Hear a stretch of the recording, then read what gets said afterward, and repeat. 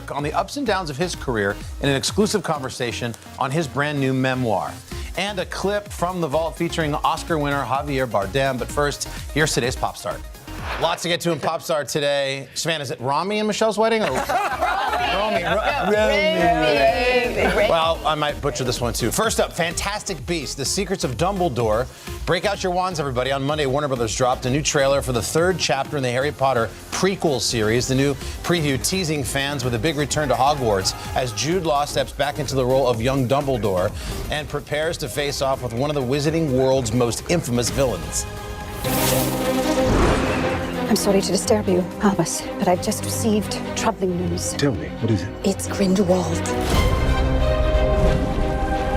The time is closed, my brothers and sisters.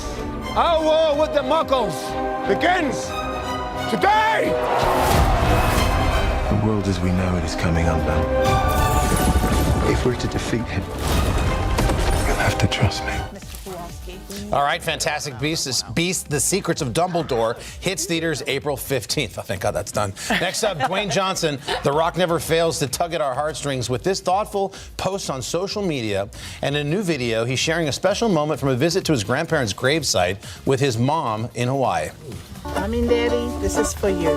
And for all of you out there who's lost someone, this is for you. Oh, that's nice of you, Means go for a walk. Tell little Ptolemy's too much talk.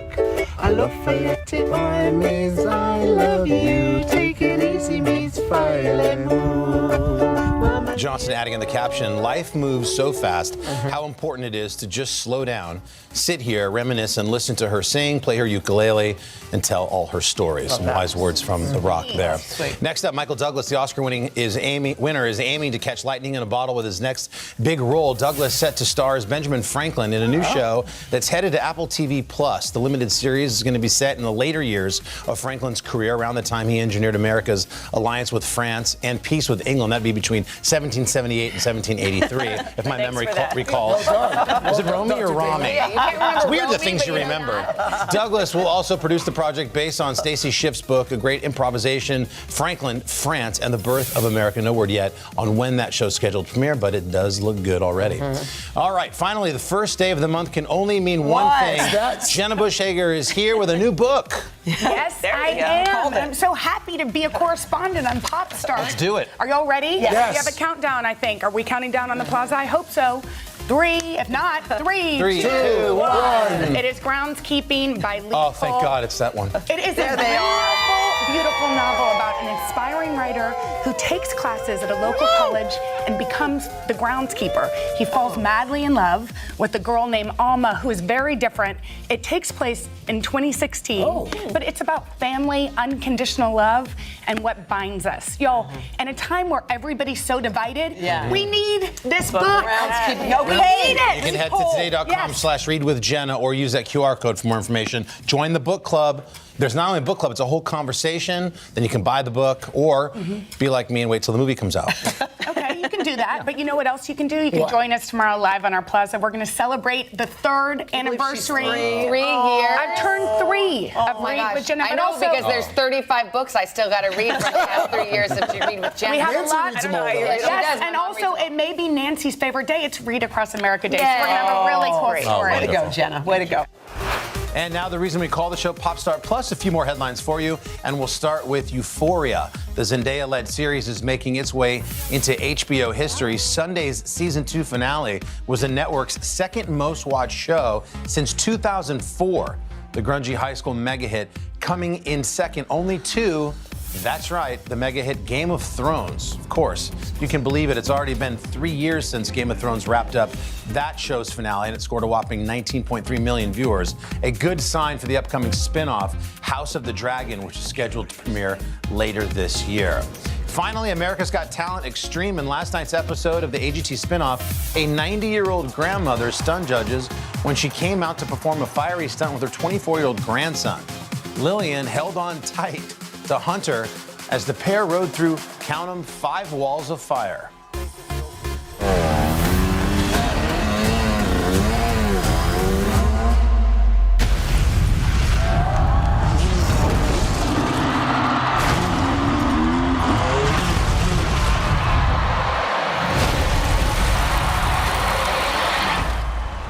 There's the extreme part of AGT Extreme. No surprise, all three judges gave Lillian and Hunter a big yes. And that's going to do it for your Popstar Plus headlines, but we got a lot more coming up. Anna Chlumsky is going to give us a glimpse into her new miniseries that a lot of people are talking about. Now Tonight with Joshua Johnson, streaming weeknights at 8 on NBC News Now. Hallie Jackson Now, weekdays at 5 on NBC News Now. You think it's been healthy for the Democratic Party to highlight the division in the party? What does an exit ramp for Putin look like that allows him to save face? How much of this is on the CDC and how much of this is on Washington? If it's Sunday, it's Meet the Press. This is a very different kind of program. We're here to start conversation about the big things happening in our world. Professor, I'm not asking you to predict the future, but what do we think that the new normal is going to be?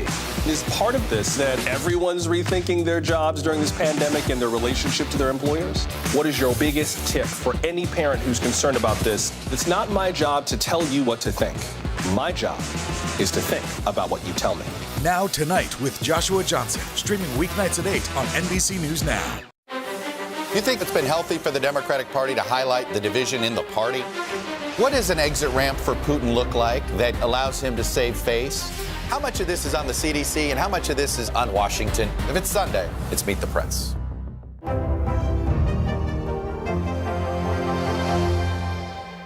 NBC News, streaming free now. Now Tonight with Joshua Johnson, streaming weeknights at 8 on NBC News Now. NBC News, streaming free now. Welcome back to Popstar Plus. You might know Anna Chlumsky from her Emmy-nominated role on Veep or the beloved 90s movie My Girl. Well, lately she's starring in Inventing Anna, a new miniseries about Anna Delvey, a real-life heiress who stole money from New York elites. Chlumsky plays a journalist investigating Delvey's story, and she told us what she hopes viewers take away from the show.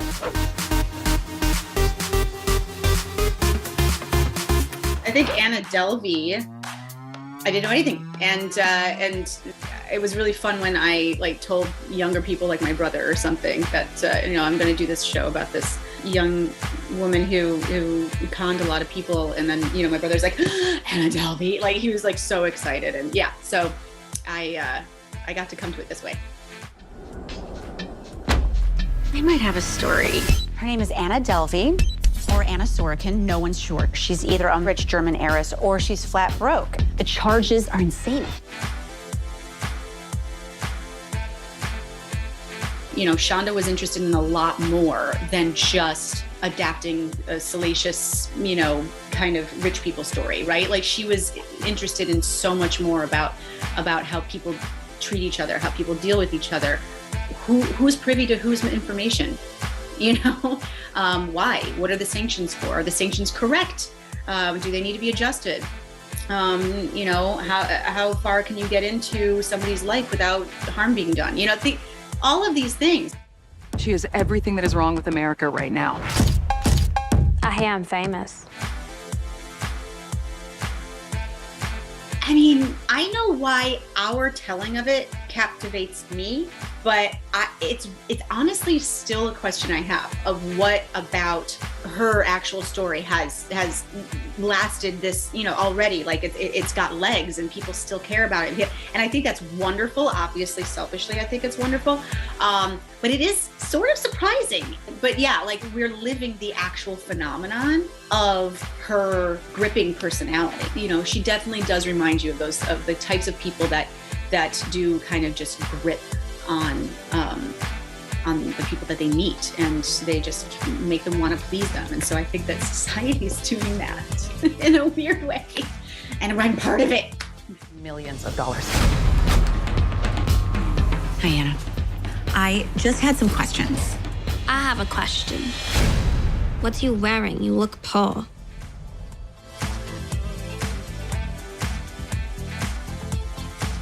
Something I really connected to with playing Vivian was that she just really, really loves her craft. She loves the craft of journalism the way that I love the craft of acting. I mean, I think on the very surface, she and I both are really, really fast mental processing. We've just got a ton of information, and it's all game. So Jessica is one of our co-producers. So she's given our blessing all the way from the get-go. And we didn't have like lunches, we didn't do that sort of thing because I actually was tasked with not matching. I'm not matching her. Some of our cast members had that assignment to be playing a real person that is known and to match them. And mine, we were fictionalizing. So we're very, very inspired, obviously. The article's the article. But because the article is the thing that we were keeping most closely matched, that is sort of what I went with. I went with all of the written word that I could. I read all of Jessica's articles. I read all of her notes. She's a copious note taker, and thank you. Especially as we were discussing for such a cerebral character, it almost feels like the written word you're gonna unlock a lot more through their voice on the page, and I just felt like it was that was my way in. It was like it was like a decoding the written word, and I loved that. It helped me with all my choices. I think Anna Delvey, is up to her, and I think she's impossible to know. I've never met her personally, so I'm not going to really get into who she is, but again, another question: how much can you ever know a person, right? Is the way you see green the way I see green? None of us are gonna know, like, ever. So yeah, and it's for her to know, and it's for other people to determine how much it matters to them.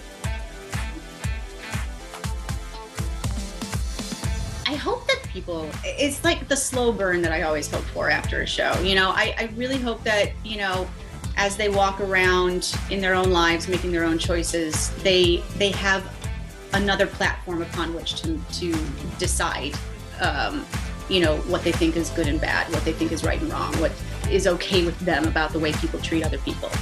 I feel like we present so many great and important and relevant questions about today's, we use the word society so much, but it's true, about today's society, that I think that, an audience member would be remiss to not adopt some of those questions themselves, so that's, I just hope that they come out of it with some personal debate. It's good. It's good.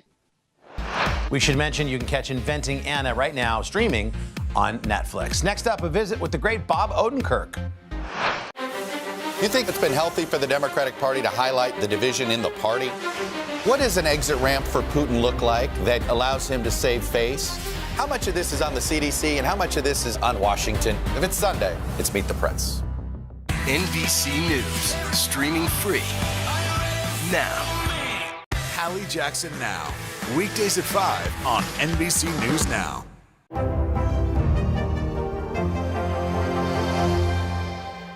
NBC News, streaming free now.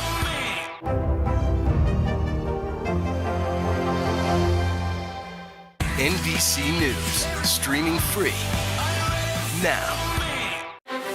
You think it's been healthy for the Democratic Party to highlight the division in the party? What does an exit ramp for Putin look like that allows him to save face? How much of this is on the CDC and how much of this is on Washington? If it's Sunday, it's Meet the Press. Now Tonight with Joshua Johnson, streaming weeknights at 8 on NBC News Now. NBC News, streaming free now. Hallie Jackson Now, weekdays at 5 on NBC News Now. You think it's been healthy for the Democratic Party to highlight the division in the party? What does an exit ramp for Putin look like that allows him to save face? How much of this is on the CDC and how much of this is on Washington? If it's Sunday, it's Meet the Press.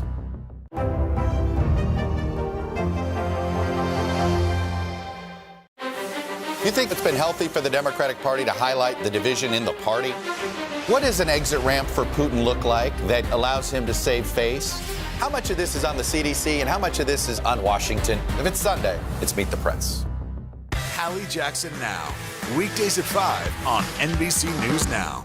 NBC News, streaming free now.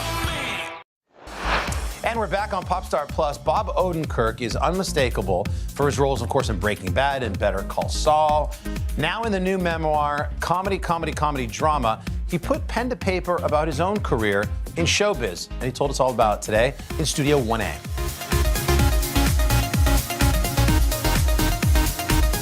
Actor and comedian Bob Odenkirk is one of Hollywood's most beloved stars. He's a 4-time Emmy nominee for his starring role in Better Call Saul and shined on the beloved Breaking Bad, and now he's sharing his story. It's a new memoir. Comedy, drama. Bob, good morning. How are you? Hey, I'm good. I'm just happy you're here in this chair. That's so nice of you to say. We were talking about how you call it a heart incident. Well, I want to just speak about it properly. Yeah. Heart doctors tell me that what I had was a heart incident, not technically a heart attack, but I don't know what the difference is. I was turning blue and not breathing, and my heart was arrhythmic. And it needed to get back to a rhythm. I don't really understand how it works, but I just know that I wouldn't have survived if. Where did it happen and how? I was in the studio shooting Better Call Saul, our final season. Yeah. Which is going to premiere on April 18th. And it's going to be great if you're a Better Call Saul fan. Yeah. I can't wait for you to see this, but we were shooting a great scene, me and Ray Seahorn and Patrick Fabian and some other people. Yeah.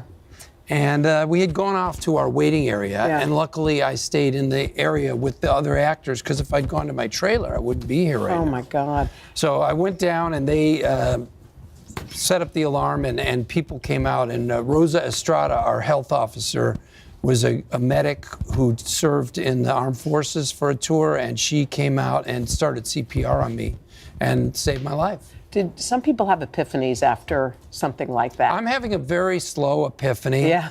Even right now. Yeah. And the epiphany was simply that my life is pretty damn great. Oh, great. And I should appreciate it and the people around me. Honestly, that's, I think people do have epiphanies when they have a near-death experience. And oftentimes it's, I have to change something, And I think my epiphany is I have to appreciate what I have, because it's really great, and I've got great people around me, and for some reason, people are very nice to me, and were so nice on social media when I had this heart attack. Bob, this book is filled with all of that appreciation, but what you found I love is a lot of what you appreciate your life, or maybe the things that didn't happen the way you wanted them to. Yeah. You were talking about once where you were trying for that Steve Carell job at the office, and you wrote, one trick to surviving Hollywood's beatdown is to keep making new things in spite of every no. Yeah. To somehow stay in touch with the joy that brought you to the game. It can be hard to do when there's me and Chris Farley backstage in Second City. That's me and Robert Smigel, a great writer of sketches. And my agent, Ari Emanuel, now a world beater, amazing guy. So how did you pick yourself up when there was a swing and a miss like that? I always had a weird faith in this business that if you came to it with a fresh idea, that you'd get a hearing, a chance. And it's really true. I mean, showbiz loves new faces and reinvented, characters and faces. So I think it's just been a great business, and I just believed even in the hardest moments, the sense that I had something to offer if I just was patient and set to writing, which is how I started as a writer. Well, as a writer on SNL, you wrote one of the most famous sketches, Living in a Van, Down by the River, the Chris Farley sketch. Motivational speaker, yeah. That was to die for. It's one of those that lives on and on and on. It's one of my favorite things I ever did in showbiz. Really? My daughter asked me once, what's your favorite thing you've done? And I said it was doing this sketch at Second City every night for the summer that I was there. And I wrote it for Chris, and he wouldn't quit until he made every performer laugh. You could see it making. I can see one by one they're Christine dropping. Applegate and David Spade laugh. He wouldn't quit. He would just keep doing the character right in your face until you broke up. Are you happy you made the turn to drama? I didn't even realize it was happening, man. All of a sudden, I'm in this drama stuff, and people are liking it. Yeah, it's great. You dig deeper into a character, and I've had such wonderful writing with the writers of Breaking Bad and now Better Call Saul. I've been very blessed. You are such a nice guy, Bob. Oh, I'm that's so nice happy. of you to say. I hope people read this book. It's called Comedy, Drama. It's full of not just stories about the business, but also stories about your life. And I think a lot of people are going to enjoy them. And also, if you're starting out in the business and you're wondering, can I take a crack at this? Yeah. This book is definitely for you. You can find more of it at today.com. Love Bob Odenkirk. Mr. Show, one of my favorite shows to this day. Bob Odenkirk's new memoir is available now. And coming up, we're dedicating our From the Vault segment to Oscar winner Javier Bardem. NBC News, streaming free now.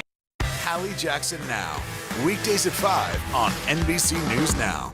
NBC News, streaming free now. This is a very different kind of program. We're here to start conversation about the big things happening in our world. Professor, I'm not asking you to predict the future, but what do we think that the new normal is going to be?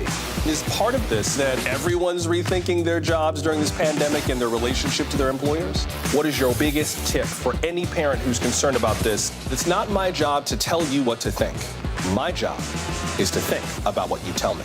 Now Tonight with Joshua Johnson, streaming weeknights at 8 on NBC News Now. Hallie Jackson Now, weekdays at 5 on NBC News Now.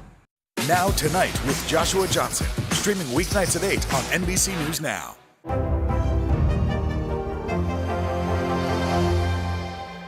Hallie Jackson Now, weekdays at 5 on NBC News Now. You think it's been healthy for the Democratic Party to highlight the division in the party? What does an exit ramp for Putin look like that allows him to save face? How much of this is on the CDC and how much of this is on Washington? If it's Sunday, it's Meet the Press.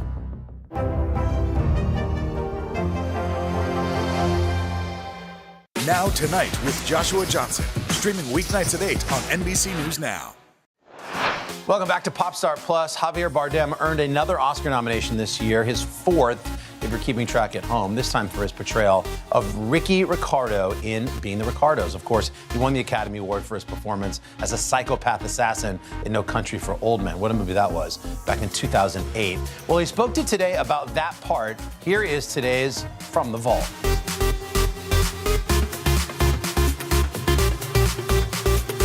The Coen brothers have a new thriller out. It is called No Country for Old Men, and it has taken home 2 Golden Globes. The movie is set in 1980s West Texas. It's the chilling tale of 3 lives that intersect. When one makes a life-changing discovery worth millions, another hunts him down to get it back, and the third tries to set it all right. Academy Award-nominated actor Javier Bardem stars in No Country for Old Men. Good morning to you. Good morning. You know, like a lot of the characters you run into in this movie, your character runs into, I was blown away. Literally by the movie, by the acting, by everything about it. By the way, congratulations on the Golden Globe, Best Supporting Actor. I was sorry you didn't get to walk down the red carpet. Was that sort of a bummer? Honestly? Yeah, no, honestly. No, because Really? you don't have to get dressed and do the carpet. You guys are in the sofa on the couch and having a drink and So relax. you're sitting in your underwear watching it, essentially? Well, I don't know if I will be on my underwear, but I definitely was watching it on TV. Yeah. Well, so many people thought you would get that nod. So were you surprised or just? I'm quite surprised about everything, I have to say. Since the very first moment I did the movie, having in mind that I'm a Spanish actor doing a movie with the Coen brothers, that's quite a surprise. So everything beyond that is kind of a gift for me. I think it's extraordinary the impact that the movie No Country for Old Men has in people, Why and do you will have in think people. Why do you think it's had that impact? I don't know. I think it's about the Coens, about their work, about their talent, about how they are able to put together such a big masterpiece of a book by Cormac McCarthy and put it out there in a very beautifully constructed way, but also easy for everybody, but at the same time profound in the way that there's a big statement behind the movie that makes the movie more powerful. It's beyond entertainment. It's something that it has its own weight. You know, you talk about the effort of the Coen brothers, but you yourself, you had to create this character, Chigurh, and you had little to go on. In the book, about all you know is that the guy has blue eyes, which you don't have, and yet you create this very menacing presence with the gait and the toy causing and obviously the killing. How do you even go about creating Chigurh? What was the process like for you? I guess it's about really trying to bring what he represents, which is kind of the symbolic idea of violence, into a human behavior, which unfortunately we are aware of that in a lot of behaviors out there. We are part of the violence, and we have violence inside. Whether we like it or not, we have to face it, and we have to really control it. He can't, and that's the way you have to more or less understand where he's coming from, what he wants, and try to put it out there and create this character that is just that, a violent machine. But was it hard to inhabit that character? Because just to watch you is difficult. I don't think it was especially hard. It was very hard to wear that haircut, but it's not really hard to be him just because it's just fiction. It's not something that you take with you when you get back to the hotel. Yeah, tell me about the haircut, because a lot of thought went into that. Well, that's a very good idea of the Coens. They did it. It came from them, and I think it's very helpful because it make the whole character totally insane, because it goes so against what he represents, this beautiful Prince Valiant kind of haircut, that it's totally, opposite of what it should be. Now, after you play a role like this, do you want to just do something lighthearted, silly? Well, yeah, maybe. I don't know. I don't think in that terms. I just think about what the quality of the role is, and I mean, I don't want to kill anybody else in the next I'm glad couple to hear of that. years in movies. I mean, so, No, I'm sure. Yeah. Well, it's a pleasure to meet you. Thank you. Congratulations. Good luck with the Oscar nomination. Something tells me we'll be hearing your name a lot more in the weeks and months ahead. Thank you. And guess what? It just so happens to be Javier Bardem's birthday today. So Javier, happy birthday to you out there. Another Pop Star Plus in the books. Tomorrow we've got one of the stars of the Gilded Age. Until then, bye-bye.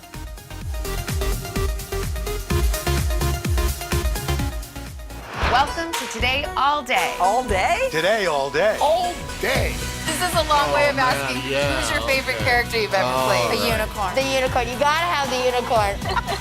What is she right there? That's why you're saying all these nice things? Yeah, she gave me the look. Sorry to disturb your day. Everyone's mad at you, Willie. Better make this fast. I don't want the wrath of Luna. When I see you, I always think, I wonder what his quote would be. Give us 6 minutes and we'll ask as many questions as we can. Welcome to Cold Cuts. Cold Cut. Cold Cut. My buddy Cal cooking with me. Dads don't babysit. It's called parenting. What was the first book you remember loving? Heart Smart Today with simple exercises to strengthen your heart. Make the most of your beach days. It's all about the tracksuit now. How good do they look? I now pronounce you husband and wife. Kiss the bride.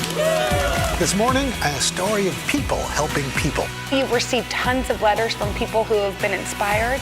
Let's do the weather out. Okay. All you gotta do is say, it's cold, it's warm, it's raining, it's snowing. That's it. One of our most favorite franchises ever, Ambush Makeovers. Okay. Look at it. It doesn't look so good. No, it doesn't look good. Will you judge us in a cook-off? I will, and you Okay. guys will definitely win something. Today, all day. All day? All day. Welcome to Today, all day.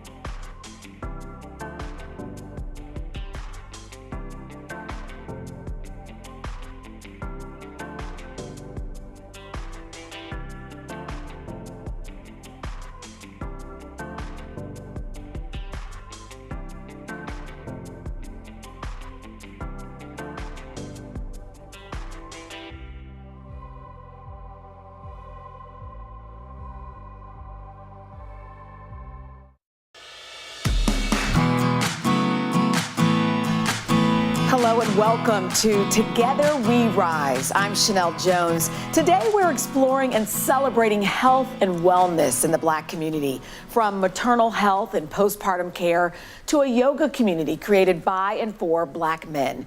And we'll introduce you to a 32-year-old woman who is shaking up the beauty industry with her line of inclusive clean makeup.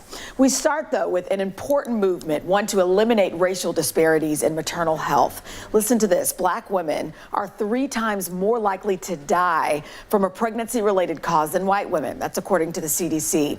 Midwife Rebecca Polston and the Roots Community Birth Center in Minneapolis are working to change that statistic, providing a birth environment centered on Black joy in all 4 trimesters of pregnancy. Rebecca Polston has been on a mission. I was personally always interested and fascinated and called to birth and the childbirth experience and reproductive choices that Black women like myself were experiencing. I kept learning about what it means and what health disparities actually mean. 6 years ago, Rebecca founded Roots Community Birth Center in North Minneapolis, providing prenatal, delivery, and postpartum care. One of the ways that Roots Community Birth Center is changing the conversation about Black maternal mortality and changing the way we do the care is by seeing, instead of our Blackness as a source of illness, but as a source of strength. It's your body, it's your baby. You get to decide what's right for you. My job is to be a steward.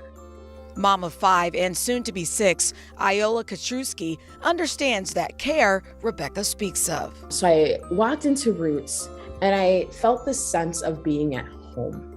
And to acknowledge someone by their name when they walk into the room is a very powerful thing, especially within a community who, in many different parts of society, we're not valued as human beings. Iola says an unpleasant experience during the hospital birth of her 3rd child made her rethink the process. I did not feel validated. I did not feel empowered. I was not happy after my birth. What should be a joyous moment was met with what felt shame, like a deep sense of shame of there's clearly something wrong with me if my provider did not listen to me. But Roots was different. The care and attention from Roots succeeds what a hospital could have ever given. They're in your home. The midwife comes back to see you. It is an actual conversation. It is, how are you? Check in with me. And we will focus on baby. With Rebecca, it was sincere checking in. Rebecca's approach is a gentle solution to a tough problem, addressing the many reasons Black mothers are at greater risk: stress, systemic racism, and lower quality care. The meat of what systemic racism actually is that it's not what people are doing, but it's their experience in a system that doesn't see them, respect them, or hold on to their humanity. Now, that doesn't mean that every person who works in every mainstream healthcare system is inherently racist or a horrible person at all. But that's what systemic racism does, and why it hurts all of us is because it's so big and it's so pervasive that it's hard to put your finger on. Health workers and activists across the country consider Rebecca a role model. Her birth center is grounded in a racial justice framework. I think bringing together community, local health systems and providers, academics. So the folks she has at the table are helping to change the conversation and amplify the work. That work is changing lives. I think the importance of models like Roots and what we're doing here come from at least my fundamental belief that birth is always transformative, but it is transformative for better or for worse. And I want it to be transformative for better. Every time a baby is born, you're not just giving birth to a baby, you're giving birth to a family, you're giving birth to parents, you're making someone a grandparent, someone an aunt. So whenever we give birth, we are creating the very world that we say that we want, and how that happens matters. So if those can happen with love and respect and safety, then imagine what kind of world we can have. Thank you to Rebecca Polson and the amazing women for sharing their experiences. Moving on to the next stage of motherhood, those early newborn days, often called the fourth trimester, full of many physical and emotional changes for both mom and baby. In 2016, Simona Noche Wright and Nikki Osei Barrett noticed a lack of community for Black mothers of young children. They took matters into their own hands, creating District Motherhood, a community for millennial moms of color in the D.C. metro area that has grown to more than 22,000 members strong. Simona and Nikki join us now. Ladies, welcome. Thank you for talking with us today. Good morning. Good morning. Thank you for having us. I can't wait to have this conversation. Absolutely. Simona, let me start with you. Can you talk a little bit about why you decided to start District Motherhood and what you guys were looking for that didn't already exist? Yeah, so our friendship is actually as young or as old as District Motherhood. We recognized that the DC metro area was the place to be for like Black professionals or Black politicals, but when you transition into that family space, there wasn't this highlight or this emphasis on Black motherhood, and we were here. So we met up for coffee. We didn't know each other. We were actually social media friends. We decided to throw one event called the Mom Loft just to see if it would be a thing, because we like to go to brunch and like to go to happy hour, and we just needed community to navigate this new space in our life. So we ended up throwing our one event. 25 moms came. We just created the page on social media. In one day, we came up like with the name, the website, the logo. Her girlfriend was a graphic designer. And we just did it. And we still remember how electrifying that evening was to see all these Black moms that were like, oh, it's a thing. Like, we are here, it's a thing. And now we're 22,000 moms strong, 50 plus events sold out, and an annual conference that brings 700 moms across the nation to DC. My goodness, Nikki, 22,000 moms on your platform. Did you ever think at that first coffee that it would grow into what it is today? Not at all, but after that first event, we realized we're onto something and that we were truly filling a void in the DMV area and in the motherhood space. And actually, it evolved from that one-off event quickly into a social org. Like, we talked about beyond this event, what are we doing? How are we impacting the community? How are we helping the moms that are going to be a part of our community? And that's how we came up with the name District Motherhood. So it was a social org, and then it quickly transitioned to become a nonprofit. So. Yeah, on that note, Simona, can you talk about the programs that you have geared toward those fourth trimester moms, if you will, and why it's so important for them? Yeah, absolutely. So we always say, everyone says it takes a village to raise a child, but really it takes a village to raise a mom. And if the mom is not okay, then the children cannot be okay. So we exist purely to walk alongside Black mothers during their journey by providing the Mommy and Me weekly walks. We talk about like postpartum health and just getting out once a week to meet other women that look like you, breathing that fresh air, talking to another adult does wonders for your community and for your mind. We also have a 4-week new mama program where we highlight everything from lactation, breastfeeding, the basics, who the doctors are in the area, just so that these moms feel like, hey, I'm supported. We have a baby sprinkle because some people have big families. They don't even know how to create a registry. And we are existing to support them in that way. And we also do meal trains. So we provide 6-week meal trains to our moms. My girlfriends did it for me. And every mom needs a meal train to navigate this space. And Boobs in the Park. We get all the moms together. We get lactation consultants. We work with some of the largest breastfeeding brands. And we have Black IBCLCs. That's an international board certified lactation consultant. They'll come in and they'll talk about what it takes to become an IBCLC, why it's so important to have an IBCLC that looks like you, and they just provide resources and conversation. We breastfeed in the park. So important. If we take a step back for a moment, because the reality is there are people who are watching all over the country and maybe moms who are watching. What have you learned about motherhood, or some words of wisdom that you can impart to maybe someone who's listening, Nikki? The number one thing I would say is that community is so important. You are not made to mother alone. So seek a community, whether it's a virtual community, because that's how District Motherhood started, just through our virtual programming and then our one-off event, and then it grew. So maybe it's a virtual community, or maybe if you don't have that community, create it yourself, because we created a community that we wish that we had. So maybe just put out a call on Instagram and say, hey, I want to meet some local moms for coffee, and then begin to foster those relationships. But ultimately, find your mom tribe and love them hard, and they will support you at every stage of your motherhood journey.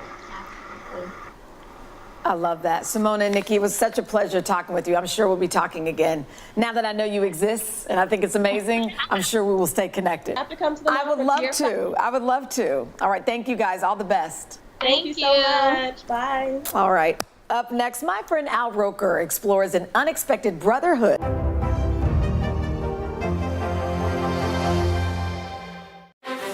You think it's been healthy for the Democratic Party to highlight the division in the party? What does an exit ramp for Putin look like that allows him to save face? How much of this is on the CDC and how much of this is on Washington? If it's Sunday, it's Meet the Press. Hallie Jackson Now, weekdays at 5 on NBC News Now. NBC News, streaming free now. Hallie Jackson Now, weekdays at 5 on NBC News Now.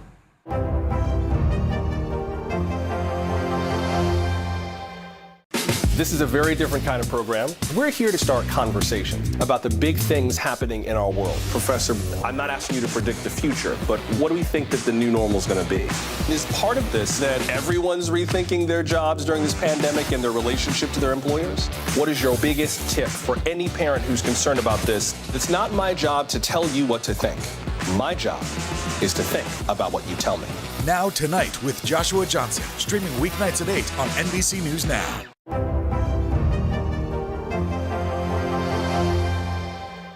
Hallie Jackson Now, weekdays at 5 on NBC News Now. NBC News, streaming free now. Hallie Jackson Now, weekdays at 5 on NBC News Now.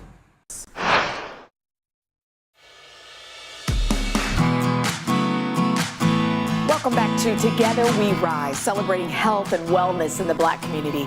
My fellow Today Show co-anchor Al Roker brings us our next story about two friends who unexpectedly started a movement to help Black men live their best life holistically. The power of relationships is one of the greatest currencies that any of us can have. And the relationships that have been born out of this organization have been unmatched. For 36-year-old Tristan Lewis and Andrew Smith, 32, the lockdown during the summer of 2020 was both too quiet and too loud. The stay-at-home advisory is meant to slow coronavirus. The headlines only grow more worrisome. As the unfolding nationwide protests created a vacuum of stress and anxiety. So guys, I'm curious, how did you both get into yoga? That story really starts at the crux of 2020. The death of basketball legend Kobe Bryant sending shockwaves through the sports world and beyond. We experienced the loss of NBA legend Kobe Bryant. Months later, we experienced a global pandemic and then also all the civil unrest that was happening across the country. And when George Floyd's passing occurred, we were going through a lot of different stuff, as Tristan said, a lot of different traumas. And Tristan had the idea that we needed to do something that was going to be good for our mind, our body, and our soul. The two friends asking a yoga teacher to conduct a class in Chicago as a one-time event on a Sunday. Word quickly spreading and students immediately asking for more. After this session, multiple guys came up and told Andrew and I, this is something that I didn't realize I needed. So we realized that we tapped into something in that moment. When Black guys are going to get together, usually it's something very physical, and it involves some trash talk, some smack. So were you surprised at how much you needed this? I was incredibly surprised. One of the things that I needed most was community. I needed to be around my brothers. And one of the things that we have noticed is that there's a lack of Black men who are teaching yoga. You know, when you enter into a room as a Black man, you're scanning the room real quickly and seeing who is there that looks like you, right? Tristan and Andrew say they noticed the classes were creating friendships based on openness and honesty. And with this being a mental health practice, it opened up the door for us to talk about the issues that we were going through. It opened up the door for us to be transparent and to be vulnerable. So those things just expounded the practice as a whole and brought more brothers into the fold. Before they knew it, a class that began with 20 guys quickly grew into a new nonprofit, The Healing, a space dedicated to helping Black men become their best selves. Generationally, there's been a lot of stigmas and stereotypes when it pertains to Black men being vulnerable, or even just what a Black man is supposed to be. So I think there is something encouraging when a guy can show up and lower his shame and be open and honest about exactly where he is in his life. And I think normalizing that behavior has definitely had an impact on the guys in our community. Tristan and Andrew saying they've also made counselors and therapists available to the community. Has it occurred to you that if this pandemic hadn't happened, if we weren't put into this position, that this program probably would have never happened? 100%. You know, I think what the pandemic offered was a sense of stillness that I don't think we would have had if the pandemic didn't shut things down. While running The Healing keeps them busy, Tristan works in IT and Andrew a financial advisor, but both intending to practice what they preach. Do I understand correctly that you're both now inspired? You're getting certified as yoga instructors? That's correct. Yes, sir. Yes, sir. You know, just truly grateful that we're able to steward what it is that we have right now. Namaste to some great men doing some great work. Coming up next, Peloton's powerhouse instructor, Tunde Oyunane, will inspire all of us with her weight loss journey.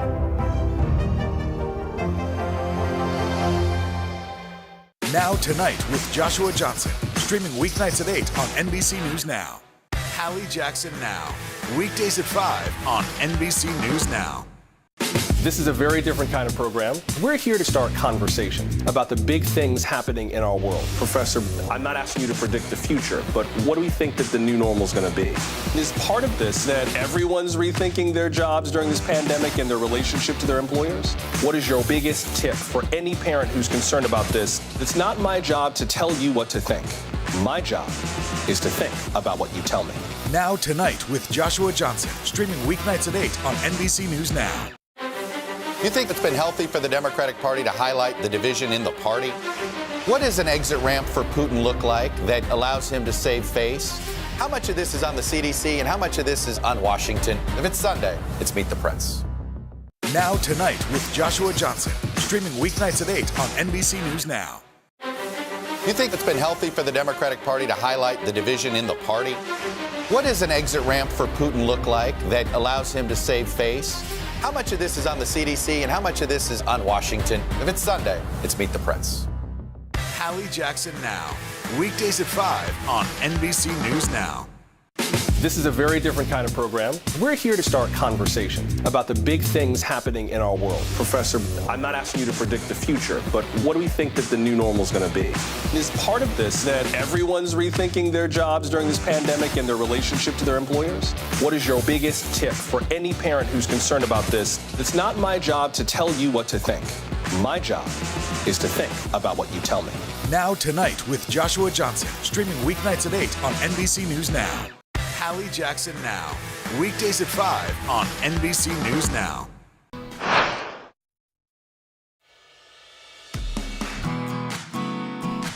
Welcome back. Fitness guru Tunde Oyunane inspires millions with her sculpted arms and adrenaline-filled classes. You'd never guess that she had a rocky road to wellness. Peloton instructor and author of the soon-to-be-released memoir, Speak. She joins us today to share her journey to being healthy and fit. Tunde, welcome. Thank you for talking with us. Thank you so much for having me. Hi. You know what, I will tell you, people will see you and they see that you're fit and you're healthy and you're leading these classes. And sometimes we just assume, oh, she's skinny. She just has always been that way and healthy. But you're very unapologetic about talking about the fact that it wasn't always that way. I know you grew up in a Nigerian home in Katy, Texas. Take me back a little bit. Did you guys talk about fitness and kind of what happened to change your mindset over the years? Well, I mean, it was kind of a double whammy. So I grew up in Houston, Texas. If you know anything about Houston, Texas, we love to eat, we love food. And then I grew up with Nigerian parents. Again, Nigerians, we love to eat, we love food. movement wasn't something that I was familiar with. One of my teammates, Robin Arzon, she's the VP of fitness at Peloton, and she always jokes and says that she was allergic to fitness growing up. And I'm like, if she was allergic to it, I had that same exact thing. It's just movement wasn't part of my story. You know what it is? A lot of us know about dieting, right? We know if we have an event coming up down the line, we know how to lose 5-10 pounds, but this is different. This is a lifestyle. This is a mentality. This is when you talk about fitness, it's the umbrella, if you will. How did you start to change your mindset? I'm asking because I know there are people watching like me who think, okay, maybe I'll do it for a month or so and then we fall off. How did you get it to where it's a true lifestyle? For me, it really is a forever change. I'm so happy that you say it. It's not something that you do for a little while and then expect forever results. It's a forever process. I say that, it comes down to you have to want to do it for you. My turning point was I was actually supposed to be a bridesmaid in my aunt's wedding. And I'll never forget, I went to the bridal shop with my mother and my aunt. And the dress that I was supposed to wear was a blue dress. It was a hideous, hideous, hideous dress, but it was the dress that my aunt wanted us to wear. And so the dress didn't come in my size at the bridal shop. And as a result of that, my aunt suggested that I think I was maybe like a size 18 at the time. And which they should have had my dress in the size, but the designer didn't make a size 18 dress. And so as a result, my aunt suggests that I wear a different dress, a dress that's much more beautiful, double the price, and she's gonna pay for it. And so I'm saying, I don't wanna wear that dress. My mother's hitting me like she's gonna buy this dress and it's prettier, why would you not take it? And I turned to my mother and I said, if I wear a different dress, everyone's going to know that I was the one that was wearing a different dress because I couldn't fit in the dress that all the skinny girls were wearing. And for me, it was just this moment. And my mother looked at me. I think my mother at that time, it was when she realized truly how much this was affecting me because I tried to hide that I cared. And so she looked at me and she said, Yetunde, if you want change, then you're going to have to change things up. If you want to change, you have to change things up. And people ask me now, like, how do you stay motivated? What is the motivating factor? To me, determination is motivation. If you can stay dedicated to something, your dedication alone to any said thing will motivate you to show up for it. And so I was dedicated to change, and so I started to change. Well, it's Black History Month. We're focusing this episode on health and wellness, and for men and women. What's your message, especially to communities of color? What do you want people to learn from your story? Yeah, I mean, to all communities and specifically communities of color, I think that so much comes down to accessibility and the knowledge. I didn't know the food, the reaction that the food was having, that I was putting in my body, the choices that I was making. I'm proud to say that I work for a company that I wholeheartedly believe, and I think that so much in terms of Moon and Fitness comes down to accessibility. And finally, we're all so busy. Everybody's busy. How do you make it a priority? How do you keep it on the front burner of your life, if you will? I think the biggest thing with working out and fitness is people say, okay, I have to work out for 60 minutes or I have to work out for 45 minutes. And if you can't find the time to carve out 45 to 60 minutes, then often it's so easy to say, I just can't do it today. I don't have the time. Use the time that you have. If you have 15 minutes, rather than saying I only have 15 minutes, say I have 15 minutes. I can see why your classes are a hit. Thank you so much, Tunde Onyinye. I'm promising you, I'm gonna get back on it. I'm here with you, girl. Well, Al is the ringleader here. I know. I'm telling you, he started talking about you a long time ago, and I said, I'm not on Peloton. He's like, I'm telling you. He's like, even if you don't have a bike, you need to check out this woman. So I'm glad now that we're doing featuring you on the show, so the whole world can see now. Thank you, Tunde. All right. Coming up after the break, we're going to introduce you to an entrepreneur who is shaking up the beauty industry. You think it's been healthy for the Democratic Party to highlight the division in the party? What does an exit ramp for Putin look like that allows him to save face? How much of this is on the CDC and how much of this is on Washington? If it's Sunday, it's Meet the Press. Hallie Jackson Now. Weekdays at 5 on NBC News Now. NBC News, streaming free now. This is a very different kind of program. We're here to start conversation about the big things happening in our world. Professor, I'm not asking you to predict the future, but what do we think that the new normal is going to be? Is part of this that everyone's rethinking their jobs during this pandemic and their relationship to their employers? What is your biggest tip for any parent who's concerned about this? It's not my job to tell you what to think. My job is to think about what you tell me. Now Tonight with Joshua Johnson, streaming weeknights at 8 on NBC News Now.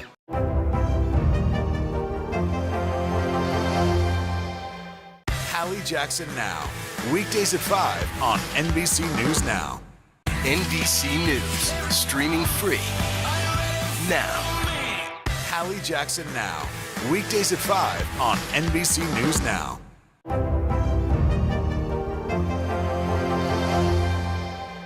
NBC News, streaming free now. Now Tonight with Joshua Johnson, streaming weeknights at 8 on NBC News Now.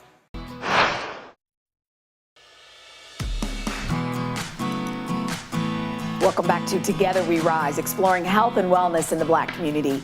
When you look good, you feel good, and no one agrees more than the 32-year-old founder of Ami Colé, the clean beauty brand that caters to and celebrates melanin-rich skin. Today, anchor Hoda Kotb brings us her story. Hello, my name is Janan Jai. I am the CEO and founder of Ami Colé, a clean beauty brand made to celebrate melanin-rich skin. Ami Colé is quickly making a name for itself, winning awards from Women's Wear Daily, Refinery 29, and Allure, and landing its 32-year-old founder on the pages of the New York Times. We're thinking about the 16-year-old girl who happens to be a darker skin tone, not seeing herself represented, and we literally created that. We grabbed that girl, a lot of people that I grew up with are in our campaigns, and we plastered it all over Harlem and New York City to show that you are beautiful as is. Ami Colé is really has been a genesis of my entire life. My mother owns a hair salon here in Harlem, and as long as I remember, I've been in the shop. So my mom didn't believe in maternity leaves. I was on her back, my bassinet was right near her, and she was braiding. So I was going through purses trying to figure out what lip gloss people were wearing. So always naturally obsessed and kind of born into this space. After graduating from Syracuse, Giada landed opportunities with L'Oreal and Glossier. That's when I really understood that, number one, I could do it. Being there and seeing the kind of motions and the mechanics of building a company and a brand. But I was missing that soul. I was missing that connection that I had with my girlfriends. And that meant for us, makeup that made us look like us. Not really the art of transformation, but really celebrating who you are just as you are and using tools to really enhance that beauty that already exists. So in 2019, I put the pencils down and I'm like, am I going to do the crazy thing and start a company? You bet she did. Giada's goal? To create beauty products she felt more closely aligned with her community. So having these products that we poured our heart into by surveying 400 women, by being on the phone, I'm in your makeup cabinets, I'm the annoying friend. When we're having brunch, I'll pull out my little tool how do you feel about this? And I think that's a really key differentiator. We are deeply inspired by our Senegalese roots. We have key ingredients like baobab seed extract to really nourish the skin and treat it almost as a treat to skin versus just makeup. For me, it's that no makeup look and that very intentional celebration of melanin-rich skin. And that intentionality that this makeup was created for you and with you in mind at the very forefront. It's not an extended shade range. It's you are the target customer. You are who we want to reach. There's different stories, there's different perspectives that needs to be told. And it's very refreshing to see this brand kind of tell a story. That is what makes us feel more connected to it. We're trying to look at the world as half full and be able to celebrate. So we're showing you Black and brown people happy as is and smiles. And hopefully that'll inch you a little bit away from that idea that you have to be of a lighter skin tone to be beautiful, to be accepted or celebrated. And if you're wondering about the name Ami Colé, it's Giada's way of going back to where it all began. My mother was my first touch point to beauty. So when it came to creating a beauty line, it made sense to name it after my mother. a gesture meaningful to her entire family. My mom, she's just like so happy. So we're all very supportive, very happy, and just extremely proud of her. What makes me an innovator? The fact that I'm able to tap into such a beautiful community and be a great listener and be able to take in and extract what we need and what we want and translate that into actual products has been very hard, but also a gift. There's one thing to dream and sleep on it and daydream, but to actually dream it into a vision and create it, what a blessing. I'm so excited.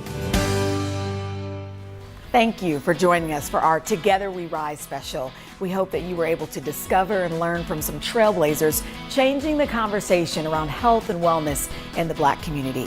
For more inspiring stories, head to today.com/Black Voices. I'm Chanel Jones. Thank you.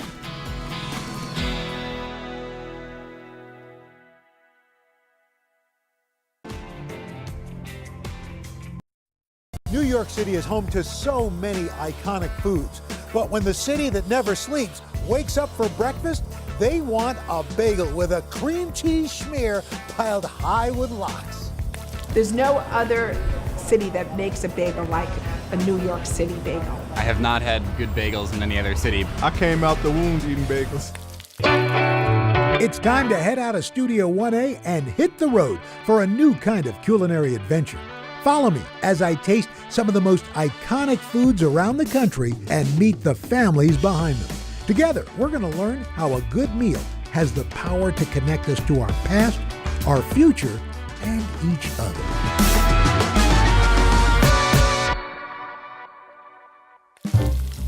If New York's known for anything, it's its bagels. And we got them all. Everything bagels, rainbow bagels, pumpkin bagels, croissant bagels, and of course you can't have them without a schmear. While the bagel first came from Poland, many food historians say its pairing with salmon and cream cheese originated right here in the Big Apple. In this town, few specialty food shops are as beloved and as historic as Russ and Daughters. I've been waiting in line probably 15-20 minutes, but it's definitely worth it. I like the contrast of the flavor. It's like a nice little bagel with salty lox. Something about the salmon and cream cheese together, like I try to make it at home, but it's nothing compared to Russ and Daughters. They've been serving premium smoked fish to hungry New Yorkers and folks from around the world for over 100 years. Just a few blocks from the store is the Russ and Daughters Cafe. Hi, Al. Hey, how are you? Welcome to Russ and Daughters Cafe. Nice to see you. Great to guys. have you here. Thanks for having us. This is beautiful. Thank you. Nikki Russ Fetterman and Josh Russ Tupper are the grandchildren of the original Daughters. These cousins are fourth-generation owners, carrying on their family's culinary legacy. So this is Russ and Daughters. This is our great-grandfather, Joel Russ, who started the business, his wife, Bella, and his 3 daughters. Josh and I have the same grandmother, Anne. She was the youngest of the 3. Was it unusual at that time for you, because you usually would see so-and-so and sons, but to see Russ and Daughters? Very unusual. But, I mean, honestly, if he had had sons, it probably would have been Russ and Sons. Well, thank goodness he did. We like to think of him as a feminist, but he was a good businessman. Joel Russ immigrated from Poland in 1907. And he started just standing on the streets of the Lower East Side selling schmaltz herring out of a barrel. And a family could feed itself for 2 nights with 1 fish. In 1914, he opened his first brick and mortar shop, J. Russ National Appetizing. Joel and his wife had 3 daughters, Hattie, Ida, and Ann. When they turned 11, each daughter began working with their dad. What was their relationship like with him? Because he's your dad, but he's also your boss. Your boss. Yeah. And I think he cared more about being the boss and the shopkeeper. He was a new immigrant to this country who was just trying to survive and make a place for his family. And that was his focus. And he saw his children as cheap labor. The sisters grew up learning all aspects of the business. In 1935, Hattie, Ida, and Ann became Joel's partners. The shop was renamed Russ and Daughters, making it the first in America to bear "and Daughters" in its title. When your great-grandfather decided to start Russ and Daughters, why the Lower East Side? After Ellis Island, this was the starting off point for the majority of poor Jewish immigrants. This is where they landed and they got their start. And so he was just feeding basic food to other poor immigrants like himself. At the turn of the century, this neighborhood was one of the most densely populated places on the planet. Many immigrants from all around the world lived in overcrowded tenement buildings, the conditions having a profound impact on their diets. One of the things about Lower East Side Jewish food is that a lot of food wasn't made at home. When you don't have running water or when you don't have electric or gas stoves, it's really hard to do very much cooking. And so for women who are responsible for feeding their families, they had to get food from push carts, from restaurants, from bakeries. Joel Russ was one of many vendors catering to this new population. I've always been curious, how did it come about, or from what you've heard, that somebody thought, hey, you know, here's this round bread, we'll put some fish on it, but oh, by the way, before we do, let's put some cream cheese, some dairy on it. Yeah. First of all, Russ and Daughters is the torchbearer of what's called appetizing. And this is a food tradition born here in New York, and it's the sister food tradition to delicatessen, both of which come up through the Jewish kosher dietary rules. You have to separate fish and dairy from meat. So a delicatessen, strictly speaking, is for meat. The appetizing store is where you go for fish and dairy, things like herring, smoked fish. When we say bagel and lox, most people are, we're referring to a smoked salmon, but the original bagel and lox was not with smoked salmon. Technically, lox, or belly lox, is salmon cured in salt, which preserves fish without refrigeration. There's no smoking involved, and it's incredibly salty, so it pairs perfectly with tangy cream cheese. But who was the first person to put lox on a bagel? So no one really knows how bagels, lox, and cream cheese all came together. We know that bagels come from Eastern Europe. We know that lox kind of comes basically from Nova Scotia, kind of. We know that cream cheese is an American food. But what we know is that these things come together as part of a compromise between different generations of American Jews. Jewish law prohibits cooking with most heat sources on the Sabbath, so the combo of bagels and lox created a filling meal for observant Jews to enjoy on the day of rest. It's good for a family, but you or your daughter-in-law didn't have to be spending the previous day cooking. As one of the country's oldest appetizing stores, Russ and Daughters has been serving kosher meals for generations, and the weekends are still their busiest days. I can't think really of anything that's more New York than lox and bagels. I agree. I think that this is a food that came up through the Eastern European Jewish immigrants to New York. But now it's transformed and just become New York food. It belongs to all New Yorkers.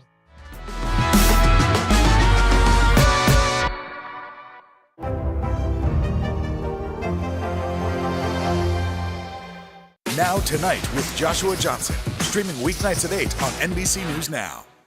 This is a very different kind of program. We're here to start conversation about the big things happening in our world. Professor, I'm not asking you to predict the future, but what do we think that the new normal is going to be? Is part of this that everyone's rethinking their jobs during this pandemic and their relationship to their employers? What is your biggest tip for any parent who's concerned about this? It's not my job to tell you what to think. My job is to think about what you tell me. Now Tonight with Joshua Johnson, streaming weeknights at 8 on NBC News Now.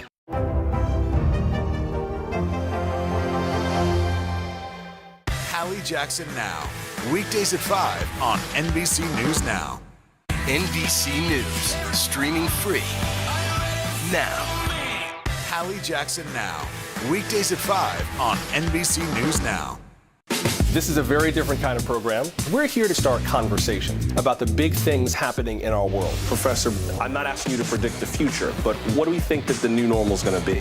Is part of this that everyone's rethinking their jobs during this pandemic and their relationship to their employers? What is your biggest tip for any parent who's concerned about this? It's not my job to tell you what to think. My job is to think about what you tell me. Now Tonight with Joshua Johnson, streaming weeknights at 8 on NBC News Now.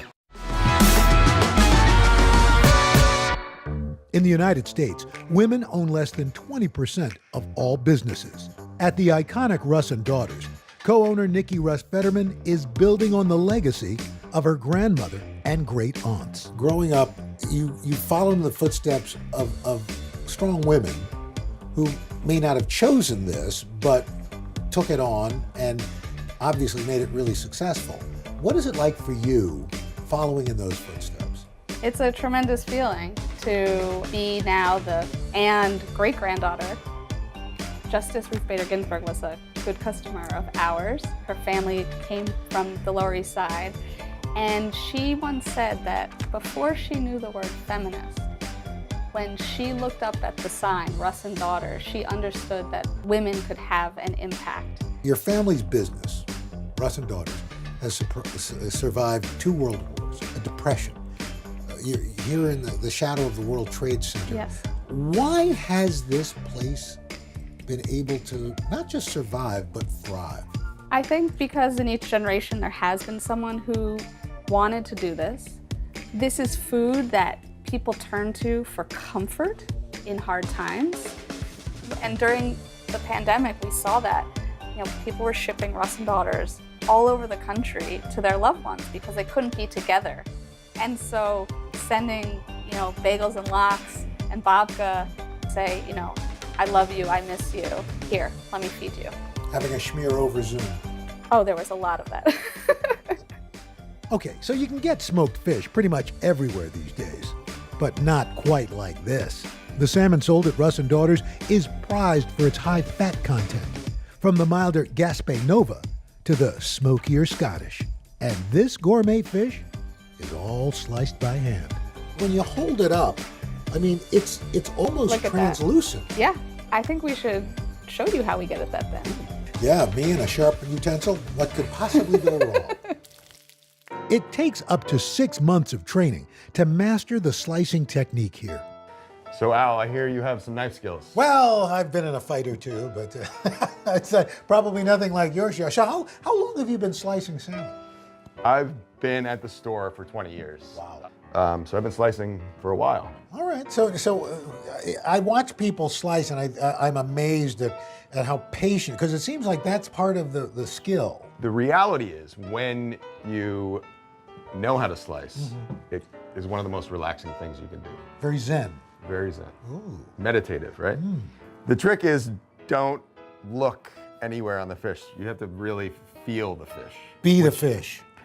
Be the fish, which is a very difficult concept to train someone. Understood.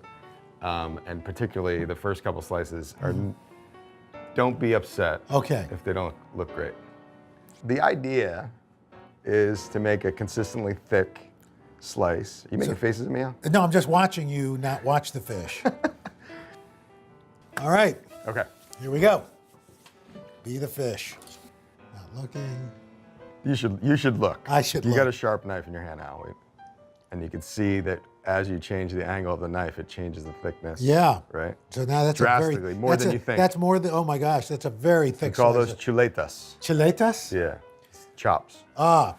In Spanish. I was going to say, that didn't sound Yiddish. Not That did Yiddish. not sound Not Yiddish to Yiddish. me. Yeah. Does the way you cut it affect the taste of it or the texture of it? The texture, which affects the experience of the salmon. It's almost like you're eating the essence of salmon, not salmon. It's very delicate. It's a very appealing texture and mouthfeel. Yeah, the thinner. Josh, thanks so much. Nice meeting you. Such a pleasure to have you. Smoke them if you got them. Up next, how fresh salmon gets turned into lox. You think it's been healthy for the Democratic Party to highlight the division in the party? What does an exit ramp for Putin look like that allows him to save face? How much of this is on the CDC and how much of this is on Washington? If it's Sunday, it's Meet the Press. NBC News, streaming free now.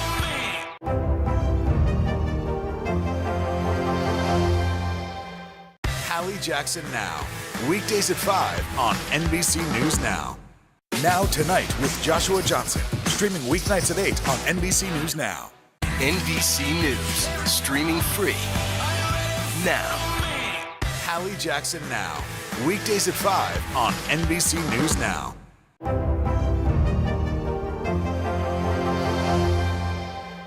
Hallie Jackson Now. Weekdays at 5 on NBC News Now. You think it's been healthy for the Democratic Party to highlight the division in the party? What does an exit ramp for Putin look like that allows him to save face? How much of this is on the CDC and how much of this is on Washington? If it's Sunday, it's Meet the Press.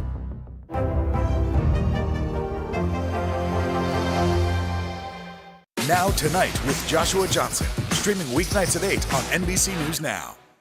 This is a very different kind of program. We're here to start conversation about the big things happening in our world. Professor, I'm not asking you to predict the future, but what do we think that the new normal is going to be?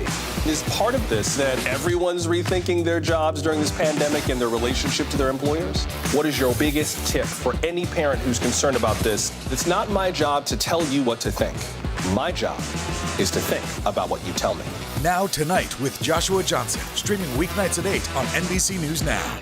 Now Tonight with Joshua Johnson. Streaming weeknights at 8 on NBC News Now. NBC News, streaming free now.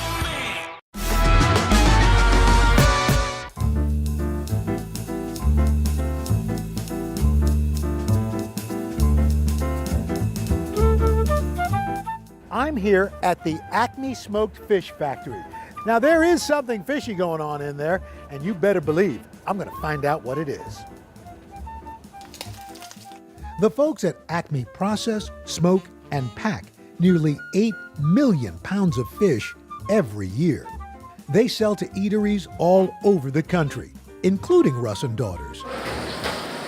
It smells of smoke and it smells of fish. That's the way it's supposed to be. It smells like New York City. Yes. All right, so as you know, in any food plant, food safety is of paramount importance. Right. I see you got your boots on I here. just happen to be wearing these. Awesome.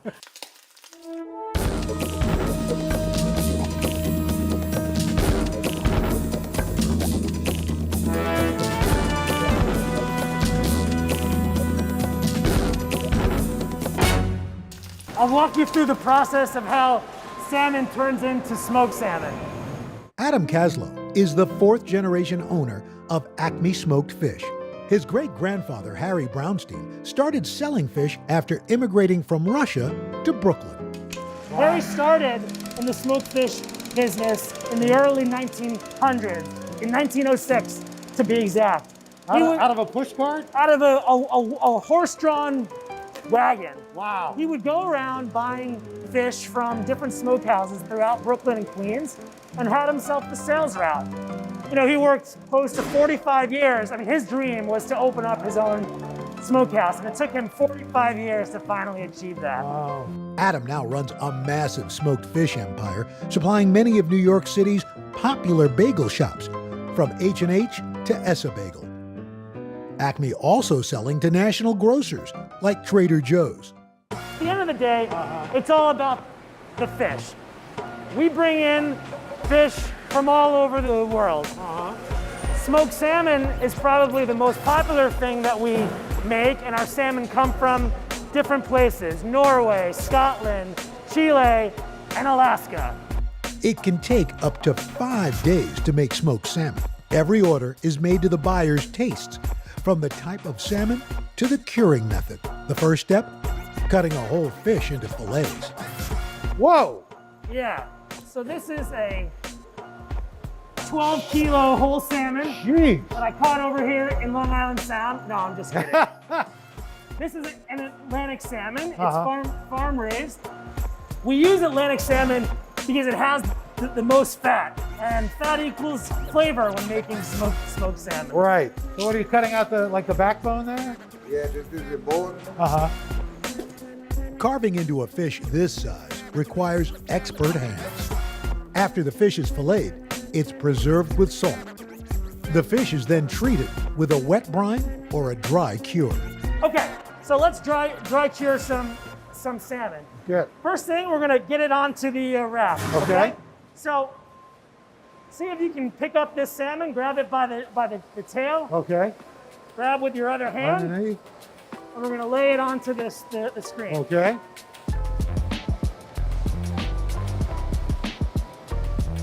Perfect. Great. Step 2, we're gonna grab a handful of salt. So it's just a thin layer. Yep.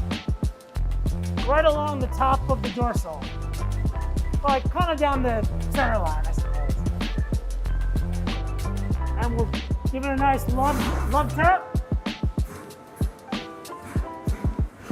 That's it? That's it.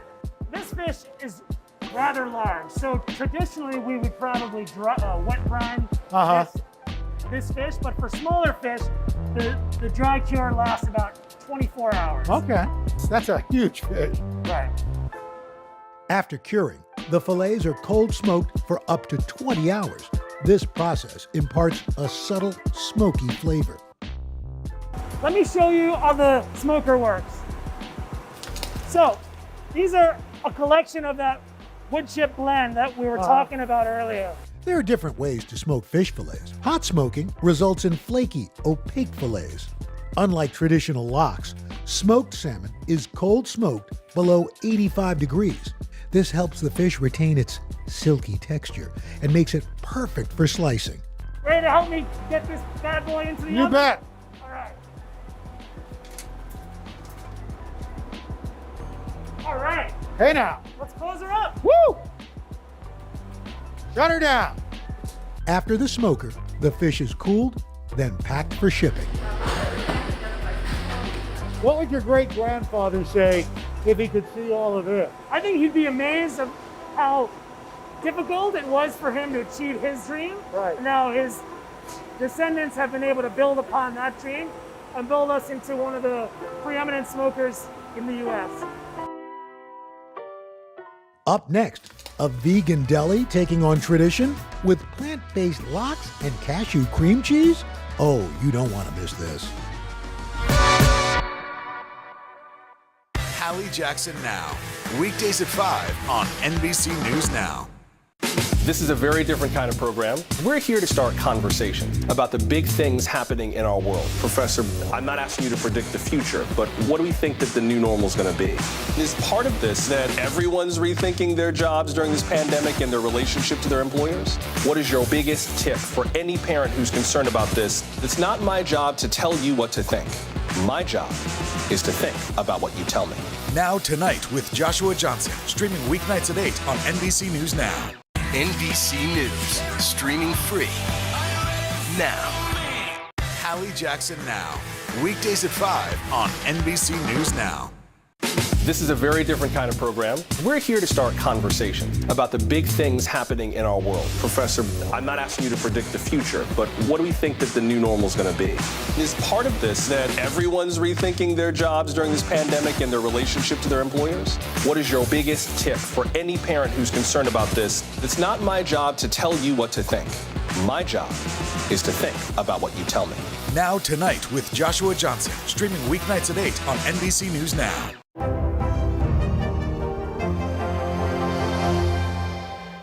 Hallie Jackson Now, weekdays at 5 on NBC News Now.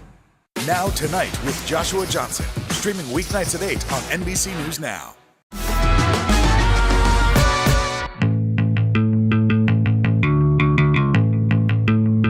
Back on the Lower East Side, two sisters, inspired by their Jewish heritage, are on a mission to make the food they loved growing up in a more sustainable way. Ladies, nice to meet you. Nice to meet Boom. you. Want to show me around? Please, come Please, on in. lead away. Erica and Sarah Kabursky are the co-owners of Orchard Grocer, an entirely vegan market inspired by classic delicatessens. This is our healthy cashew cream cheese. They want to make the vegan lifestyle easier for all. Right after college, they opened their first business, a shoe store called Moo Shoes. We opened our vegan shoe store 20 years ago. How are they? They're comfortable? About 5 years ago, we decided that we were going to update it by adding our vegan grocer, basically because it seemed like that's what our customers want. After asking us what our shoes were made of, probably where should I go eat was the second most common question. So we decided to create an experience where they could just go eat next door. Growing up in Queens, the sisters' Jewish culture and food were closely linked. They had 10 Jewish delis in their neighborhood alone. Probably every Sunday, it's a tradition in our family, dozen bagels at the bagel store. A dozen always meant 15. I don't know why that was, but with the cream cheese and lox, and that was just how we spent our Sundays. Both sisters became vegan as teenagers, but felt they lost a piece of their roots by giving up certain foods. I think our parents were supportive of our changes to the vegan lifestyle. We grew up in a very culturally Jewish household, so all of our traditions were just based around food. Today, a lot of folks are going vegan for a variety of reasons, from reported health benefits to concerns over animal welfare. For the sisters, it's also a matter of global importance. We're watching climate change happen right now, and I think that's causing a lot of people to think twice about what they're eating and how they are contributing. So it makes sense to us that it is becoming so mainstream. In 2017, Sarah and Erica saw not just an opportunity to satisfy a growing market, but to pay homage to their Jewish roots. We wanted to have a good sandwich selection that really epitomizes like New York deli food. So obviously a bagel and lox was going to be there. Orchard Grocer sells a variety of vegan sandwiches, including Reubens and tuna melts. But the sisters are most passionate about serving up a sense of nostalgia. People are so worried about giving things up. So I think just creating those alternatives and just something that people are familiar with and gives them that feeling of home. Yeah, like we haven't had to give up our Sunday tradition of bagels and lox. To help make their unique deli a reality, the sisters hired vegan chef Nora Vargas. Nora shares a passion for plant-based foods. She also knows how to turn carrots into salty lox. How did you come up? I mean, you have to think, okay, what can mimic a smoked salmon? Yeah. So how did you, was it look like you thought, well, the only orange vegetable out there, Exactly. other than a sweet potato, is carrot. We know the texture that we need to go for. We know the flavor that we want to go for. So we started with the color and then we just kind of built it from there. Okay, so let's get started. I'm Let's do really it. fascinated. Okay, all right, I'm excited. So we have prepared, what do we have? Maybe 10 pounds of carrots here for you. These are huge. These would have been huge carrots. Seriously, yeah, like Wow. the size of my forearm. But you have sliced them very thin on a mandolin? Yes, yeah, Okay. exactly. All right, so we're all gloved up and we are going to, the next step in this process is to apply our rub Okay. to our carrots. So in here we have a mixture of sugar, salt, and the rest I can't tell you about. Oh, it's a secret kind of Exactly, thing. So yeah. this would be kind of like the brine that you would use, the dry brine that you would use Yes. on fish. Exactly. Except yeah. it's going on vegetables. Yeah, we got our inspiration for a lot of different components of this recipe from the way that you would actually prepare fish if we were preparing fish and not carrots. Right. Coat everything. Interesting. Oh no, don't smell it. Don't figure out the secret just by I'm- smelling it. Okay, now. Because if I figure it out, she's going to have to kill me. So I'm just gonna start rubbing, just smushing everything in there. Once we get everything coated, we would let this sit for 3 to 6 hours, probably. Okay, great. So I think we nailed it. Okay. In here, Is another secret ingredient? Definitely. Jeez, Yeah, but I can a tell lot you. of secrets here at Orchard. I'll tell you a little bit. Okay. Okay. So it's a combination of olive oil and aquafaba. Aquafaba. Yeah. Are you familiar with that ingredient? I don't know. You know when you're opening up a can of beans Right. and you got to drain them? Yes. The stuff that you drain out, that's aquafaba. Aquafaba. It's bean water. It's bean juice. Yes, exactly. Okay. Yeah. Okay, so I'm gonna pour, Okay. and then you can kind of do the same process Okay, that we same did before. process. Just squish it all in there, okay? Yeah, perfect. After we had let our carrots sit for 3 to 6 hours, we tossed them in the oven. So they bake. We like to call it cold smoking, just to sound like classy. Like the process of making smoked salmon. Exactly, yeah. That does look very much like smoked salmon. And what would a bagel and lox be without the cream cheese? This vegan spread is made with raw cashews, salt, some secret spices, and coconut oil, all blended together with soft tofu. Should we make a bagel? Sure, let's do it.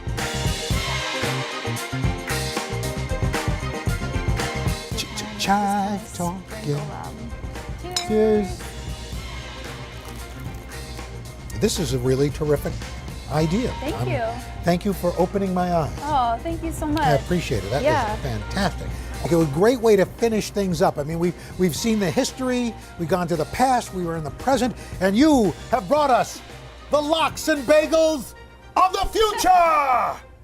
A bagel with cream cheese and smoked salmon is a uniquely American combination. Born from Jewish roots, transformed by local ingredients, and carried on by new generations, this breakfast tradition has truly stood the test of time when it comes to food in New York City.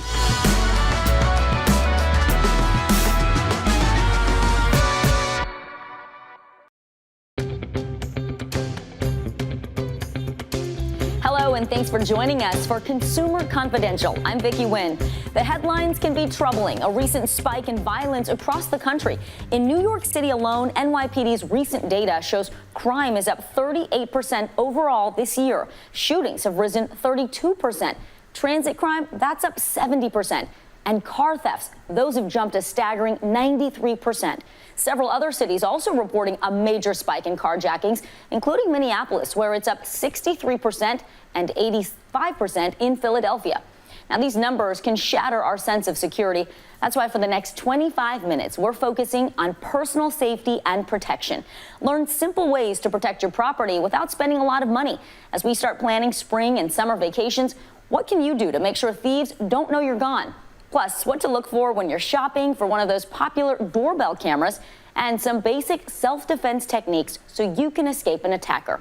But first, how to navigate potentially dangerous encounters during everyday activities, from commuting to shopping. A spate of recent violent crimes caught on tape. In Philadelphia, this man pulls a woman out of her car and takes off, leading to a wild chase that ends on foot, where police finally arrest him. In Chicago, two men approach a woman and push her up against a wall. Police say they stole her belongings and ran off. In San Jose, California, police say this man breaks the windows, snatches a purse from a woman sitting inside, and takes off in a getaway car. FBI data shows assaults and vehicle theft have increased from 2014 to 2020. So how can you protect yourself in some everyday scenarios? I enlist the help of former NYPD detective Mike Sapriconi, who is now the president of Squad Security. So here we are in a shopping center. What do we need to be aware of? You want to be at a place close to the location you're going. And park next to a lamppost, especially during the winter when it gets dark earlier. So, Mike, I feel like a common time that you're vulnerable is when you're just getting back from the store, you're distracted, you're putting things in your car. What do we need to know here? Pay attention, look at your surroundings, put the things in your car as quickly as possible, check around, make sure there's nobody else watching you or observing you. What if someone comes up and they want my purse? Give it to them. No fighting. Don't fight, never fight. Give them your purse, let them take your purse. What should I do when it comes to my car keys? I would put them in my pocket along with your phone on your person, rather than put them in the purse, because if they snatch your purse, at least you still have a way to get out of here with your car. Cities across the country have reported spikes in violent carjackings. Watch this incident in broad daylight in the middle of New York City.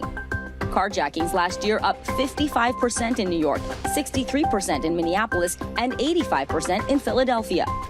It might sound counterintuitive, but some experts say part of the reason carjackings are increasing has to do with the fact that cars are more secure now than ever before. You've probably seen it in the movies. Thieves starting a car like this. Oh my God, you know the hotwire car? But nowadays, new cars rely on key fobs, and that makes it a lot harder for thieves to get away unless they have this. Remember to keep your car doors locked, even while driving. Mike says make sure your windows are up high enough that someone can't reach in. Mike, let's say I'm stopped and some people come up and they try to carjack me. What do I need to know? Always give them the car. Unless you have your children in the back seat or something, give them the car. It's not worth it. Mike, it's cold out. A lot of people like to warm up the car before they get in, or they leave it running because they're going to go in the store real quick. What say you? No, definitely not. No value to doing that. It's an opportunity. When the thieves see the smoke coming, that's like a smoke alarm coming to them and saying, hey, there's a car, let's take it. As for public transit, Mike says stay vigilant. He investigated many crimes where thieves targeted distracted riders. He says the risk starts when you enter. Be careful on the stairs, an easy place for pickpockets to snatch your valuables from behind. Vicky, I just got your phone. Your bag was wide open, you weren't paying attention, and it was so easy for me to just grab your phone out of your bag. So what should I do? Pay attention, move your bag to the front, lock your bag, and be aware of somebody walking behind you on the steps. Mike, what about this? A lot of times people are commuting, they put earbuds in. Bad idea. It just takes away one of your senses. You should never have something that can't let you hear everything that's going around you. Avoid the temptation to stand near the track and pay attention to anyone coming into your personal space. You know, people have a tendency, they want to see when the train's coming, they get close to the edge. What do you say about that? Step aside. Always step back. Stay 6 feet off the yellow. The yellow's there for a reason. When it's time to board, try to ride in the car with the conductor. In New York City, they always pull up to these zebra stripes. All right, Mike, so we get on the train. Where's the safest place to sit? I would always think the middle is the safest place, not by a door. Okay. Because if you sit by a door, somebody can be lingering or they're watching you as the door's open, they could snatch your bag. What if the train's crowded, there's no seats? Hold the pole, get by a pole in the middle of the train, and put your purse between your body and the pole. Oh, okay. Some good reminders to help you stay alert and safe. Our thanks to Mike for that. And a bonus tip, if you are riding public transit, in most cities, sit in the front car. That is often where the train operator is located. And when you're parking at a mall, look for that security booth in the parking lot. Try to find a spot near the guard shack. Coming up, it was made to keep track of your belongings, from keys to purses, but some have reported Apple's popular AirTags have been used for stalking. What you need to know. And later, simple things you can do to beef up security at home without breaking the bank. Consumer Confidential, coming right back. Now Tonight with Joshua Johnson, streaming weeknights at 8 on NBC News Now. Hallie Jackson Now, weekdays at 5 on NBC News Now.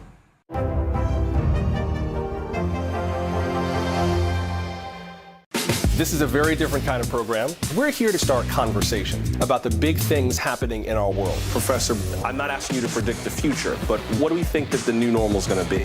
Is part of this that everyone's rethinking their jobs during this pandemic and their relationship to their employers? What is your biggest tip for any parent who's concerned about this? It's not my job to tell you what to think.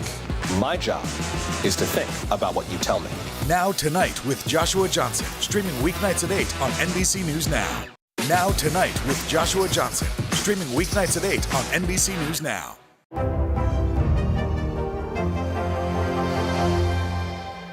Now Tonight with Joshua Johnson, streaming weeknights at 8 on NBC News Now. You think it's been healthy for the Democratic Party to highlight the division in the party?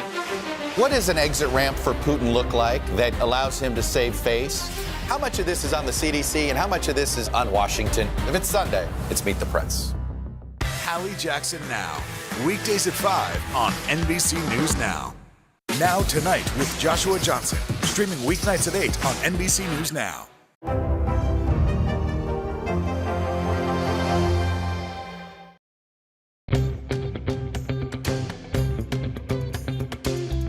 A warning now about popular tracking devices from Apple. They're called AirTags, and they track the locations of common items like your keys and your wallets. But people across the country have reported being stalked by strangers. We took one out to see how it can happen. I was at the bar alone. Model Brooks Nader was at a crowded bar in Manhattan when she says someone dropped an Apple AirTag into her coat pocket. The device, roughly the size of a quarter, links to a cell phone through the Find My app, designed to help you track your things. But now it's being linked to concerns about safety and privacy. When I was almost home, I got this notification on my home screen pop up saying that I was being tracked, and I had been for a while now. Which is basically when I knew something wasn't right. Nader estimates the AirTag was in her pocket for 5 hours. The device's owner able to track her every move before she got that alert. I also didn't know what an AirTag was or anything like that. So I was definitely worried and concerned. And Nader isn't alone. Okay, so I think I'm being tracked. On social media, others reporting finding random AirTags. I was being informed that there has been an AirTag that has been following me. Tucked in right here. Law enforcement agencies across the country are also warning these AirTags can be used to track cars, allowing criminals to steal the vehicles once they're parked overnight. It's literally been like tracking her car. To show you how these AirTags work, I'm teaming up with investigative producer Joe Enoch. Joe, what do you got? Vicky, I got my AirTag. Okay. I'm gonna put it in your purse. All right, we'll see what happens. Bye. Bye. I hit the streets of New York City with Joe watching me from his desk. First stop, gotta warm up, get something to drink. Must be time for a coffee break. Able to see the exact stores I go in. Vicky is definitely doing some shopping at Sephora. Will it work in the subway? All right, here we go, underground. Anywhere there's a cell signal, Joe can see the AirTag in my bag, moving with me. Vicky is really moving now. My guess, she's on the subway. Taxi ride. One last stop. Finally, time to head to lunch. Joe's not far behind, using his phone to track my location. It looks like it's just right up here on the right. The device leading him right to me. Whoa! Hey! You found, oh my gosh. Right there. There, wow. Yep. You pinpointed me right to my table. Exactly. All with this little guy here. Was easy. If you had slipped this in without telling me, I would have had no clue that you were following my every move. Scary. Yeah, that is pretty scary. I didn't receive a warning notification until I got home. It is now 4 hours after Joe put the tag in my purse, and I just got the alert that there was an AirTag somewhere near me. Apple says those alerts make it harder for AirTags to go undetected.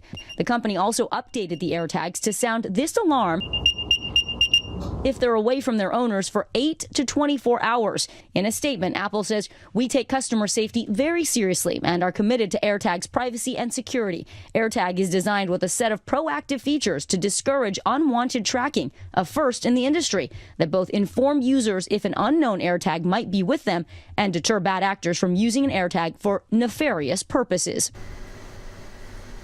Now, this is important. Experts say if you get that alert or you find an AirTag in your belongings, don't go home. That could reveal where you live. Instead, go immediately to your local police department or a public place and then call police and ask them to meet you.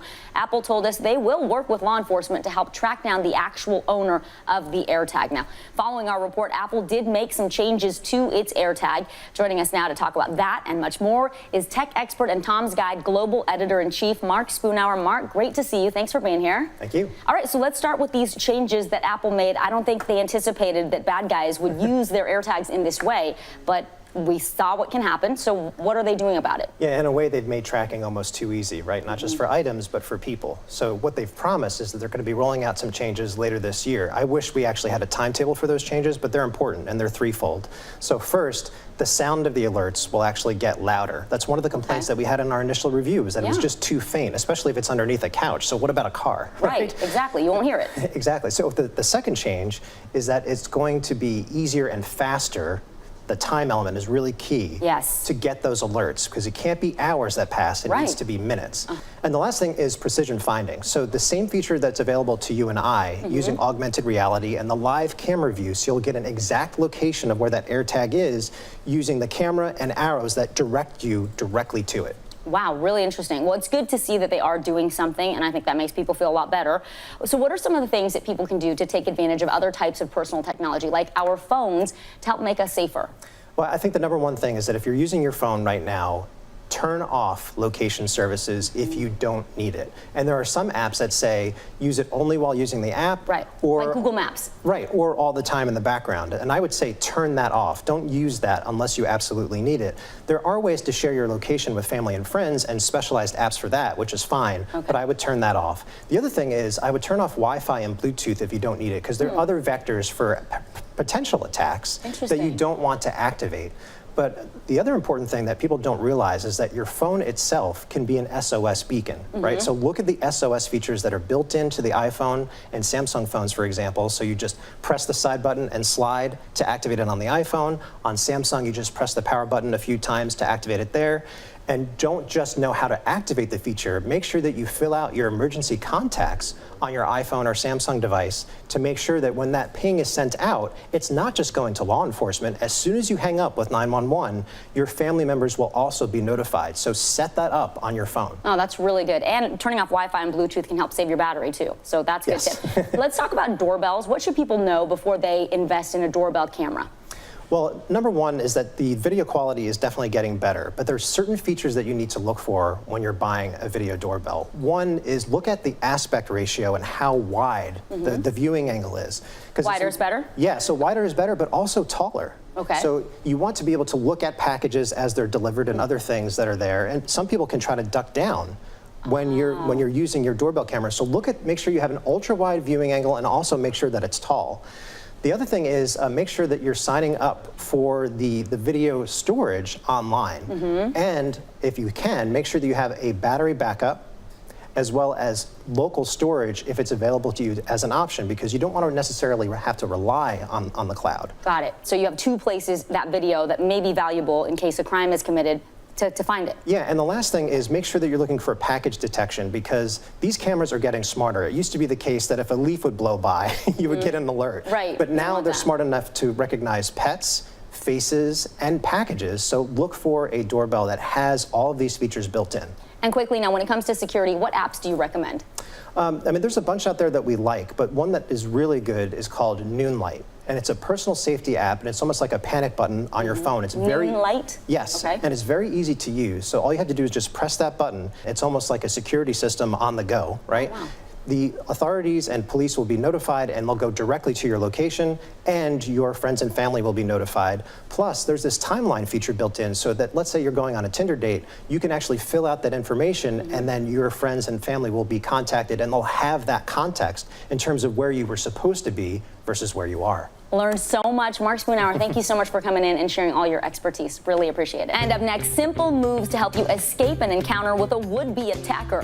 But first, when we come back, how to make your home less attractive to thieves even when you're on vacation. You're watching Consumer Confidential. You think it's been healthy for the Democratic Party to highlight the division in the party? What does an exit ramp for Putin look like that allows him to save face? How much of this is on the CDC and how much of this is on Washington? If it's Sunday, it's Meet the Press. Now Tonight with Joshua Johnson, streaming weeknights at 8 on NBC News Now.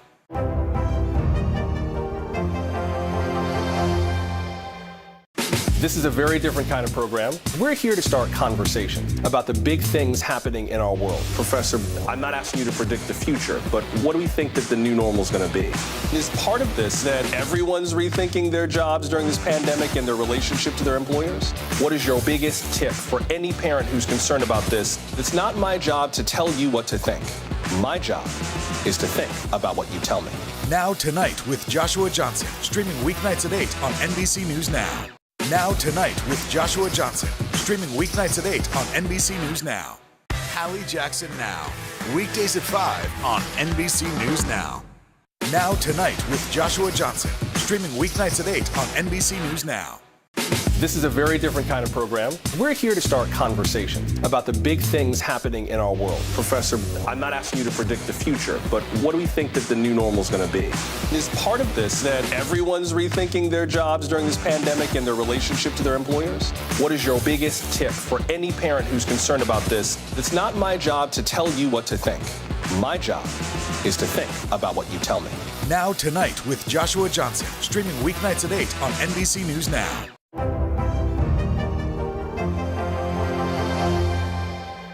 Now Tonight with Joshua Johnson, streaming weeknights at 8 on NBC News Now.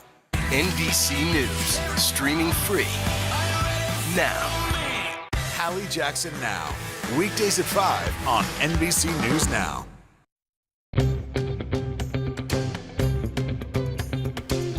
Now a closer look at home security across the country, caught on camera, brazen crooks smashing windows, knocking down doors, even impersonating police officers. These cases can make us feel vulnerable. With spring break right around the corner, you may be traveling or leaving your home unattended, but there are some easy ways to protect your space from thieves. From coast to coast, home security camera footage released by police captures burglars in action. In New York City, these crooks posed as police officers to get inside, overpower the homeowners, and walk off with $130,000 in cash and jewelry. In Phoenix, burglars deploy a battering ram to break in.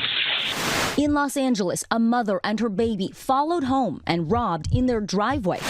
And in Beverly Hills, 81-year-old philanthropist Jacqueline Avant, wife of famed music executive Clarence Avant, shot dead in her home.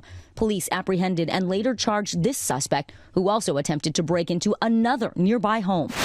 Though national statistics show burglaries are in decline, these cases can shatter our sense of security. While it can be scary to think about these crimes, there are simple steps you can take to prevent the criminals from targeting you and your home.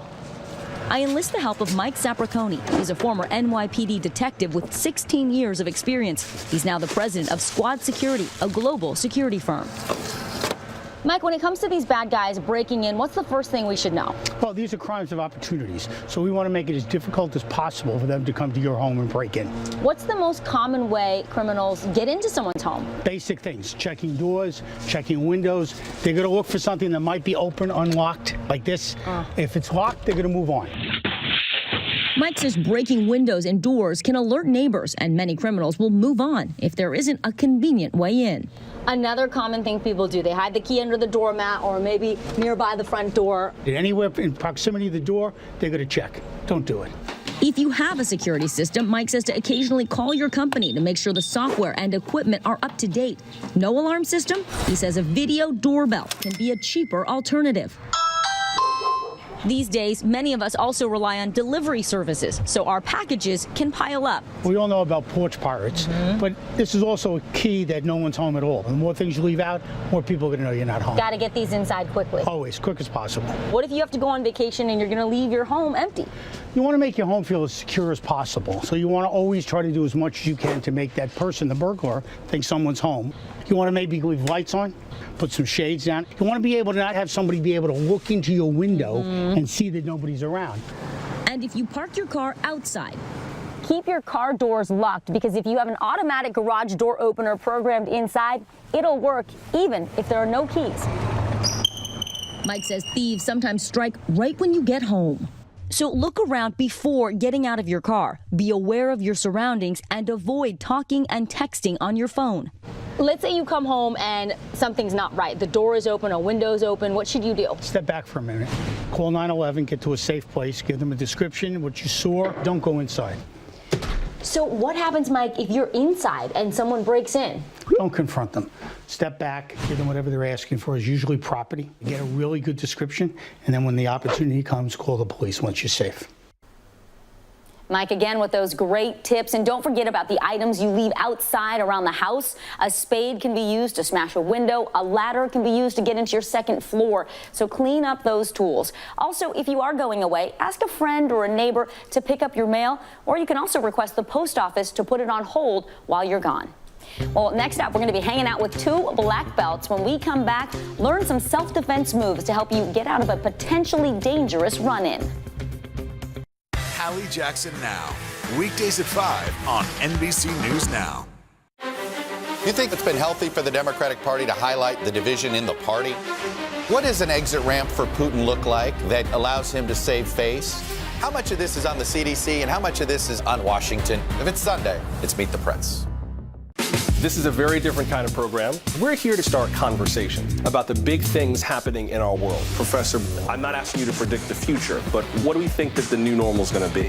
Is part of this that everyone's rethinking their jobs during this pandemic and their relationship to their employers? What is your biggest tip for any parent who's concerned about this? It's not my job to tell you what to think. My job is to think about what you tell me. Now Tonight with Joshua Johnson, streaming weeknights at 8 on NBC News Now. Hallie Jackson Now, weekdays at 5 on NBC News Now. You think it's been healthy for the Democratic Party to highlight the division in the party? What does an exit ramp for Putin look like that allows him to save face? How much of this is on the CDC and how much of this is on Washington? If it's Sunday, it's Meet the Press.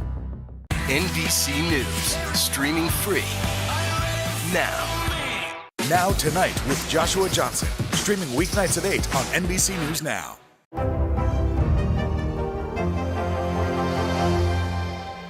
NBC News, streaming free now.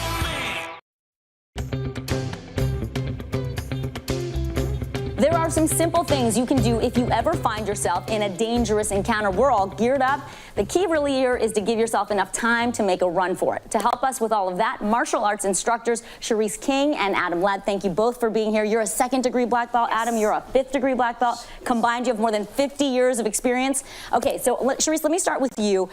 Not all of us can have this kind of experience, but what if you are just a beginner and you want to stay safe and just some basic tips to keep yourself safe when you're out there? All right, some basic things you want to think about when you're outside is just being aware. Being aware is one of the things that if you just know your surroundings, you kind of see things happening, right? Like when I'm on a train, I'm always looking around. Somebody comes on, I want to see what kind of bag you're holding. If you look suspicious, I'll leave the train. I'll go to the next cart, right? So just being aware, if you're on the train, having your back against the wall, not standing on the edge of the platform. I see a lot of people that just kind of like to wait on the edge. I just don't understand it. Right? I like to keep my back so I can, no one's behind me, right? We're getting a lot of people lately getting pushed. So those are some things that can really save your life or save you. Be aware of who's in your personal space. Don't have your head buried in a phone, for example. What about kids, Adam? You work with a lot of young students. What do you teach them? You have to make a scene. If someone picks you up and takes you, you got to say, this is not my mom, this is not my dad, and just be loud, make a scene, make sure people are looking at you. And then keep that contact with your parents, right? A lot of kids like to walk around with their head in their screens, and they kind of lose that touch with their parents, and keeping that contact keeps that form of awareness as well, like Cherise was saying, is being aware of your surroundings. Same thing, take your head out of the phone, take your head out of the iPad. Yeah, and practice that with your kids, right? Practice yelling or breaking away. Absolutely. Okay, we're gonna do some practicing too. Cherise, let's say someone does get a hold of you. What are some techniques for getting away? So some basic techniques, say someone grabs you, right? They grab you with one hand, right? You wanna work against the thumb. All you gotta do is just pull out the thumb, pull out. Really? Okay, just pull out your thumb? No, pull your arm out. Go, pull out of the thumb. Look at that. So that's a weak point in your hand, the thumb. Yeah, that's a weak point. Got it, okay. Right? Or if someone, say they grab you two hands, now you're like, okay, I can't pull out with just one, grab your own fist. Grab my own fist. Now pull out. Oh, okay, so use my own body weight to help. Another thing, like someone grabs you, right? I grab you. That's pretty easy. And I wanna, right here, right? Okay. And all you do is just, you grab, you pull away, and you pull your body back. You push away. So I push away off of you. So you grab my shirt. So grab, push. And then I have to push away from you. Right, grab me. Gotcha, okay. Yes. All right, I'm just here, push off. Okay, got it. Pretty simple. Yeah, I like that. The thumb is an easy one. Yeah, just you to just grab work out of against there that thumb. or use your hand. Okay, very good. So I know you have some simple moves too that we can practice aside from those getaways, but you're trying to buy time so you can get away. You're not trying to get into a big fight with this assailant, right? So show me some simple things that anyone can do. Okay, so a couple basic striking tips. You want to stick with our super basic strikes. Our super basic striking is not punching. It's actually not punching. A lot of people, when they try to punch somebody, will break their own hand. Because they're doing it the wrong way. Yeah, they'll do it the wrong way. Even boxers break their own hand because they punch so hard, right? It's just the force, and maybe you're not holding your fist the right way. So we like to teach very, very basics at the start. So first would be the hammer strike. Hammer strike is very, very powerful. You're using the fat part of your hand right down by your pinky, and you just drive it like a hammer, right? She comes right down on top of the head, bang, that's where it is. Next one is your palm strike, like the palm heel. You don't want to slap high five, right? I want down here, and you throw it just like a punch. We teach the punch and the palm strike. The only difference is your hands open and closed. So she comes straight and hits the palm, and make sure we're hitting down here right by the wrist. Okay. And then another one that we teach for our basic self-defense is the groin kick. Right. All right. We call it a point kick. Yeah. Just to get away from doing our traditional front kick. So when Cherise throws a point kick, there's technique behind it because you're pushing off of the foot when you kick. Her foot, You point your foot, and you're not hitting with your foot. You want your shin. Oh, okay. You want the most leg possible doing the damage, right? And the shin is a hard part of the leg, so that's your best bet. Is to hit with so not the ballerina toe. You want to get close and just use the shin. Yes, the shin is where it's at. So those are pretty simple things anyone can practice. You know, the heel strike. You said the hammer, right? The hammer fist. Hammer fist down, and then that point kick, but really going with the shin. Yep, 3 basic ones. Nice and easy. If you're in tight quarters, the one that we didn't talk about was the elbow strike. Oh, okay. The elbow strike, if you're in really, really tight quarters, right, bang. This is, and you notice how she's... Yeah, that's intense. Yes. I try to pull me in. You just hit right sharp, and it's it's a sharp cutting. And what are you aiming for? Should you be aiming for anything? Or with an elbow, you can hit wherever you want on the head. It's going to hurt. It's going to stun them. I mean, it is a very, very Hard part of your body to hit with. Okay. All right, but if you have the ability to aim, you want to go for the nose, right? You want to go for the temple, go for the chin. Okay. If you're good enough, you go for the throat, right? What if right you're there. small? Like I'm smaller than you. What should I be doing? Because maybe I can't get up there. Well, for smaller, it changes. It changes. You can reach up with a hammer strike if you need to, and your point of contact changes. So if Miss Reese goes low, she gets shorter, goes shorter. Now she's striking up. Right. Now, and it's not necessarily the front of the face, but if she throws a palm strike right here and lifts my chin up, Yeah. that's where the power is. And then more access to the throat here. Yep, and then you're even closer to the groin. Right. So you still have points of contact that you can make. You don't need to be face to face. And that gives her time to get away. Correct. This is a couple good shots and you're out of there. Okay, I think we have a little time. Did you want to demonstrate that throw? This is for an advanced move, right? Yeah, this is an advanced move. And she's just like you want to do the hip throw? You want to do a double leg takedown? You do a hip toss. Hip toss? Hip toss. Here All we right, go. so there's a lot of different ways to do the hip toss. All right, so what she's going to do, she grabs, she's going to gain control first. She steps in. Okay. When she steps in, now look, see how the hips are lined up? Right. She wants her hips just a little bit lower than mine, feet inside of mine, right? Okay. The feet's got to be inside. This is her base. Now all she's got to do, don't throw me yet, just lift me up. So watch how she lifts me. It's with her legs. Right. It's just with the legs. Nice and Okay. easy lift. Now when she Right. wants to throw, she throws, There you go over. Okay. and she keeps the control of the arm. Right. Okay. Wow. Okay. So that's not recommended for beginners, but that's just something cool you can do if you're two black belts. Yeah. Okay, fantastic. Well, thank you, Adam Ladd, Charisse King. Such a pleasure to have you. Thank you very much Thank you for all of those techniques. Thank Thank you so you. much, giving me a chance to get into a gi. Absolutely. That is our time for now. Thank you for hanging out with us, for all of us at NBC News. I'm Vicki Nguyen. Join us next time for another edition of Consumer Confidential. In the meantime, practice some of these techniques and stay safe out there.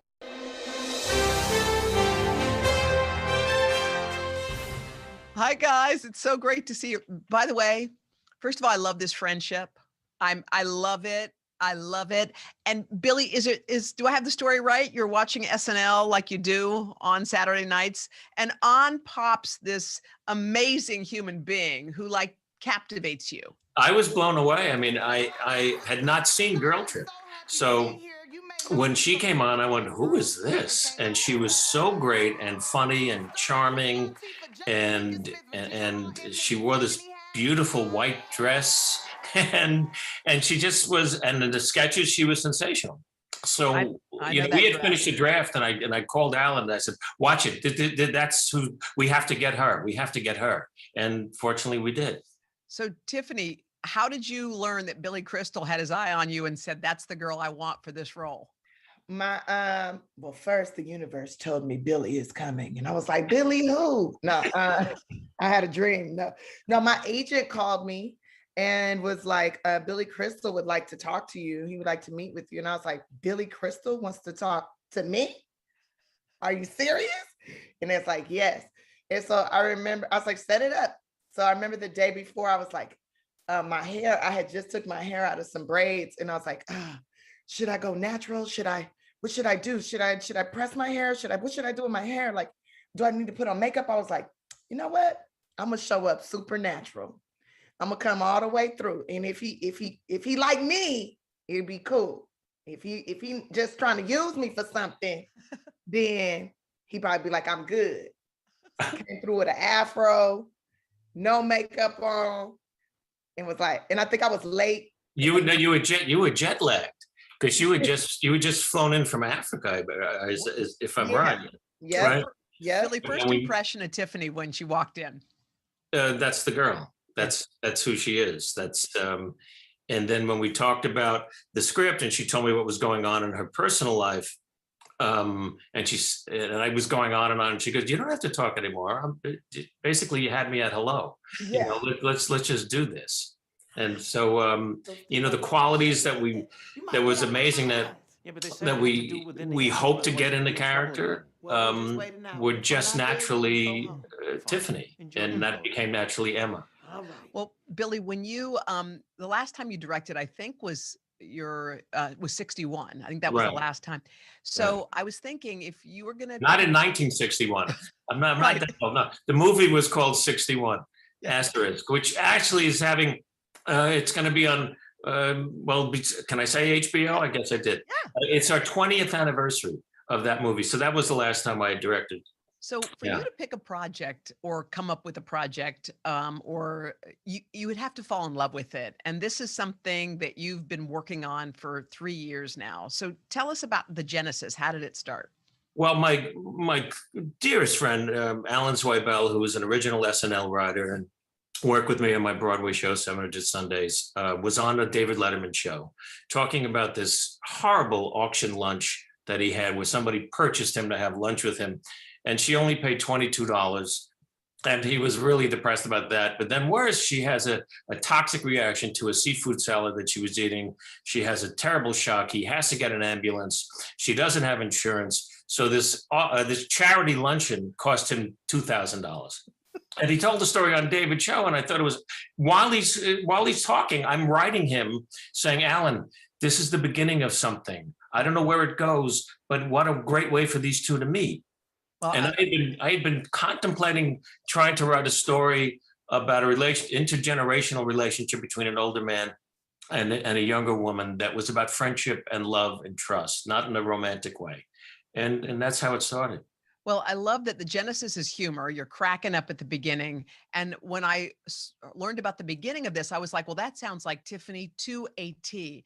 But this movie, Tiffany, takes you down other beautiful roads that I'm so happy to see you go down. Like, it's fun to watch on the screen. So the humor part, you knew you had that, obviously. How did you feel about the rest? Because this is a very beautiful story, a very kind of heavy story. Well, I felt really good about everything. And the only thing I had an issue with is when Billy was asking me to cry. And I was like, I have been spending 39 years of my life suppressing tears, not crying in front of people. Do you know how hard it was to train myself to turn all tears into jokes and laugh? And like, he's like, well, I need you to cry. I want you to cry. I'm like, I can make a cry face, but don't cry. He's like, no, I want you to cry. I'm like, I can give the emotion of crying, but not actually cry. It's like, no, I want you to cry. And I'm like, and he got it out of me. How did you, what did you have to think about, Tiff, for that to happen? I actually just stayed in the moment, just listened. That's something that Billy really taught me. Like, just like, I knew that already, but just to really not think about myself and think about what is happening right now. Be right here, right now. Listen, be there. And it was hard because I do it with my friends in real life, but to do it with the whole crew around and, and I've trained myself to be like, when I'm hurting, when I'm feeling like, or when I'm feeling like busting out with the, Viola Davis snot tears, just make a joke, do something, laugh, swallow those tears, like do something to make it go away. And Billy was like, don't do it. Wow. Just be. And the kid, I remember the shot, it was a close-up of her and she's hearing the story about the secret sadness in my life. And I'm finally telling her. So the camera was behind me so I could talk to her. Just move her into it, not even doing the dialogue from the script, because I could always put that in because it was behind me. And I just talked to her gently and she's, I'm fighting, and I just don't. And I got her we got the moment that we needed, and it was thrilling as to watch, and it was thrilling, I have to say, as a director to get her there.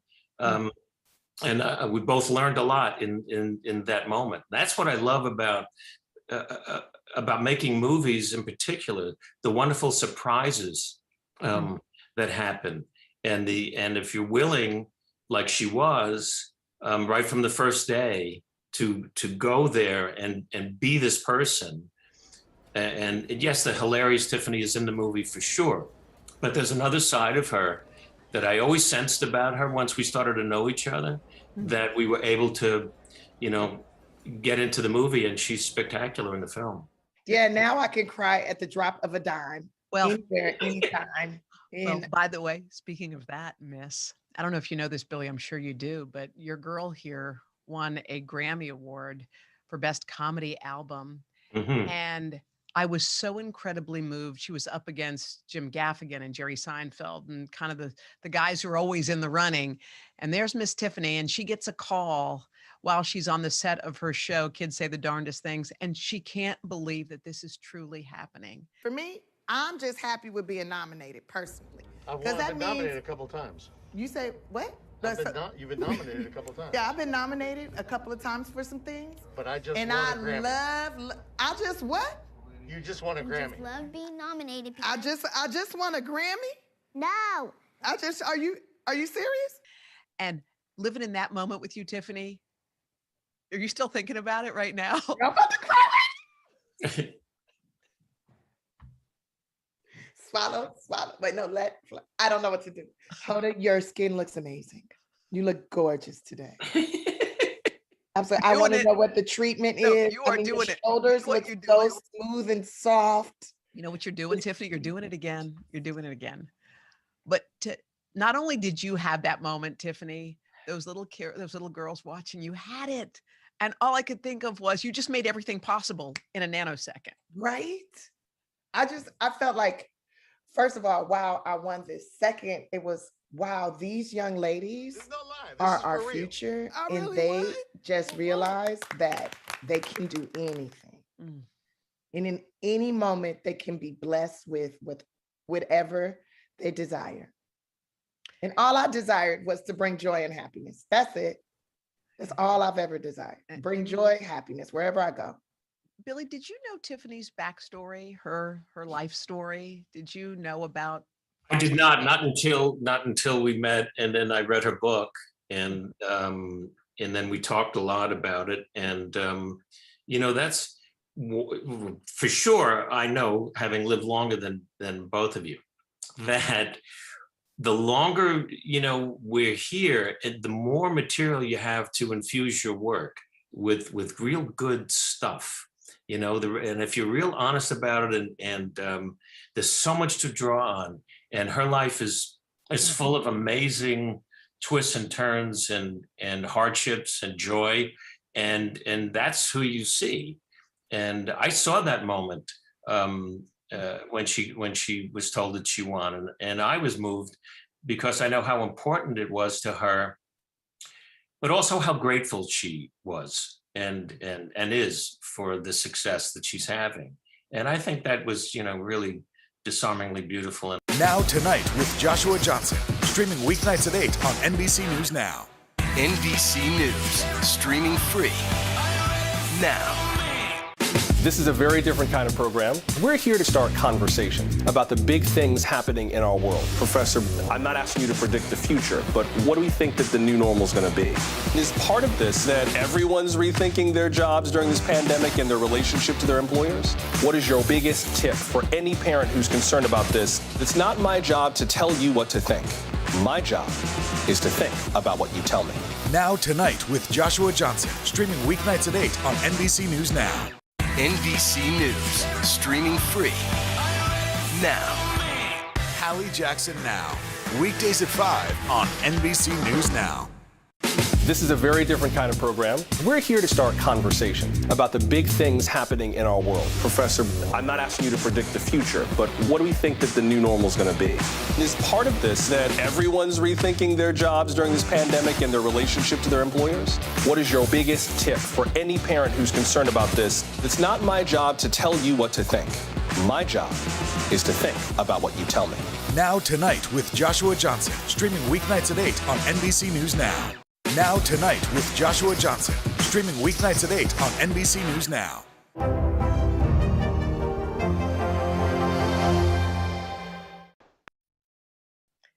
Your character, Billy, in this movie suffers from dementia. And there was a beautiful line, I'm trying to remember it, and I don't remember it exactly, but you basically said you want to laugh. You don't want to be afraid anymore. You want to write your last project. I was just picturing everyone at home, no matter what you're dealing with, that would be what you want. How did you get into character? What were you thinking about in those moments? Well, the genesis for the character was twofold.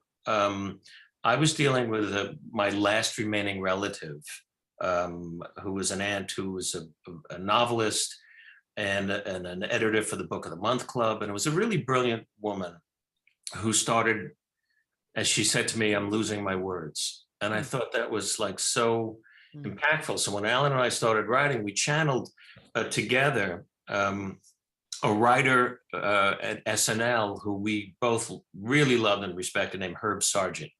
And when SNL first came on in '75, Herb was in his 50s and nobody else was.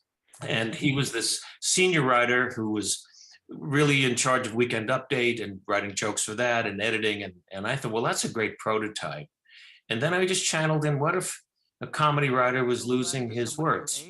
And he's got this past that he needs to get out and give to the world and to his kids, and he can't do it because he's getting all of this interference.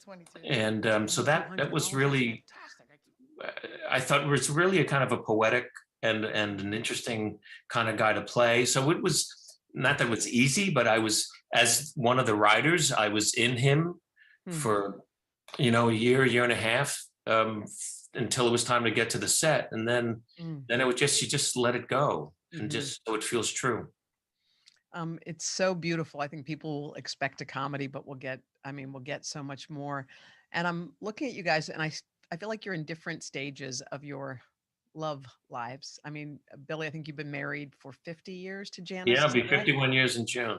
51 years. And Tiffany, you and Common, 51 days. No, more than that. no, more than that. 51 weeks. I don't know. But Billy, you've had a long, beautiful marriage, and Tiffany is in love, and it's fun to watch. I feel like we get a front row seat to something so beautiful. But I know you don't want to give advice on this kind of thing, but what advice would you have if Tiffany wants to have a beautiful, long relationship? Just be who she is. Oh. Just be who she is. I mean, he's a lucky guy. So are you, Tiff, you're in love? Yeah, I love him. Yes. Oh. Oh. Are you in love, Hoda? I'm in love too. Yeah, everybody. Do you see yourself like long runway with Common? Like, do you see yourself in rocking chairs on a front porch way down the road?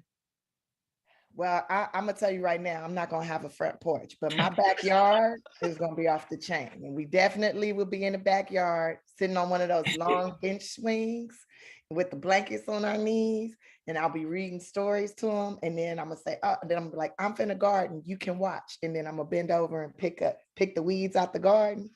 Yeah. I love your love story. So many things to love. I was looking back at When Harry Met Sally, and how many years ago was that? Was that 30? More than 30? 35, it was 1989. Yeah. Do you still, Tiff, you saw When Harry Met Sally? Yeah, I love that movie. What'd you love the most about it?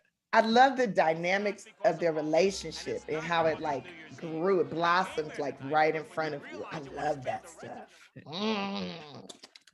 Well, why do you think that one, Billy, ran the test of time? And still does. It's amazing. Because it's real, and people fall in love, and it's difficult sometimes to get to that place. And I think it's very human. It was a brilliant script and greatest director, and an acting partner beyond belief, at that time. And so I was really blessed with that, and I'm blessed with this, because this is a similar kind of unlikely friendship, that to have a friendship and a love story that's not with romance in it, almost makes it more romantic in a way. There are moments where you want them to be together, but it's about empathy, and it's about caring.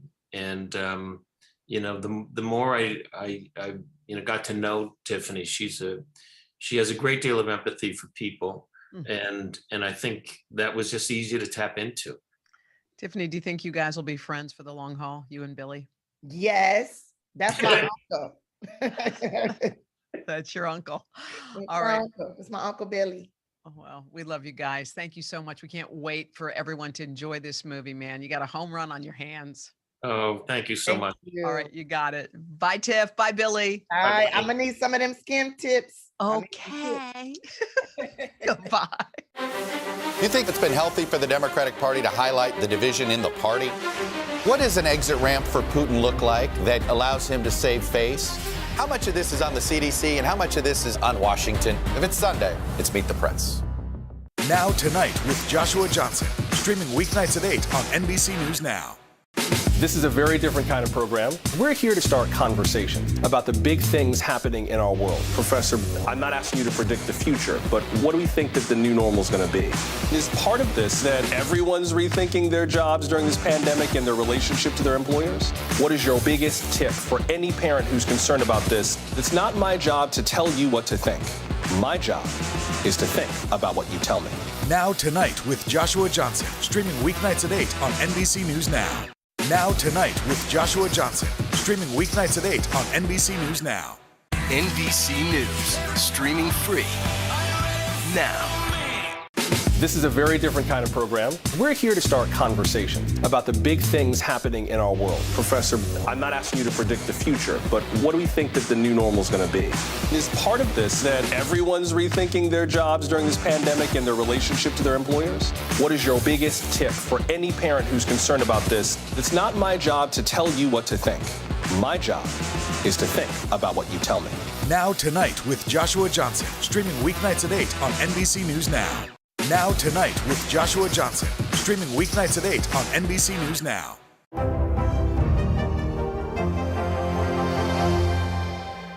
Hallie Jackson Now, weekdays at 5 on NBC News Now.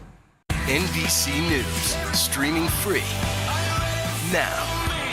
Now Tonight with Joshua Johnson, streaming weeknights at 8 on NBC News Now. NBC News, streaming free now.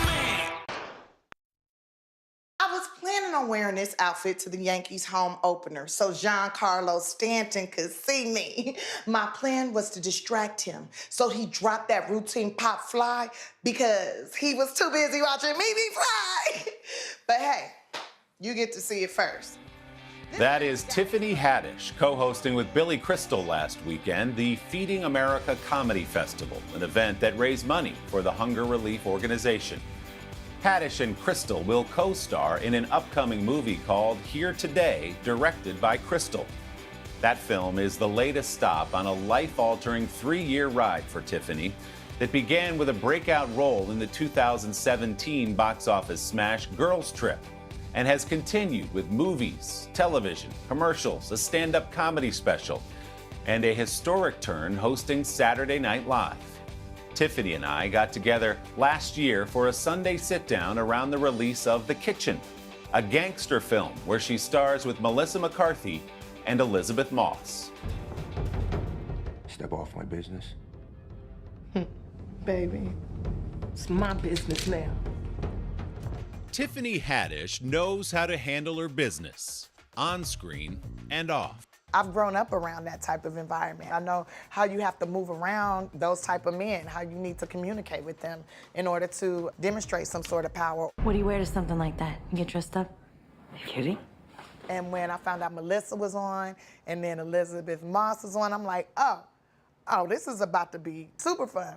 Now, mind you, I didn't know neither one of them, and there was a small part of me that was like, what if they're like divas? What if they're like super Hollywood chicks? Like, and I know how to deal with those. I'm gonna be like, okay, and then get out their face, right? Wait, what were you gonna be like? Okay, and then get out of here. You don't talk to those people too long. But you didn't have to do that with them? Didn't have to do that with them at all. Turns out they weirdos just like me.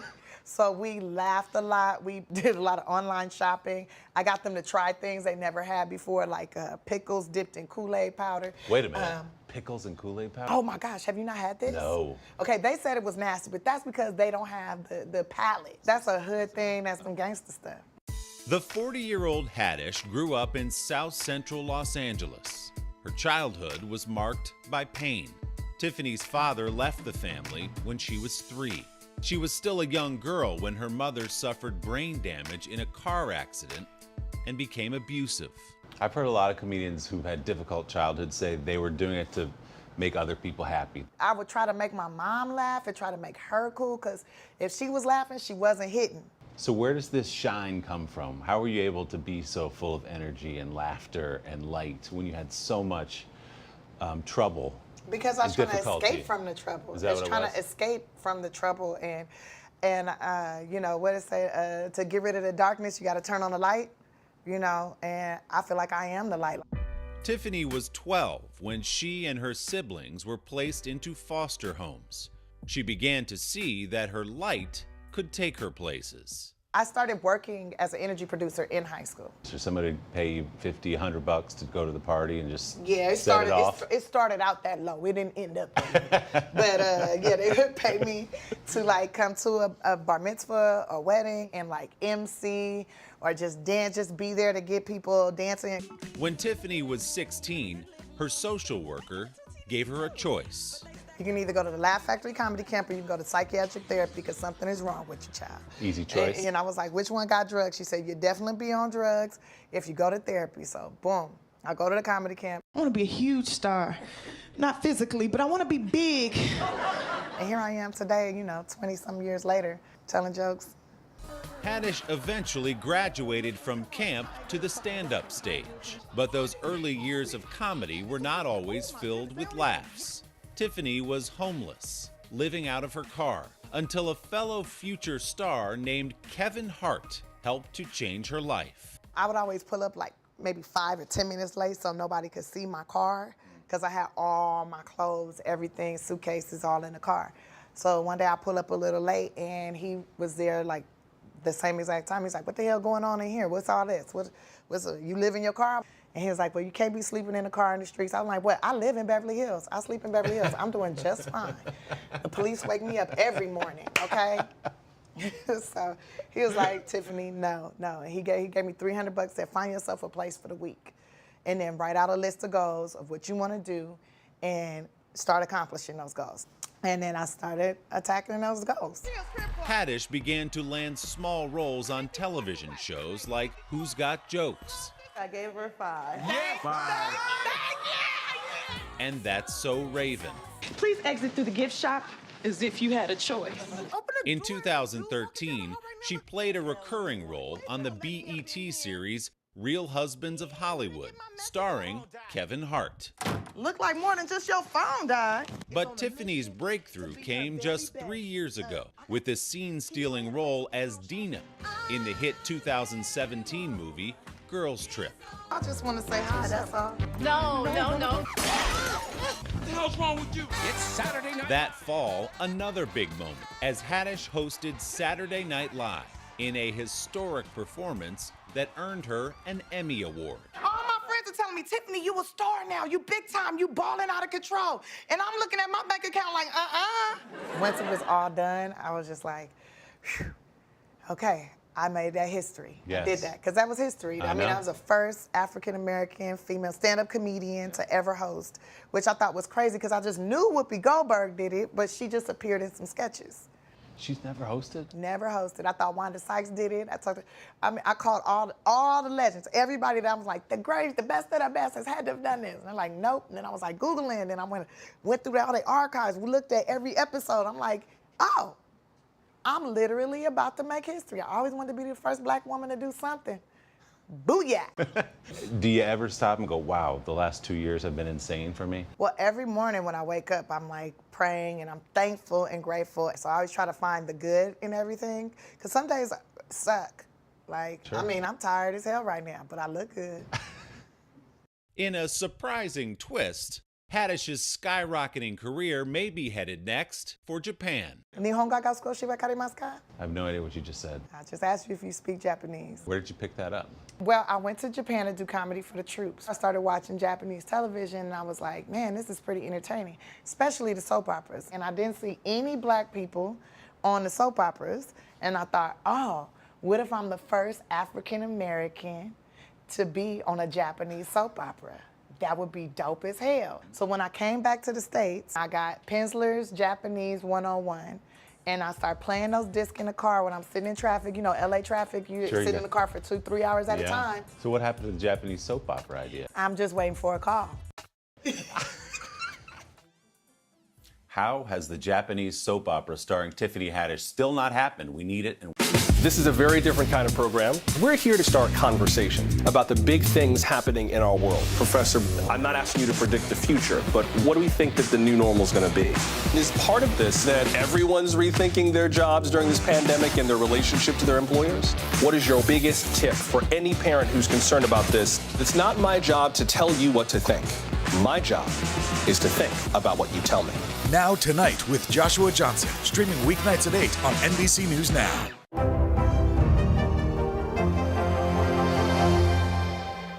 Now Tonight with Joshua Johnson, streaming weeknights at 8 on NBC News Now.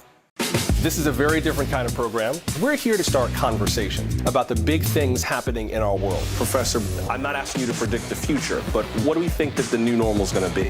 Is part of this that everyone's rethinking their jobs during this pandemic and their relationship to their employers? What is your biggest tip for any parent who's concerned about this? It's not my job to tell you what to think. My job is to think about what you tell me. Now Tonight with Joshua Johnson, streaming weeknights at 8 on NBC News Now. Now Tonight with Joshua Johnson, streaming weeknights at 8 on NBC News Now.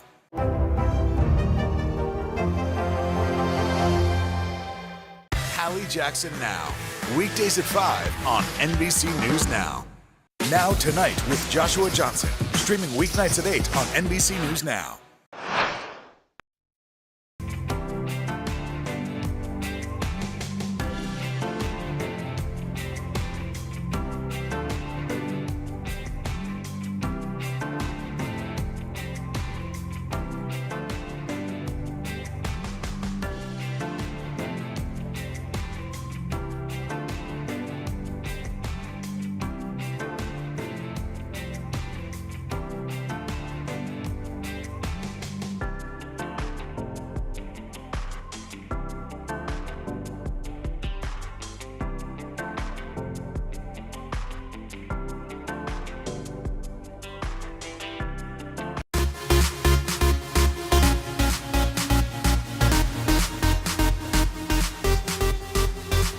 Friends, welcome to your middle of the week Pop Start Plus. On the show today, one of the stars of The Gilded Age tells us about her deep connection to her character. Plus, speaking of Friends, Courtney Cox stopped by to tell us all about her new spooky series, and later we're throwing it back to an absolute classic, My Cousin Vinny. But first, here's today's Pop Start. And I start with the item we teased earlier this morning. Larry David, HBO's pulled the comedian's highly anticipated documentary just hours before it was scheduled to premiere on Tuesday. The network announcing in a statement on Twitter that the two-part special is being postponed without giving the fans any real update as to when or why or what's going on. The tweet went on to explain, quote, Larry has decided he wants to do it in front of an audience. Oh. The project titled The Larry David Story was scheduled to air last night. Oh. So I guess at face value, he wants to do it in front of an audience. Maybe behind the scenes, he doesn't love the documentary. Okay. Either way, you got a lot of power at HBO to be able to play in the 11th hour. Next up, People, the magazine, just revealing the stars honored in this week's special Women Changing the World issue. On the cover, one of our favorite artists around here, Lizzo. The Grammy winner, opening up to the magazine about dealing with body shamers and protecting her mental health. And in addition to the Truth Hurts singer, you're going to see some other great women being recognized in the issue, including Rita Moreno, Goldie Hawn, and Jeopardy star Amy Schneider. For the full story, be sure and check out that new issue of People. It hits newsstands on Friday. Next up, Earning It, narrated by chart-topping artist Ciara. The 5-part docuseries is shining a light on some of the trailblazing women working in the NFL and opening doors for more to join both on and off the field. Here's a quick peek. The pipeline for women in the NFL wasn't built overnight. It is still a work in progress. But those leading the way have built a foundation, one that leads from the stands to the sideline. And for a chosen few, the Pro Football Hall of Fame. All 5 episodes of Earning It, the NFL's Forward Progress, are streaming now on Peacock. Next up, The Courtship, Hoda, your favorite new show. Love is in the Air, on NBC's new dating show that's making all of your Bridgerton dreams a reality. The new series is taking one woman back in time to Regency-era England, where she's going to be courted by 16 eligible suitors. And here's a peek at Miss Nicole Remy meeting them for the first time. Welcome. Hi. Thank you all so much for being a part of this with me. I'm just so grateful. I just want you guys to know, like, I am in pursuit of something that I feel like I need in my life. Like, I'm confident with everything else, and love is one thing that's missing. So I'm 100% all in. Is it real? That costume budget looks like it's more than our annual budget here. That just looks cinematic, doesn't it? It's like stepping into a fairy tale. It is a good idea you for go to a ball, that era. You ride in a carriage. Is it like The Bridgerton meets The Bachelor? But these shows are known to get so raunchy in the hot tub. It's going to be weird to see how that all works into this It's a cloth civilized that- society. The Courtship is the name of it. It kicks off Sunday here on NBC. You can also stream it the following day on Peacock. And now the plus in Pop Start. A couple more headlines for you. First up, getting organized. Our favorite tiding team is back. Clea and Joanna from The Home Edit are returning for a second season of their hit Netflix series. This time around, their superstar organizing skills have landed them a new lineup of celebrity clientele from all across the country. Here's a peek. We are professional organizers. Post Get Organized on Netflix. Everything changed overnight. We have clients all over the country, including some celebrities. How do you do it? Wow. They have this way about them that adds a magic to the entire space. This space has just been overwhelming. Okay. To the chaos. I literally have like a million props. I mean, that's why you guys are here. Challenge accepted. Wow, the big celebs on season 2. I think that started with Hoda in her closet, though, a few years ago. Season 2 of Get Organized with The Home Edit, that streams on Netflix on April 1st.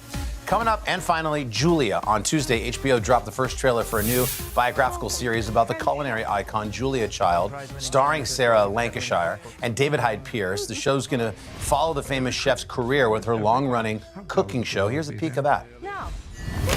I've had a recurring thought that I'd like to propose to you.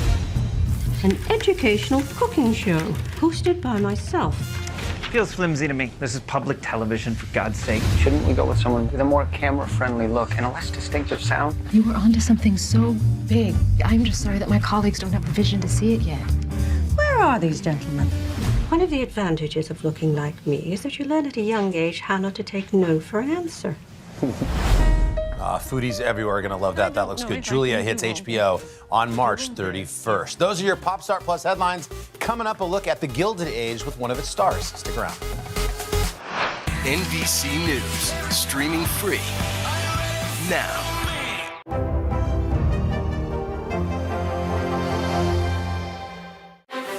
You think it's been healthy for the Democratic Party to highlight the division in the party? What does an exit ramp for Putin look like that allows him to save face? How much of this is on the CDC and how much of this is on Washington? If it's Sunday, it's Meet the Press.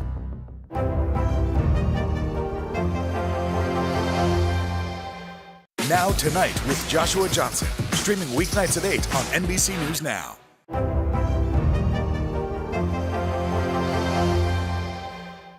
This is a very different kind of program. We're here to start conversation about the big things happening in our world. Professor, I'm not asking you to predict the future, but what do we think that the new normal is going to be? Is part of this that everyone's rethinking their jobs during this pandemic and their relationship to their employers? What is your biggest tip for any parent who's concerned about this? It's not my job to tell you what to think. My job is to think about what you tell me. Now Tonight with Joshua Johnson, streaming weeknights at 8 on NBC News Now. You think it's been healthy for the Democratic Party to highlight the division in the party? What does an exit ramp for Putin look like that allows him to save face? How much of this is on the CDC and how much of this is on Washington? If it's Sunday, it's Meet the Press. NBC News, streaming free now. And welcome back to Pop Start Plus, the new HBO show. Well, it's an HBO Max show. It's called The Gilded Age, and it's from the creator of Downton Abbey. It portrays what the transformative time of the 1880s New York might have looked like. Danae Benton plays Peggy Scott and told us her work has reminded her that she's always belonged.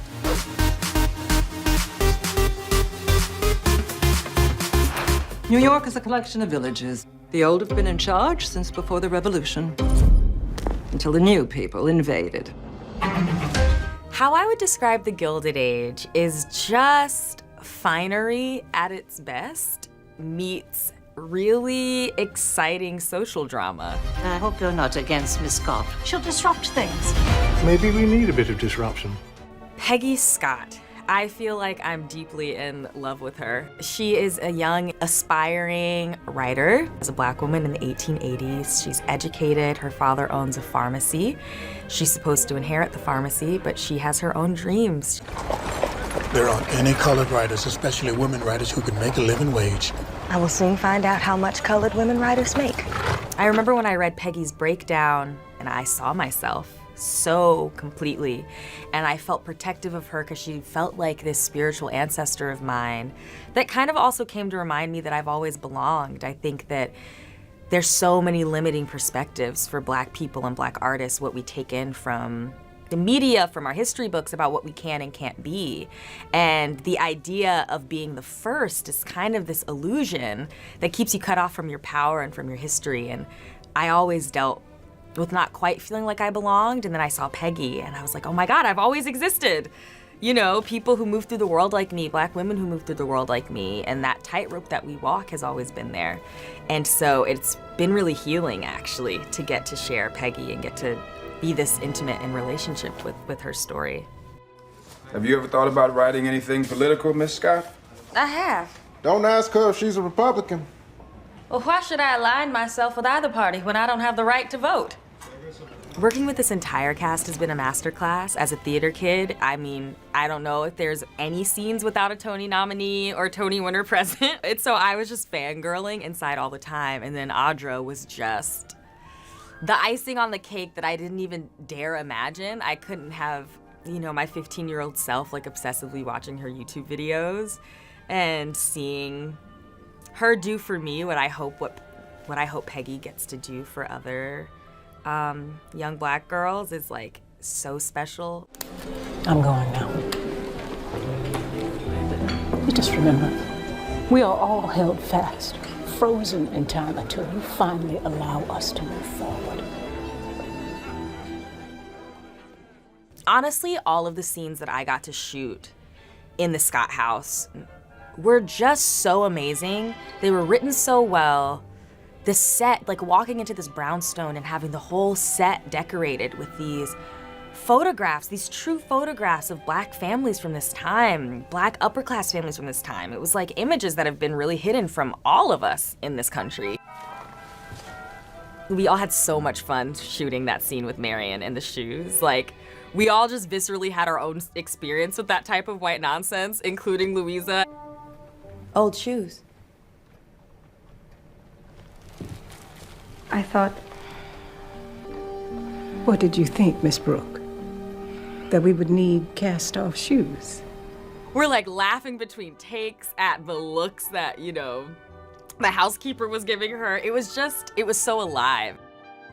Louisa and I talked a lot about Peggy and Marion's relationship, and we also talked about the nuances of intimacy between Black and white women right now in 2022 and what makes it difficult and challenging, and where white supremacy really gets in the way of true sisterhood getting to form. And so we were like, how do we show a true, honest relationship develop that also really gets to honor the time it would take to build that trust?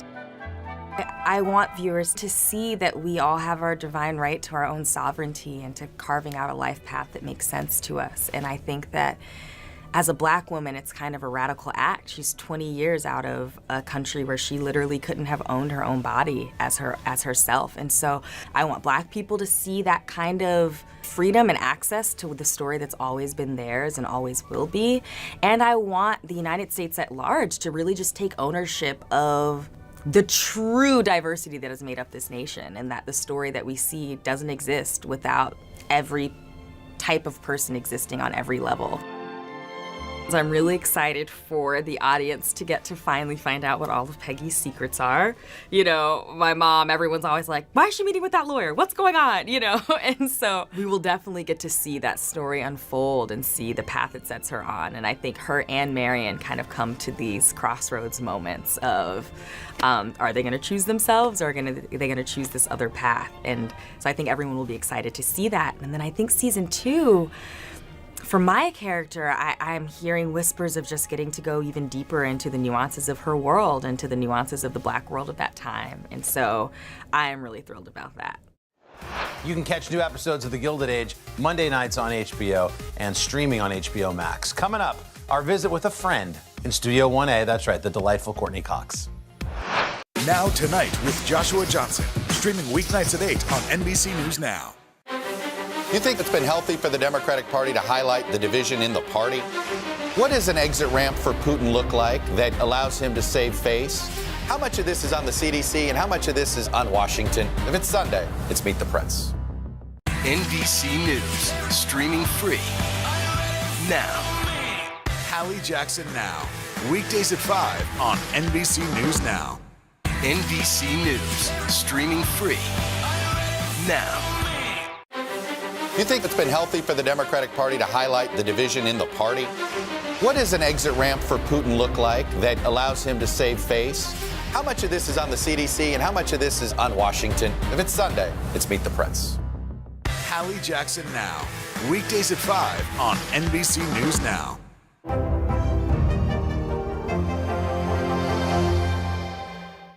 This is a very different kind of program. We're here to start conversation about the big things happening in our world. Professor, I'm not asking you to predict the future, but what do we think that the new normal is going to be?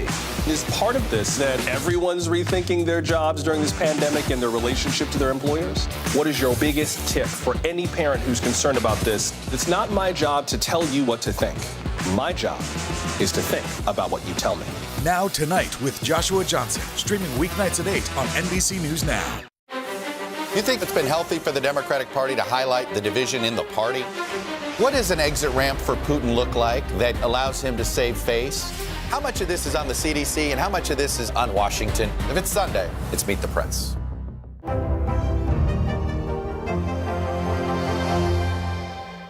Now Tonight with Joshua Johnson, streaming weeknights at 8 on NBC News Now.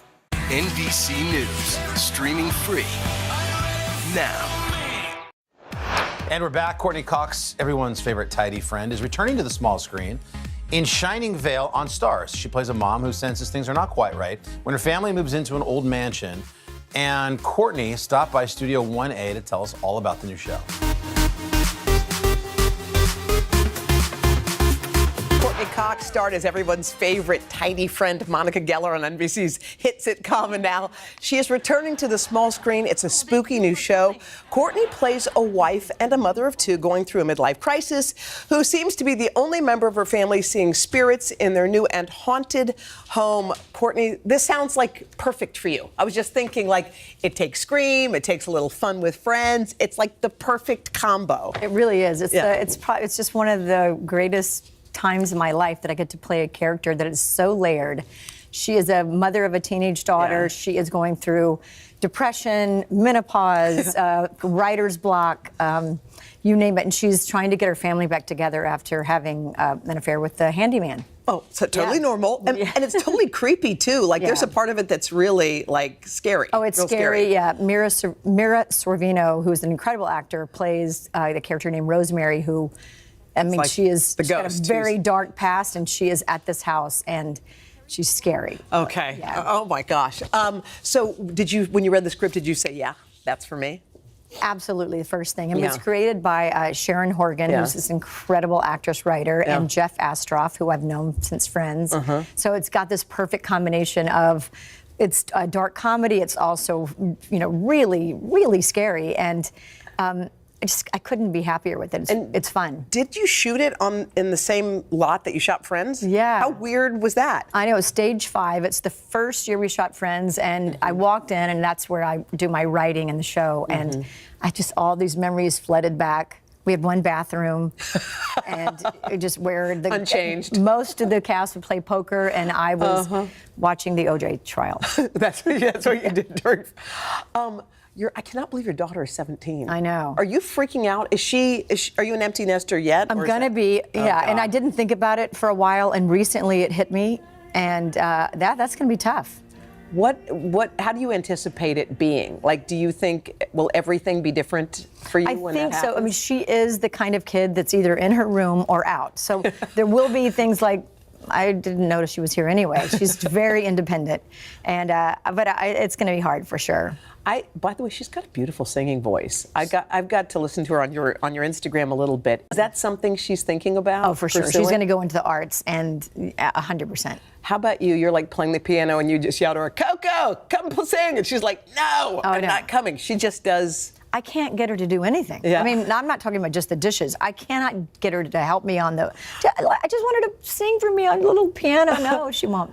Your house, I was just watching some of the stuff you do. It seems like such a fun place to be. You invite in, like, you'll have Ed Sheeran, Elton John said that people are coming over for dinner. What is life like at your home? Well, I've been having these Sunday gatherings forever because there's really no community in LA. It's so spread out. I don't have any family there. My closest sister's in Newport. So I've been doing this for the longest I can remember. My grandmother used to do it. I have 21 first cousins, so I kind of need that. You have 21 gathering. first cousins? Yeah. So now that I live in LA, I have all kinds of people. Yeah. I mean, that was a real coup to have Elton John. That doesn't. How did that even come to be? What was that? Ed invited him for dinner because he was staying there, and I was obviously in awe. But I do have a really interesting group. It could change every week. It doesn't matter what you do. It's nice. You meet people that you would never normally meet, and I don't mean famous. I'm just talking about regular, just great people. Wow. We're both 57, which when I was reading that, I was just like, wow. And you talked about, I think it was to one of the magazines, about how we were all chasing our youth. We want to go, we want to go back in time. And how do you feel about that as we sit here in these chairs today? Well, I had made some comment that was really blown out of proportion. Yeah. I wasn't trying to teach anybody anything. I was just talking about myself, and it was years ago. But I mean, aging is not easy, but you just, at a certain point, you just relax into it and are happy with the parts that are good about it. I mean, I used to come here and would have been a nervous wreck, and now I'm older. Totally chill. I'm comfortable. I just talk to you all day. You used to be a nervous wreck here? Well, I was just thinking, who does this? And it's all live, and oh my God, him timing and 4 seconds, wave to the camera. And I was like, now okay. you just, you're a different place. Are you happy right now? Oh yeah, I'm really happy. By the way, your man is hot. Oh, You have a great man. Are you guys getting married or? We've been together for 8 years, and he's just, I don't think about marriage. We just are happy. Yeah. You're just happy. Yeah. Like Goldie and Kurt, you're just happy. Yeah. Yeah. And he's so talented, and I still have a talent crush. See, that's the coolest. And a great voice. He's got a great voice, too. I don't mean singing. I sometimes just say, do you mind leaving me a voice message, even though we just hung up? Just so you can listen to him. Wow. Well, good luck with this show. I hope a lot of people check it out. It's called Shining Vale. It premieres Sunday night on Starz. Courtney, thank you for coming to see us. Thank you. And we should mention Shining Vale premieres again on Starz Sunday night. Still to come, we're marking 30 years, if you can believe it, of the classic My Cousin Vinny. Hallie Jackson Now. Weekdays at 5 on NBC News Now. NBC News, streaming free now. Now Tonight with Joshua Johnson. Streaming weeknights at 8 on NBC News Now.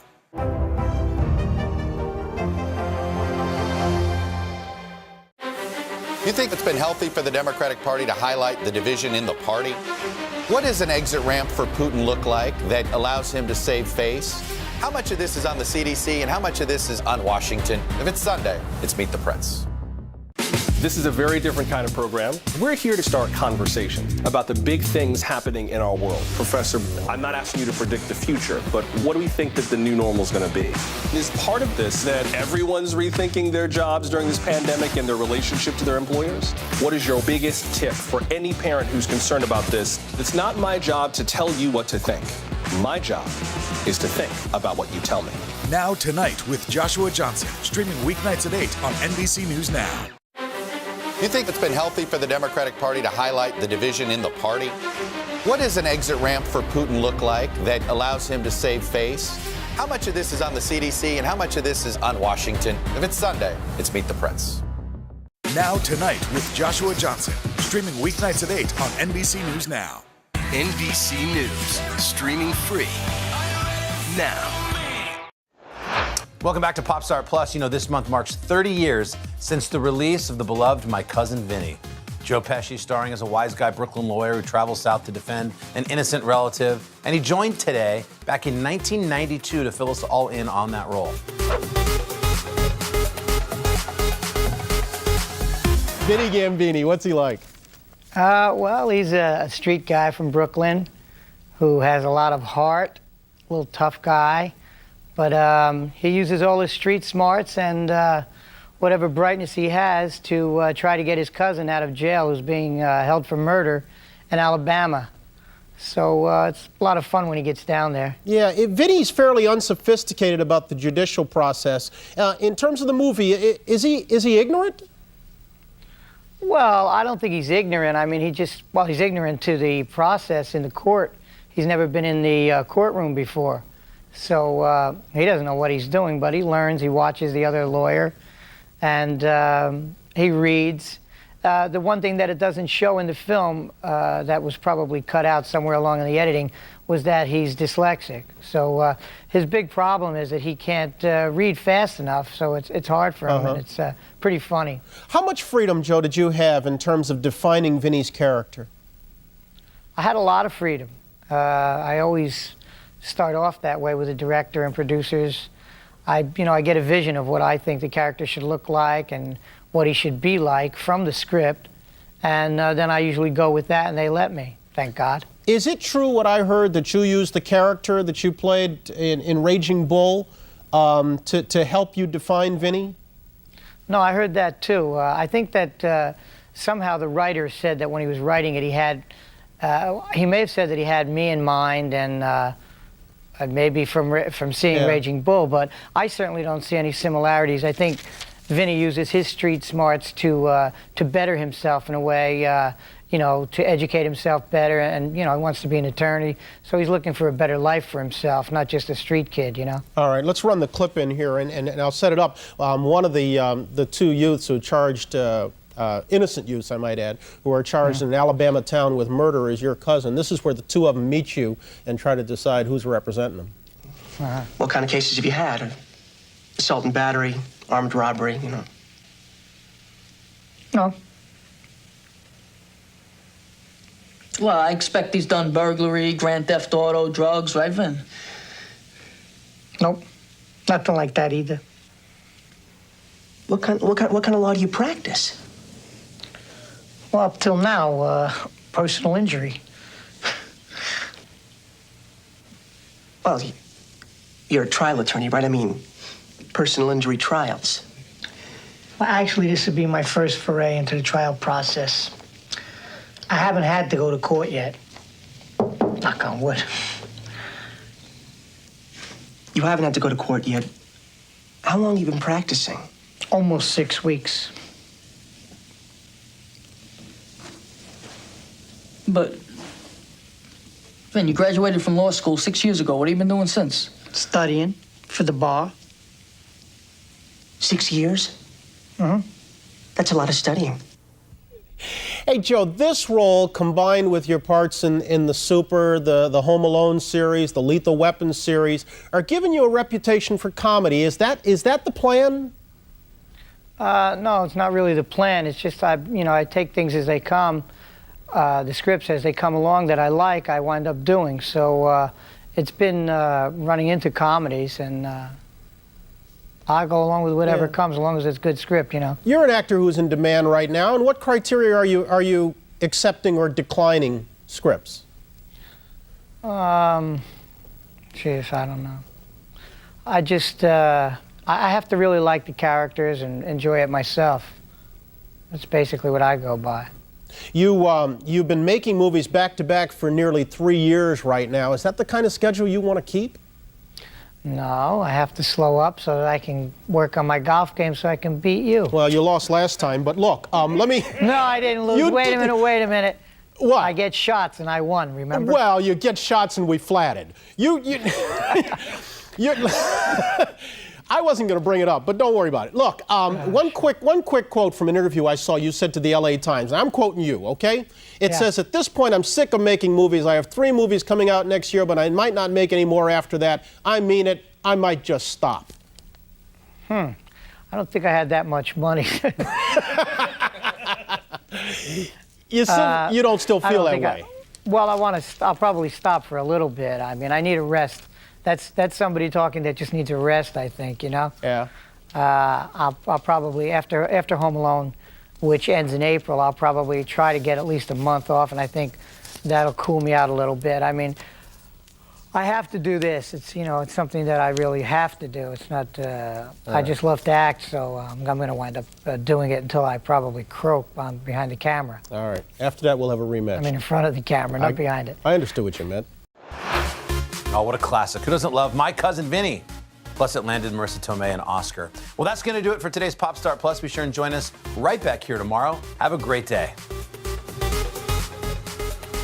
Welcome to Today All Day. All day? Today, all day. All day.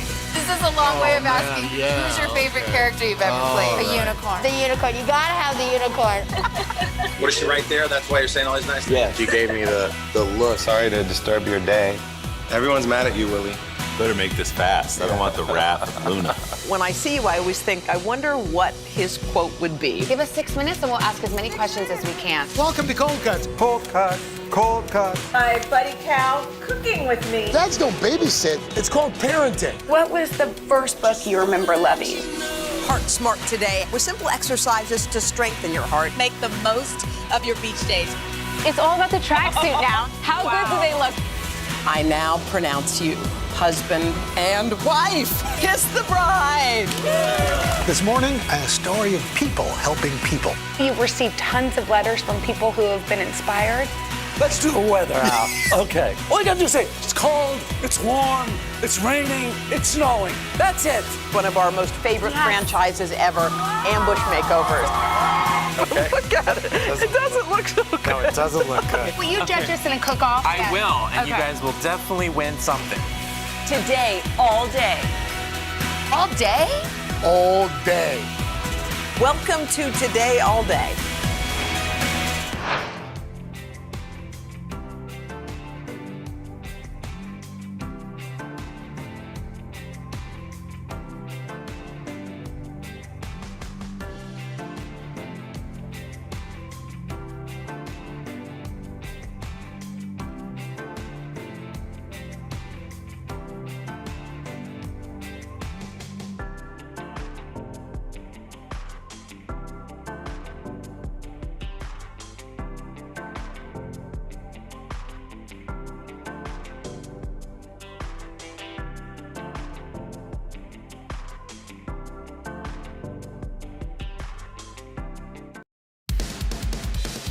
Well, hello to all of our friends out there watching in Today All Day Land. This is Today in 30. Got Craig with us today. It's because Savannah's down in Washington, D.C. Savannah, of course, covering President Biden's State of the Union, which is our top story. The president using his address to deliver a stern message to Vladimir Putin and the challenges facing Americans here at home. Savannah's going to bring us the highlights, the reaction, and also her conversation with Vice President Harris. Then our friend Jill Martin is opening up about a private and personal health battle she's been facing for years, and she's sharing some important details for women who may be going through something similar. All that. Plus, we did do some celebrating this morning.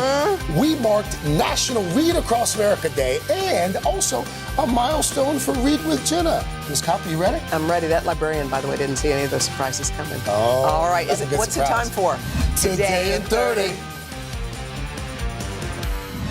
We will begin our coverage with NBC's chief White House correspondent, Peter Alexander. Peter, good morning to you. Savannah, good morning. This was a tale of two speeches last night. First, the state of the world, or perhaps more specifically, the state of Ukraine, stacked on top of a more traditional State of the Union address. President Biden slamming Vladimir Putin's war, arguing the Russian president is now more isolated from the world than ever, and that the U.S. and its allies are inflicting pain on Moscow before looking to revive his stalled agenda here at home.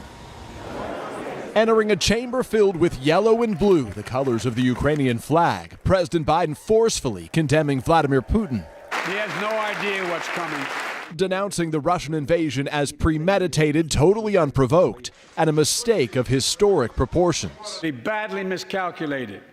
He thought he could roll into Ukraine and the world would roll over. Instead, he met with a wall of strength he never anticipated or imagined. He met the Ukrainian people. Ukraine's ambassador to the U.S. receiving a standing ovation and an embrace from First Lady Jill Biden. While the president emphasized U.S. troops would not fight in Ukraine, he delivered this emphatic warning to Russia. The United States and our allies will defend every inch of territory that is NATO territory with the full force of our collective power. Every single inch. With Russia already facing crippling economic sanctions, the president announcing a new penalty to further isolate Moscow, barring all Russian flights from U.S. airspace. The president also suggesting America is finally emerging from the pandemic. Stop looking at COVID as a partisan dividing line. See it for what it is, a god-awful disease. And despite a fast-growing economy, President Biden acknowledging too many people are still feeling the pain of rising prices. Inflation is robbing them of gains they thought otherwise they would be able to feel. I get it. In one surprising moment of unity, the president trying to move his party to the middle with a message on crime that even got some Republicans on their feet. The answer is not to defund the police, it's to fund the police.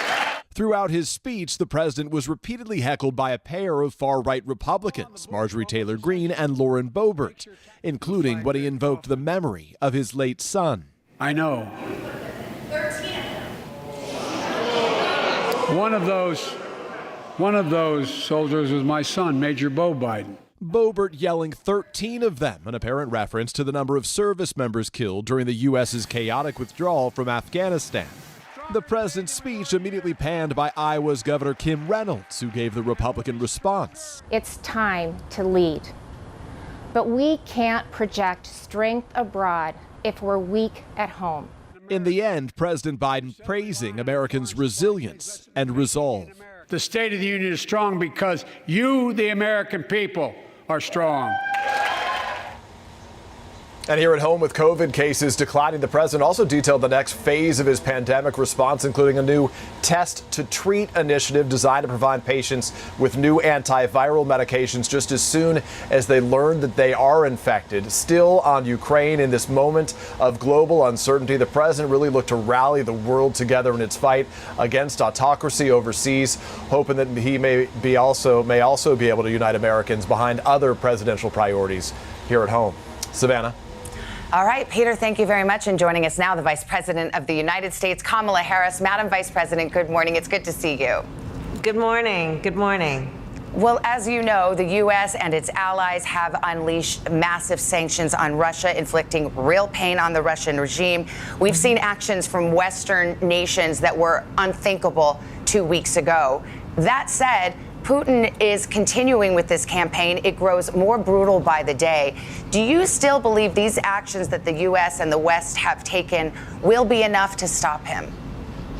Well, Savannah, first of all, let's talk about the tragedy and the atrocity of what Russia is doing. This reinvasion of Ukraine, what it is causing in terms of loss of human life, what it means in terms of invading the sovereignty and territorial integrity of an independent nation. This is why the United States has been a leader in bringing together our allies, our NATO alliance, the EU, to stand firm and resolute with some of the most severe sanctions and consequences that we've ever seen as a unified group. And what has the impact been? Well, the impact already we've seen. The ruble is in a free fall. What we've seen is the Russian stock market is closed. What we've seen is that Russia has received a credit rating of basically junk. So we know it's having impact, but we also are acutely aware of the human tragedy of it all. I mean, just yesterday I saw an image, I'm sure you saw, of a missile that was just feet away from a children's playground. So this is an ongoing issue of great concern. Yesterday I spoke with, as I've been throughout the course of these many weeks and months, but yesterday I spoke with the prime ministers of Poland, of Latvia, Lithuania, Slovenia. I talked with Romania about what we will continue to do as the United States to support our allies, and what we will continue to do to reassess on a constant basis. In some ways, what you just said makes the point. I mean, these sanctions are having quite the effect on the regime, and yet the regime, Vladimir Putin, continues apace with some of these brutal attacks that are only getting worse by the day. So my question to you is, what more is the West and the U.S. prepared to do? Last night, the president ad-libbed a line. He said that Putin hasn't seen, he doesn't even know what's coming next. I'm ad-libbing there, but he basically said he doesn't even know what's coming. So what else do we have to throw at this when Putin so far is undeterred? Well, we are going to continue to do what we've done. For example, in the sanctions, it's been sanctions against their financial institutions, against their oligarchs, where we are targeting their mansions and their jets. What we are going to continue to do is stand firm with our allies in terms of reassessing what we are doing with sanctions. Everything is on the table for consideration, frankly. What we are not going to do, and that must be said also, is as the President has continuously said, we are not going to put U.S. troops in Ukraine to fight the Russians on the ground or in the air. But we are firm in our preparedness to defend our NATO alliance and our allies every inch of the NATO territory. And we will continue to do that. And then, you know, for example, yesterday when I was speaking with the Prime Minister of Estonia, we are also prepared to stand together, reassessing on a daily basis what are the needs of the Ukrainian people, constant contact with President Zelensky to make certain that on a daily basis we're addressing the humanitarian needs as well as the security needs and the economic needs of Ukraine and the Ukrainian people. There is bipartisan agreement that there should not be U.S. direct military involvement in Ukraine, but I'm wondering if you can shed some light on where the lines are. For example, Putin is now prepared to lay siege to city centers like Kiev and Kharkiv. We've already seen it. Senator Rubio said it looked like it was going to be a medieval siege that could result in the starvation of millions. Here's my question. Is the U.S. willing to use any of its military capabilities, for example, cyber weapons, to help Ukraine defend itself? As we have said, and I'll repeat, we're not going to put U.S. troops on the ground to fight Russians in Ukraine, and not on the ground or in the air. However, we have been supplying Ukraine and our allies with an extraordinary amount of support that is about security assistance and military assistance. As I'm sure you know, we have deployed thousands of U.S. troops to our NATO alliance countries, Poland being one example, because we are prepared to assist our allies with what they need in terms of support, for example, in receiving refugees. But also we are there because we are an alliance, and as we have unified and continue to strengthen that alliance, part of the important component of that is that we stand together and we stand strong and resolute. And so we will continue to do that. On another topic, would the U.S. be willing to share intelligence with Ukraine to facilitate some kind of strike, for example, on that convoy, that 40-mile Russian convoy that is currently situated right outside Kiev? Well, I'm not going to get into the details of intelligence, which is obviously classified information, but I will say that, as has always been the case, we will share information with our allies that is in pursuit and support of our mutual concerns and priorities. The Ukrainian ambassador has said the only way to really hit Putin where it hurts is to go after his oil and gas sector. And some senators agree, Republican and Democrat. Senator Joe Manchin, for example, mentioned that the U.S. is still currently buying approximately 600,000 barrels of crude and other petroleum products every single day. Is that on the table? Is that something that the administration would continue or would consider in terms of further sanctions, cutting off the oil and gas part of the economy for Russia? Well, as you know, that on this issue, for example, we applaud Germany in terms of what it has done as it relates to Nord Stream 2, as it relates to what we need to do domestically as well as what we need to do in terms of this issue generally. We have, as the President said, reevaluated what we're doing in terms of the strategic oil reserve here in the United States to make sure that it will not have an impact, or we can mitigate the impact on the American consumer. But let's take this one step at a time, understanding that right now, on the issue of energy, our allies have stood firm and unified in a way that many of the pundits didn't predict would happen, to ensure that we are unified in our approach to this issue. Let's talk about Vladimir Putin for a moment. Some former officials, former DNI Director James Clapper called him unhinged. Condoleezza Rice called him erratic. Robert Gates saying he's off the rails. Our own intelligence indicating that he is somewhat disconnected from reality. I know you're not a psychiatrist here, but how do you assess his mental state at the moment in terms of his calculations and his ambitions? Well, listen, one thing is clear. Vladimir Putin has invaded Ukraine again, And we have been saying for weeks that we know it would happen. What is clear is that he intends to topple the Ukrainian government, and that is why we are standing firm and bringing our allies together to show our strength and our unified strength. And one thing I'm certain of, Savannah, is that what history will show is that Vladimir Putin basically ended up strengthening NATO and weakening Russia. And finally, one of the more disturbing developments in the last week is Putin rattling his nuclear sword, putting his Russian nuclear forces on special combat readiness. Have you seen Russia take any concrete action to back that up? The U.S. did not respond in kind. Do you not take that as a serious threat? Well, we listen to everything, obviously, but it is irresponsible to escalate, and we feel very strongly about this. As you know, we have a history of working with Russia in terms of this issue, and we will move on in terms of making sure that there is not escalation around this. Frankly, I think it's highly irresponsible. It's something we will obviously monitor, but our position is that we are not going to contribute to an escalation in that direction, and we have no intention of changing our posture. Then in the As few it relates moments to we our have, approach. yeah, there is obviously a refugee crisis. More than 600,000 Ukrainians have already had to flee. Some border countries are lifting restrictions, more or less saying, come on in. Will the U.S. do the same? Are we prepared to lift some of that red tape to accept Ukrainian refugees? Well, right now, there is an urgent situation taking place, to your point, and you've been covering it. We're seeing hundreds of thousands of Ukrainians flee Ukraine because of the violence that Russia is exacting on that country. We have been giving support, for example, to our allies, such as Poland. When I spoke with the Prime Minister of Poland yesterday, we talked extensively about that and what we can do to continue to increase and to support the humanitarian assistance that is necessary to address the refugees and ensure that they are being treated in a humanitarian way. We are going to continue to do the work of, in fact, American troops are there to help Poland in terms of processing folks as they are crossing the border to ensure that people are able to safely flee harm. Vice President Kamala Harris, up late, early morning. We appreciate your time. Thank you. Thank you very much. Hallie Jackson Now, weekdays at 5 on NBC News Now.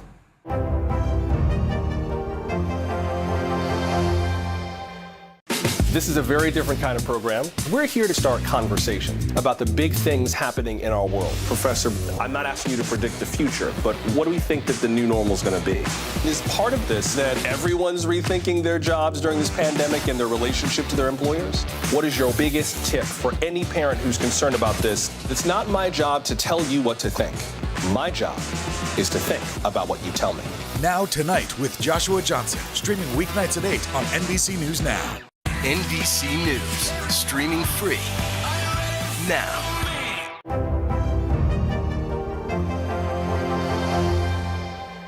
Hallie Jackson Now, weekdays at 5 on NBC News Now. Now Tonight with Joshua Johnson, streaming weeknights at 8 on NBC News Now.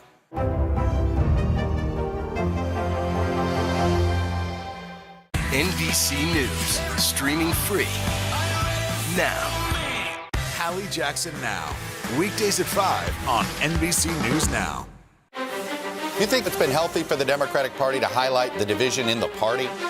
What does an exit ramp for Putin look like that allows him to save face? How much of this is on the CDC and how much of this is on Washington? If it's Sunday, it's Meet the Press.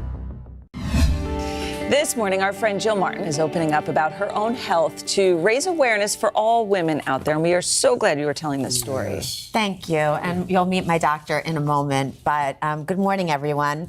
This has impacted my life for some time, but I haven't chosen to share my experience until now. Many women suffer for years because of the fear that a hysterectomy is the only option. But there may be less invasive procedures if addressed early. I wanted to share my journey with fibroids. Okay, I'm going in. Last month, I underwent a procedure to finally heal an issue I've suffered from for years, fibroids. I've had them since 2019, and my mom has lived with them for years with no issue. But at the start of the new year, many viewers were noticing a change in my body. Some thinking I was pregnant, others asking if I had gained weight. Turns out my stomach physically became distorted by the fibroids. The pain, unbearable. One of mine had grown to the size of a grapefruit, and it was sitting on my uterus. It hurt to have intercourse, and I was constantly having to use the restroom because of all the pressure. In February, with my fiancé Eric by my side, I underwent uterine fibroid embolization, performed by vascular and interventional radiologist Dr. Mark Schiffman at New York Presbyterian Weill Cornell. I have 2 fibroids. Are we going to try to get both or just the big one? Well, you have 2 bigger ones and then multiple smaller ones. We're gonna shoot to kill. Upon further examination, I didn't have 2 fibroids. I actually had 18. This procedure doesn't get rid of the fibroids. It cuts the blood flow to them, which helps them to shrink and become manageable. And Dr. Schiffman said that I was a champ. I will know if it worked in 6 months, but I am already on the mend. The silver lining is it's over. You get to see me like this. And still smiling as always. Jill. Jill, you are absolutely incredible. Joining us also is Dr. Karen Brodman, Assistant Clinical Professor of Gynecology at Mount Sinai. So good morning to you as well. And Jill, you know, this is, it's very difficult to come out with something that you're dealing with quietly for so long. Why did you decide now is the time to tell the story? And you've done it. And, you know, I feel like as a family, I've been with the show for 13 years, and our viewers, you know, we share the good. And I think as a family, to find strength, you have to share the bad. Yes. And, you know, and so that was one reason. The other reason is that it's fixable. And for me, you know, I feel like if something is fixable, I'm grateful that I was able to share this because I can help so many women. And the last reason is that I feel like, you know, for me, the choice of when over 70% of women have fibroids. Okay. And historically, you think that hysterectomy is the only option. So you deal with it. So you deal with it, and you deal with the pain, and you see the way my body was just, I didn't look like me or feel like me, and the pain was so unbearable. And the thought of not being able to carry children, although that's not in my plan right now, wasn't an option for me. And so to be exposed to these other options that so many women don't know about is why I'm sharing this. And I think Dr. Brodman can help shed light. You know, so many people out there are suffering in silence. They're called silent sufferers. So Dr. Brodman, to that point, I mean, so in the piece there, Jill talked about her mom having fibroids, but I guess they pretty much lay dormant for her life. I mean, why does that happen for some women and not for others? And who's most at risk? Well, you know, that's a great question. So women, we usually see fibroids present in the 30s and 40s. Often there's a family history. We find that Black women, African American women, are more impacted than others. Their fibroids are usually a little more aggressive, and they are faster growing, and they occur at younger ages. So it's a fairly common problem across, you know, all demographics. First of all, we love you, and I can't believe that, you know, you have the strength to share this, and we're so proud of you. Thank you. I want to ask the doctor, the symptoms that Jill described, abdominal pain, frequent urinating, pain during intercourse. Right. Are these the most common symptoms? Is this what you're always seeing? They are very common, very common. There are 3 basic areas of symptoms that we see. One of the presenting symptoms is often heavy menstrual bleeding between periods. And that is usually the first literally red flag. Other symptoms include pressure symptoms. The fibers get very large. They start to push on various parts of the body, bladder pressure, pelvic pressure, pelvic pain, and then finally fertility issues. So these fibroids are large masses in the uterus, and they can sometimes prevent fertility or prevent pregnancy, and often they can cause miscarriages or even cause problems later on with a pregnancy. But it's not universal. It depends on the size and the location and the number. So what is the treatment besides a hysterectomy? Lots of treatments. So you really have to tailor the treatment to what is going on with the patient. And it's also patient-centered treatment.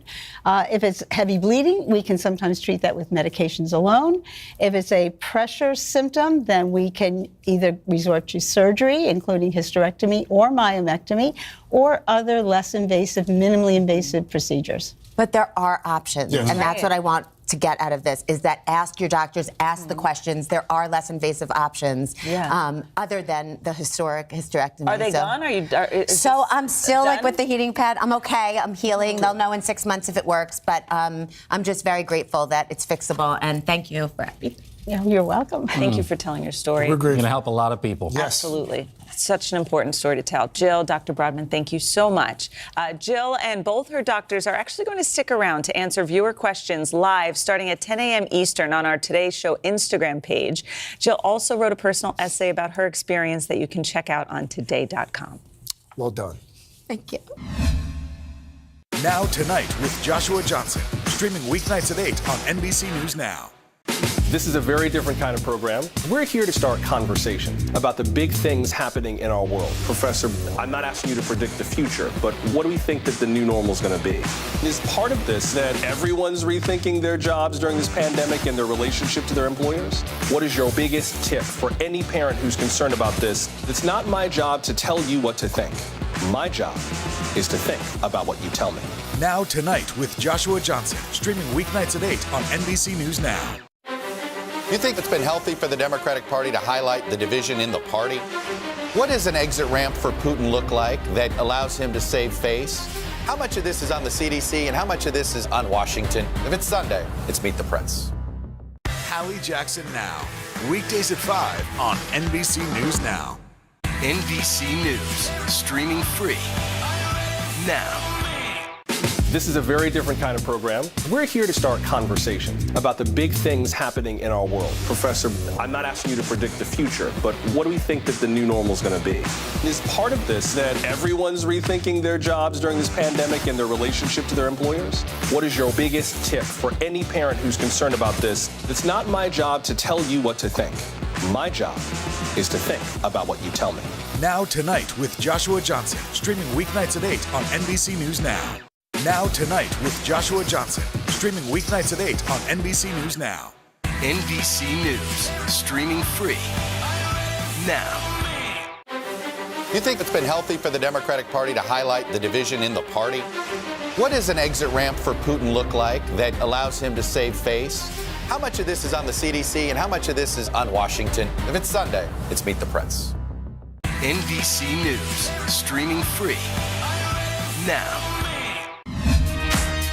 Well, the woman behind our popular book club is here along with a team of authors. As you've seen on the plaza, she's handpicked all along the way. We're going to find out what they're up to in just a bit. But first, JB, you've got a really special story for us this morning. I really do. So I've loved books for as long as I can remember. And I started Read with Jenna to share that love and to create a community for others who feel the same way. And on this special day, I want to introduce you to another lady who loves to read. She's a school librarian. She's fiercely devoted to her students, her community, and books. You just have to meet Mrs. Michelle Wright Jump. Before you even step foot inside of Horizons on the Hudson Magnet School in New Bern, New York. Hi, guys. Bye. You know something special is happening within its walls and something magical in its library. What do you feel when you walk into your library? Love. Michelle Wright Jump has been the school librarian for more than a decade, a job she calls a dream. I absolutely love what I do. I love my kids. It just makes my day, just knowing that I'm touching their lives and that we have a connection. The school is rich in diversity and culture, and for some, English is not their first language. With books in a dozen different languages, Mrs. Jump makes sure that her students feel valued and recognized in her library. What does it feel like when you recommend a book to a child and they feel seen? I think it affirms who they are. When a kid comes in and they like the book that I recommend, oh my goodness, it is the best feeling in the world, because I know that if that child's a reluctant reader, then I'm onto something. And it opens up so many worlds. It does. It does, like it did for me. An immigrant herself, Mrs. Jump grew up in Jamaica with no access to a school library. Her parents prioritized literacy for her and her siblings, but she admits it wasn't love at first sight. One holiday, you asked for a record player. We were into music. We wanted to sing Michael Jackson and Karen Carpenter. And my parents brought us a set of encyclopedias. We wanted a record player. But it transformed our lives. our house became like a hub for research for the whole community. If reading is her first love, then her community is a close second. Mrs. Jump envisions her students making a difference in their hometown. My dream is that one day when I'm old and great, that I'll see them as president, as the business owner somewhere, making decisions in the community. And that's why we bring in community partners so that they can model for them. Last year, Mrs. Jump was named the New York Library Association's Librarian of the Year. But her students love her more for her heart than her fancy title. I think I met her when I was in first grade. And then when I saw her, I was thinking in my head, oh my gosh, she's my favorite. After I met Miss Jump, she encouraged me and inspired me to read more. It's so cool how she likes to focus on each and every one of us to make us be better. Oh, that's so sweet. There's not much Mrs. Jump won't do for her kids. She embraces their cultures, even painting the flags of her students' homelands on her nails. How do they respond when they see their home country painted? Sometimes they're distracted. But again, they feel affirmed. They know that where they're from is important, who they are is important. They'll be validated here. Now Tonight with Joshua Johnson, streaming weeknights at 8 on NBC News Now. Hallie Jackson Now, weekdays at 5 on NBC News Now. This is a very different kind of program. We're here to start conversation about the big things happening in our world. Professor, I'm not asking you to predict the future, but what do we think that the new normal is going to be? Is part of this that everyone's rethinking their jobs during this pandemic and their relationship to their employers? What is your biggest tip for any parent who's concerned about this? It's not my job to tell you what to think. My job is to think about what you tell me. Now Tonight with Joshua Johnson, streaming weeknights at 8 on NBC News Now.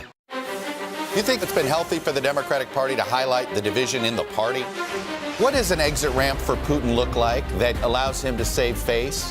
How much of this is on the CDC and how much of this is on Washington? If it's Sunday, it's Meet the Press. Now Tonight with Joshua Johnson, streaming weeknights at 8 on NBC News Now. NBC News, streaming free now. Hallie Jackson Now, weekdays at 5 on NBC News Now.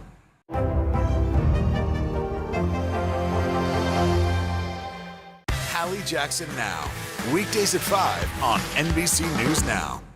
Now Tonight with Joshua Johnson, streaming weeknights at 8 on NBC News Now.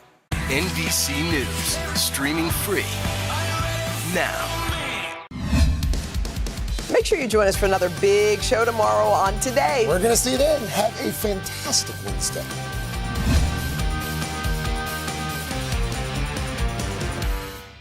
I love the city of Baltimore. I've been coming here for years, and if there's one thing I know, the city of Baltimore is serious about his crab.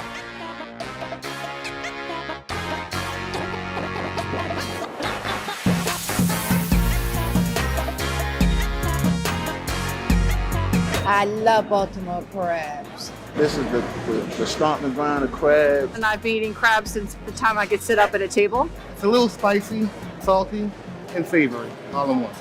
If I could describe the taste, you can. You just have to try it. You just have to try it. It's time to head out of Studio 1A and hit the road for a new kind of culinary adventure. Follow me as I taste some of the most iconic foods around the country and meet the families behind them. Together, we're going to learn how a good meal has the power to connect us to our past, our future, and each other.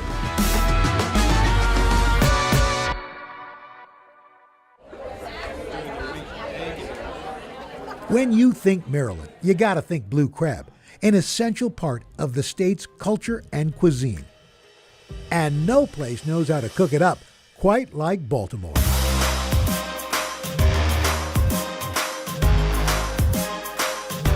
I mean, just as many ways as you can count, you can find ways to eat crab. Of course, there's your basic, your steamed crab with the beautiful spices, and you just start whacking that bad boy. You can get all that beautiful meat out. You can get canned crab if you'd like. Of course, there's also the fabulous crab mac and cheese with a hot dog. There's the crab dip, there's your crab soup, and of course, the king of crab, the crab cake. Yes, but this is a cake that needs no icing.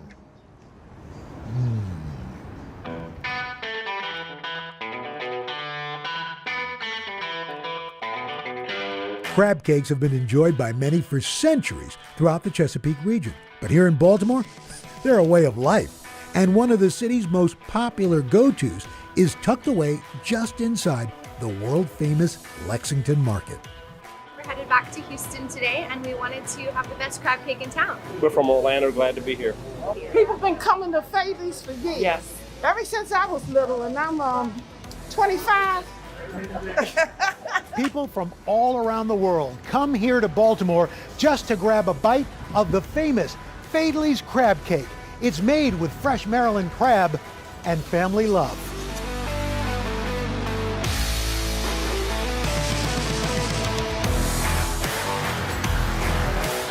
Everybody looks the same. How are you, my dear? Hello. Hello, hello. So good to see you. How are you, sir? You looking good? You're looking great. Got something for you. All right. There you go. There you go. You need one of those. Oh, yeah. There you are. Now I'm feeling really crabby. Pardon me, I've got to get a lawyer because there's a clause I have to have checked. I've known the folks at Faidley's Seafood for years, but they've been serving up fresh crab cakes even longer.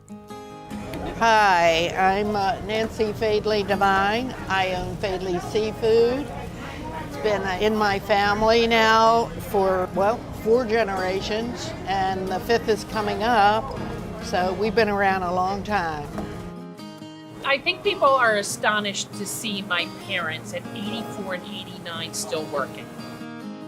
You can get another 5 cans and do a second batch if you need to with them. People ask her for an autograph, they ask her for a picture, they ask her to hold their babies. You know, it's really fun. I mean, here's this company that's been part of Baltimore for over 130 years. Right. What is it about your place that has people coming back? Right. I think it's that people come in here and go right away. There's a warmth. Uh-huh. It's like walking into somebody's home they're happy to have you. Uh-huh. You know, come and you feel, oh my gosh, I feel at home. And I get people, we were here 20 years, it's exactly the same. In fact, Faidley's still stands in its original location, founded here by John W. Faidley Sr. in 1886. Started off as a seafood stall, but over the generations grew into a Baltimore tradition, led by Bill and Nancy Devine, along with their daughter. Damie Hahn, and I am the 4th generation of Faidley's, so I do everything. Give them a little bit of a smorgasbord of everything. Going over here to fillet a fish, over here to shuck an oyster, over there to steam a crab, back here to fry, up here to make a crab cake, back down on the phone, running in the shipping department. A tray like that is about, 1, 2, 3, 4, 5, 6, 7, 8 bushels of crabs in order to get that tray. That's a lot of picking, and I don't think people realize how much work goes into getting an all jumbo lump. Growing up, did you think you were going to end up here? You were going to be doing this? No, but it was hard to get away from, and I couldn't see it going away. I couldn't see it ending with my parents. So the pandemic hit. Yes. You really had to step up. My father called me and I said, Dad, you guys cannot come in here. You know, we don't know anything about this virus and the effects, especially on the elderly. And I know you want to be here, but you can't. And he said, Damie, do whatever you do, whatever you can to make payroll. It just makes me cry when I think about it. He said, just make sure that we don't have to lay anybody off. I don't want to lay anybody off. I don't want anybody to lose their job. And we did it. And I saw it back when I came here in the 90s, and I still see it today. This truly is a family. Oh, it is a family. and it's funny because I often tell people, Mom and Dad don't treat the employees any differently than they treat me. And that's the God's honest truth. Which could be a good or a bad. That's the God's honest truth. And that's why you end up having so many multi-generation families staying here. That's right. Faidley's isn't just a family-owned business. It's run by family as well. Multiple generations of employees, father and daughter, father and son, mom and daughter, all building a home here. I've been here since a junior in high school, so I've been doing the thing for a while. I'm gonna say it's been around 33, 34 years. And I started in 79, a week before my son was born. I started at 14 years old, and I'll be 42 years old in December. It's always a challenge working with family. A lot of personalities, but you love each other and it always works, it always works well. What's really, really bad is when your kids are grandmothers. Well, we were in the middle of an interview. Oh, you just broke in. You have to start over? Yes. You were saying about the challenges of working with family? It's just a few of them, Just a few. While the family spirit makes customers feel at home, it's Faidley's crab cakes that keep them coming back. What kind of oil do you cook your crab cakes in? Soybean. Soybean, thank you. So excited to have this crab cake. And I watch people for the first time put it in their mouth and they go, oh my God. And they're standing at a table in a market. Yeah. They're not sitting down to a white tablecloth and having somebody serve it on a silver platter. It's on a paper plate, but it belongs on a silver platter.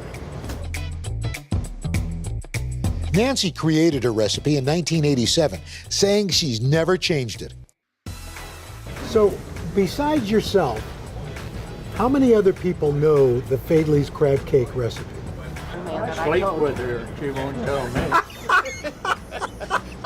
He doesn't even know how to make a cup of coffee. Why would I tell him?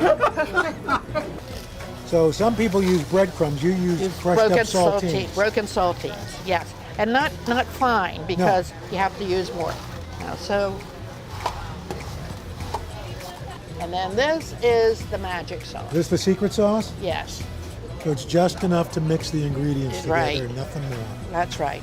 And the Fine. big ball of crab right there. That's it. Boom.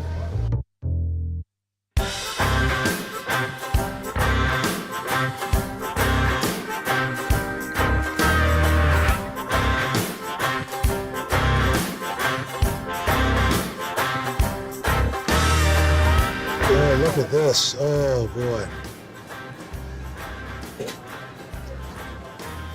Oh.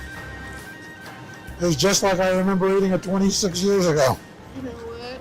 I'm told that all the time when people come in here. The best part about this is you haven't changed a thing.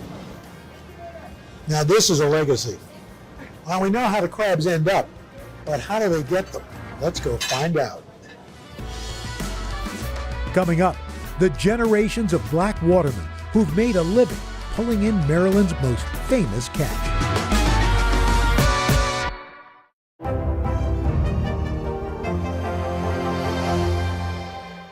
Hallie Jackson Now. Weekdays at 5 on NBC News Now. Now Tonight with Joshua Johnson. Streaming weeknights at 8 on NBC News Now. Hallie Jackson Now. Weekdays at 5 on NBC News Now. You think it's been healthy for the Democratic Party to highlight the division in the party? What does an exit ramp for Putin look like that allows him to save face? How much of this is on the CDC and how much of this is on Washington? If it's Sunday, it's Meet the Press. This is a very different kind of program. We're here to start conversation about the big things happening in our world. Professor, I'm not asking you to predict the future, but what do we think that the new normal is going to be? Is part of this that everyone's rethinking their jobs during this pandemic and their relationship to their employers? What is your biggest tip for any parent who's concerned about this? It's not my job to tell you what to think. My job is to think about what you tell me. Now Tonight with Joshua Johnson. Streaming weeknights at 8 on NBC News Now. You think it's been healthy for the Democratic Party to highlight the division in the party? What does an exit ramp for Putin look like that allows him to save face? How much of this is on the CDC and how much of this is on Washington? If it's Sunday, it's Meet the Press. NBC News, streaming free now. Now Tonight with Joshua Johnson. Streaming weeknights at 8 on NBC News Now.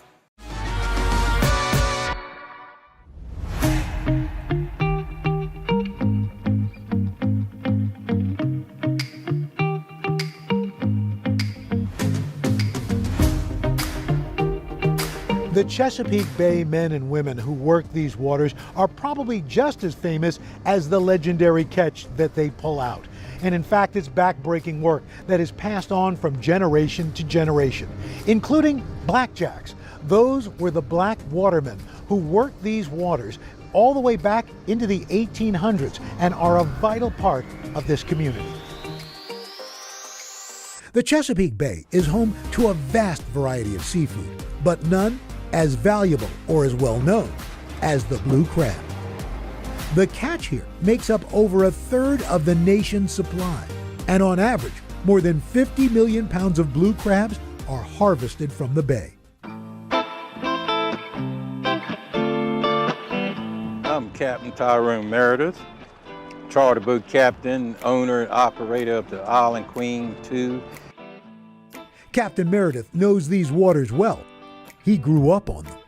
I'm the fourth generation waterman, and my great-grandfather, he worked on the water, my grandfather, and my father. We've been here ever since the 1860s, making a living working on the Chesapeake Bay.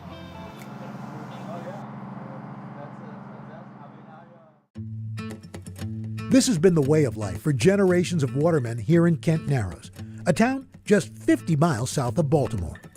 For hundreds of years, they've caught, processed, and sold blue crabs to markets up and down the eastern shore. By the mid to late 1800s, Kent Narrows had also become one of many unlikely havens on the bay for free and enslaved African Americans. There was more black watermen anywhere on the whole East Coast, probably in the United States. Those watermen, also known as blackjacks, forged their path to liberation on the water. Their expertise essential to the booming seafood industry. So much so, the government granted some black watermen Seamen's Protection Certificates, providing sailors with American citizenship and a path to economic freedom. Hey, Lois, I'm coming up on you now. Okay, I got you. Yeah?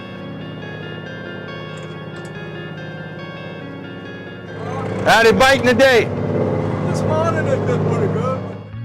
Well, being out here is your own boss. You do what you want to do and got nobody to tell you, go get me this or go get me that.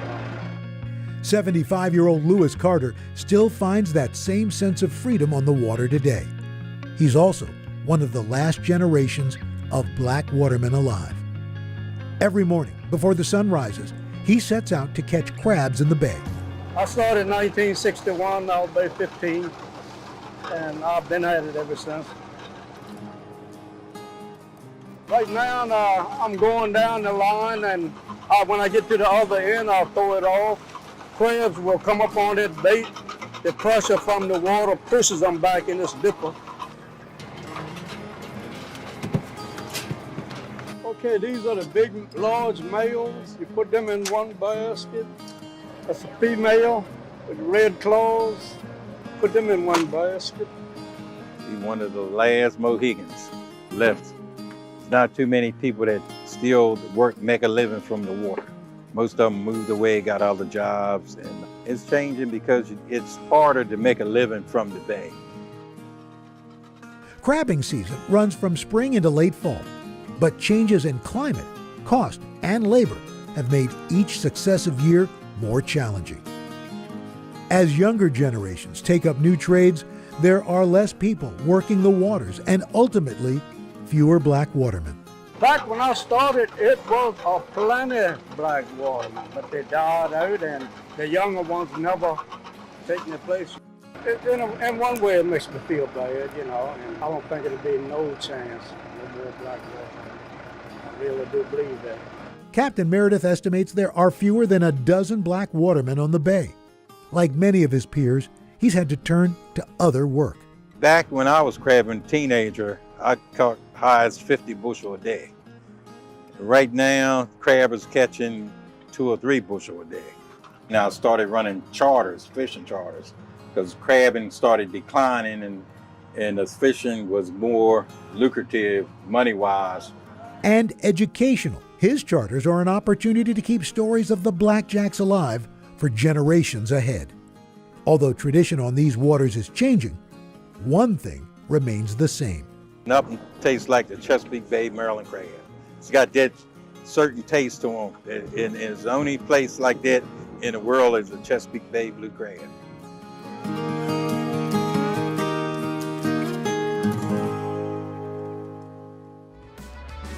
Next, an up-and-coming Baltimore chef inspired by his family's love of cooking. NBC News, streaming free now. Hallie Jackson Now, weekdays at 5 on NBC News Now. NBC News, streaming free now.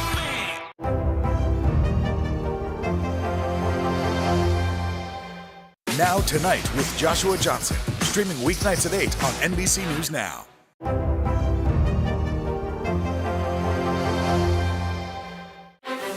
You think it's been healthy for the Democratic Party to highlight the division in the party? What does an exit ramp for Putin look like that allows him to save face? How much of this is on the CDC and how much of this is on Washington? If it's Sunday, it's Meet the Press. Hallie Jackson Now, weekdays at 5 on NBC News Now.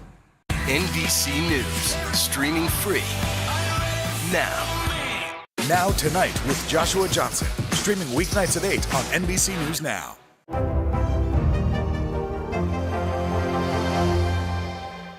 Hallie Jackson Now, weekdays at 5 on NBC News Now.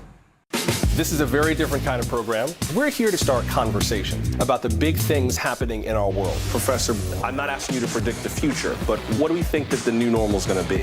Is part of this that everyone's rethinking their jobs during this pandemic and their relationship to their employers? What is your biggest tip for any parent who's concerned about this? It's not my job to tell you what to think. My job is to think about what you tell me. Now Tonight with Joshua Johnson, streaming weeknights at 8 on NBC News Now. Hallie Jackson Now, weekdays at 5 on NBC News Now. You think it's been healthy for the Democratic Party to highlight the division in the party? What does an exit ramp for Putin look like that allows him to save face? How much of this is on the CDC and how much of this is on Washington? If it's Sunday, it's Meet the Press.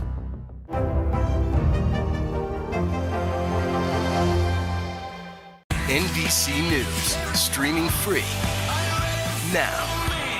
Now Tonight with Joshua Johnson, streaming weeknights at 8 on NBC News Now.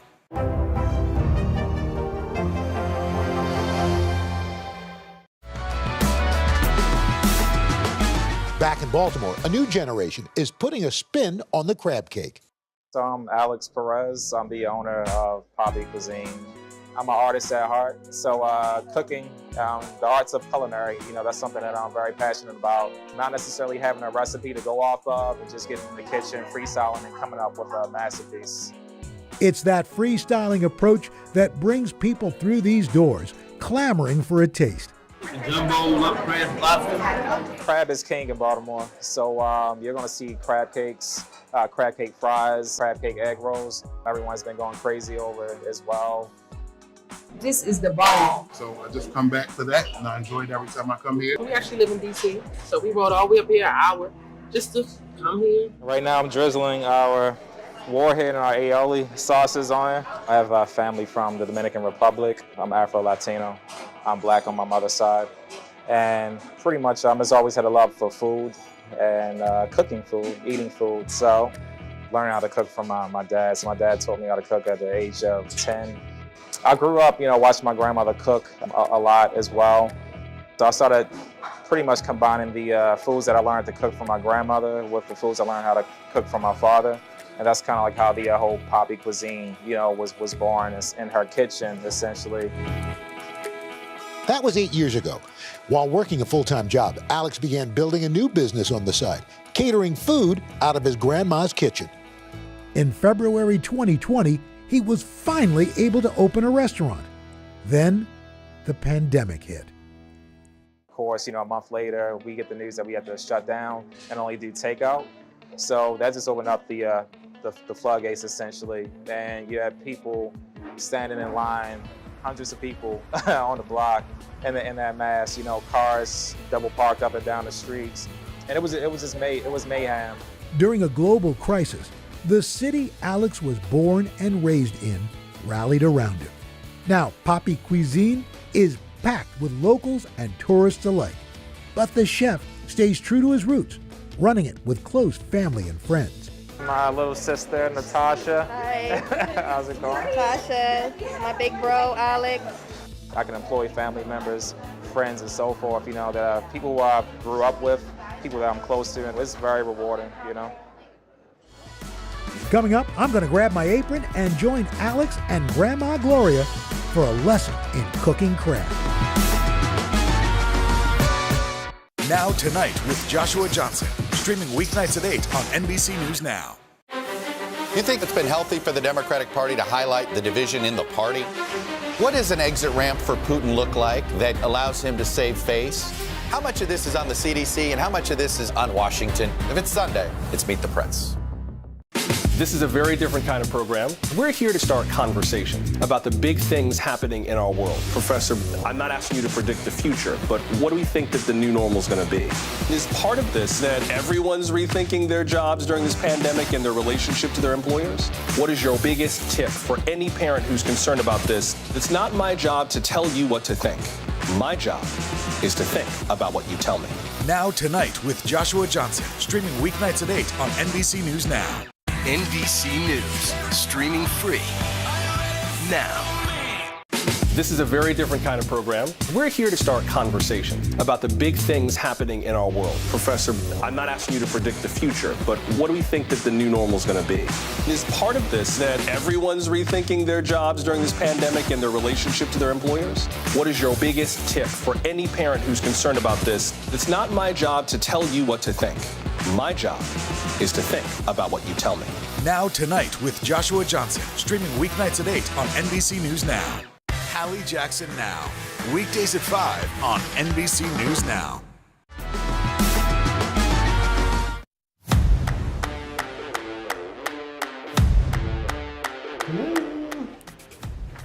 Chef Alex. Hey, how's it going? Nice to meet you. I wanted to meet Alex and his grandma Gloria, the inspiration behind his cooking. So I dropped by their kitchen to say hello. And what I know, I picked up from my grandmother, my mother-in-law, and just put my own spin on certain dishes. I didn't follow it to the recipe to the letter. So you're able to ad-lib a little bit. Yeah, but he's always asked me when I fix a dish, well, what did you put in this? How did you do this?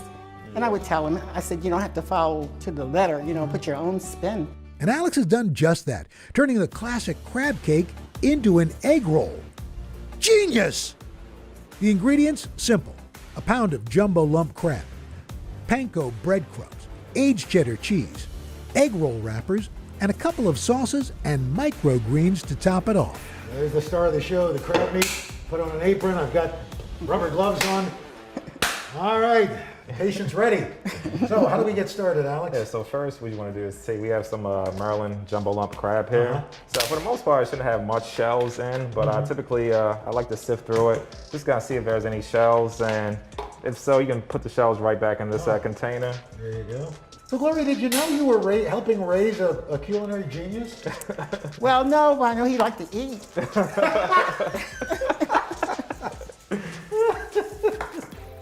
This sauce in particular is our crab sauce mix. So we're gonna drizzle a little bit at a time, because I don't wanna put too much, just enough to bind. You got enough for Al? Yep, I think I'll have enough. She stayed by me. I like this. I like this lady. This is why I'm so particular about, you know, when I'm doing things in the kitchen.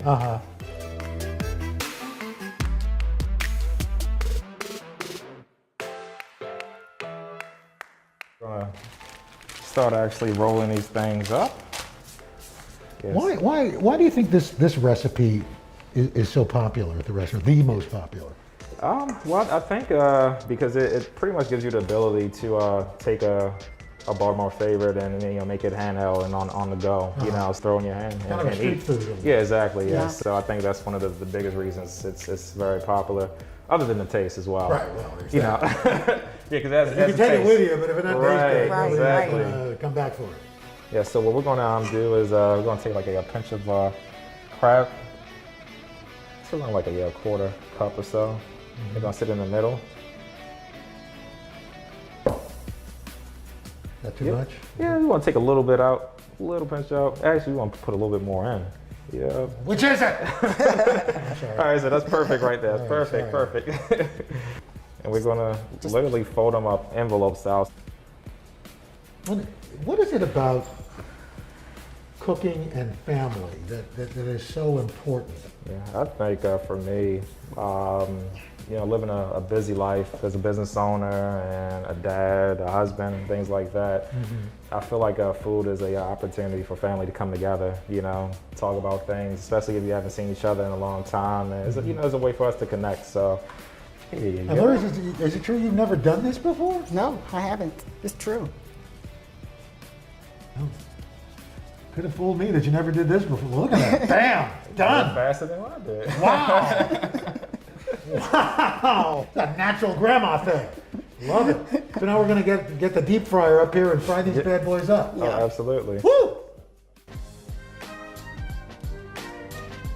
If you had to describe the heart of your cuisine, what is it, and how does Baltimore kind of is part of that?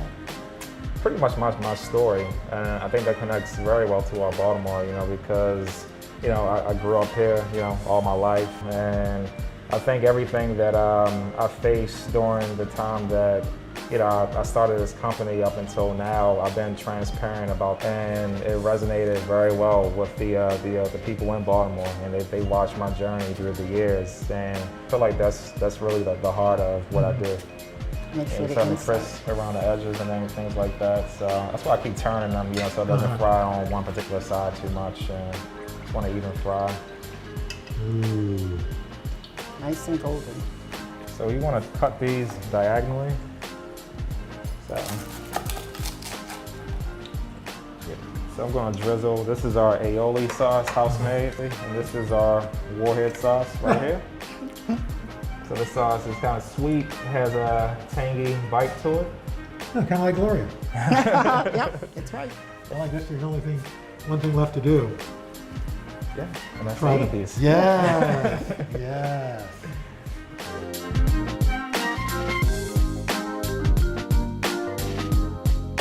Crab cake egg roll. Yeah. Here we go.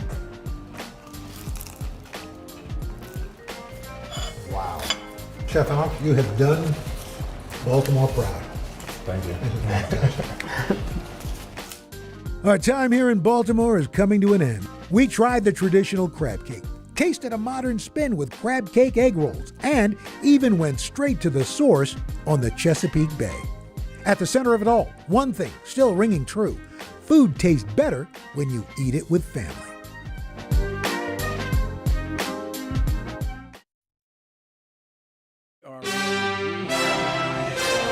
Good morning. Talking tough. President Biden using his first State of the Union address to condemn Vladimir Putin's war on Ukraine. He badly miscalculated. He thought he could roll into Ukraine and the world would roll over. The Ukrainian ambassador given a standing ovation in the chamber, a remarkable bipartisan show of support. Ukraine. Thank you. But how far are the U.S. and its allies willing to go to stop Putin's siege? Our live interview with Vice President Kamala Harris just ahead. Breaking overnight under fire, Russia ratchets up its assault on key Ukrainian cities, direct attacks on civilian targets. This morning, a first-hand look at the growing toll and the massive refugee crisis now unfolding. We'll talk live with a member of Ukraine's parliament begging for assistance. Striking out, Major League Baseball cancels games and delays opening day after owners and players fail to reach a deal to end the lockout. What will it take to save the season? The very latest straight ahead. Saying thanks, Bob Saget's wife posting her appreciation to fans overnight. The kindness you all have shown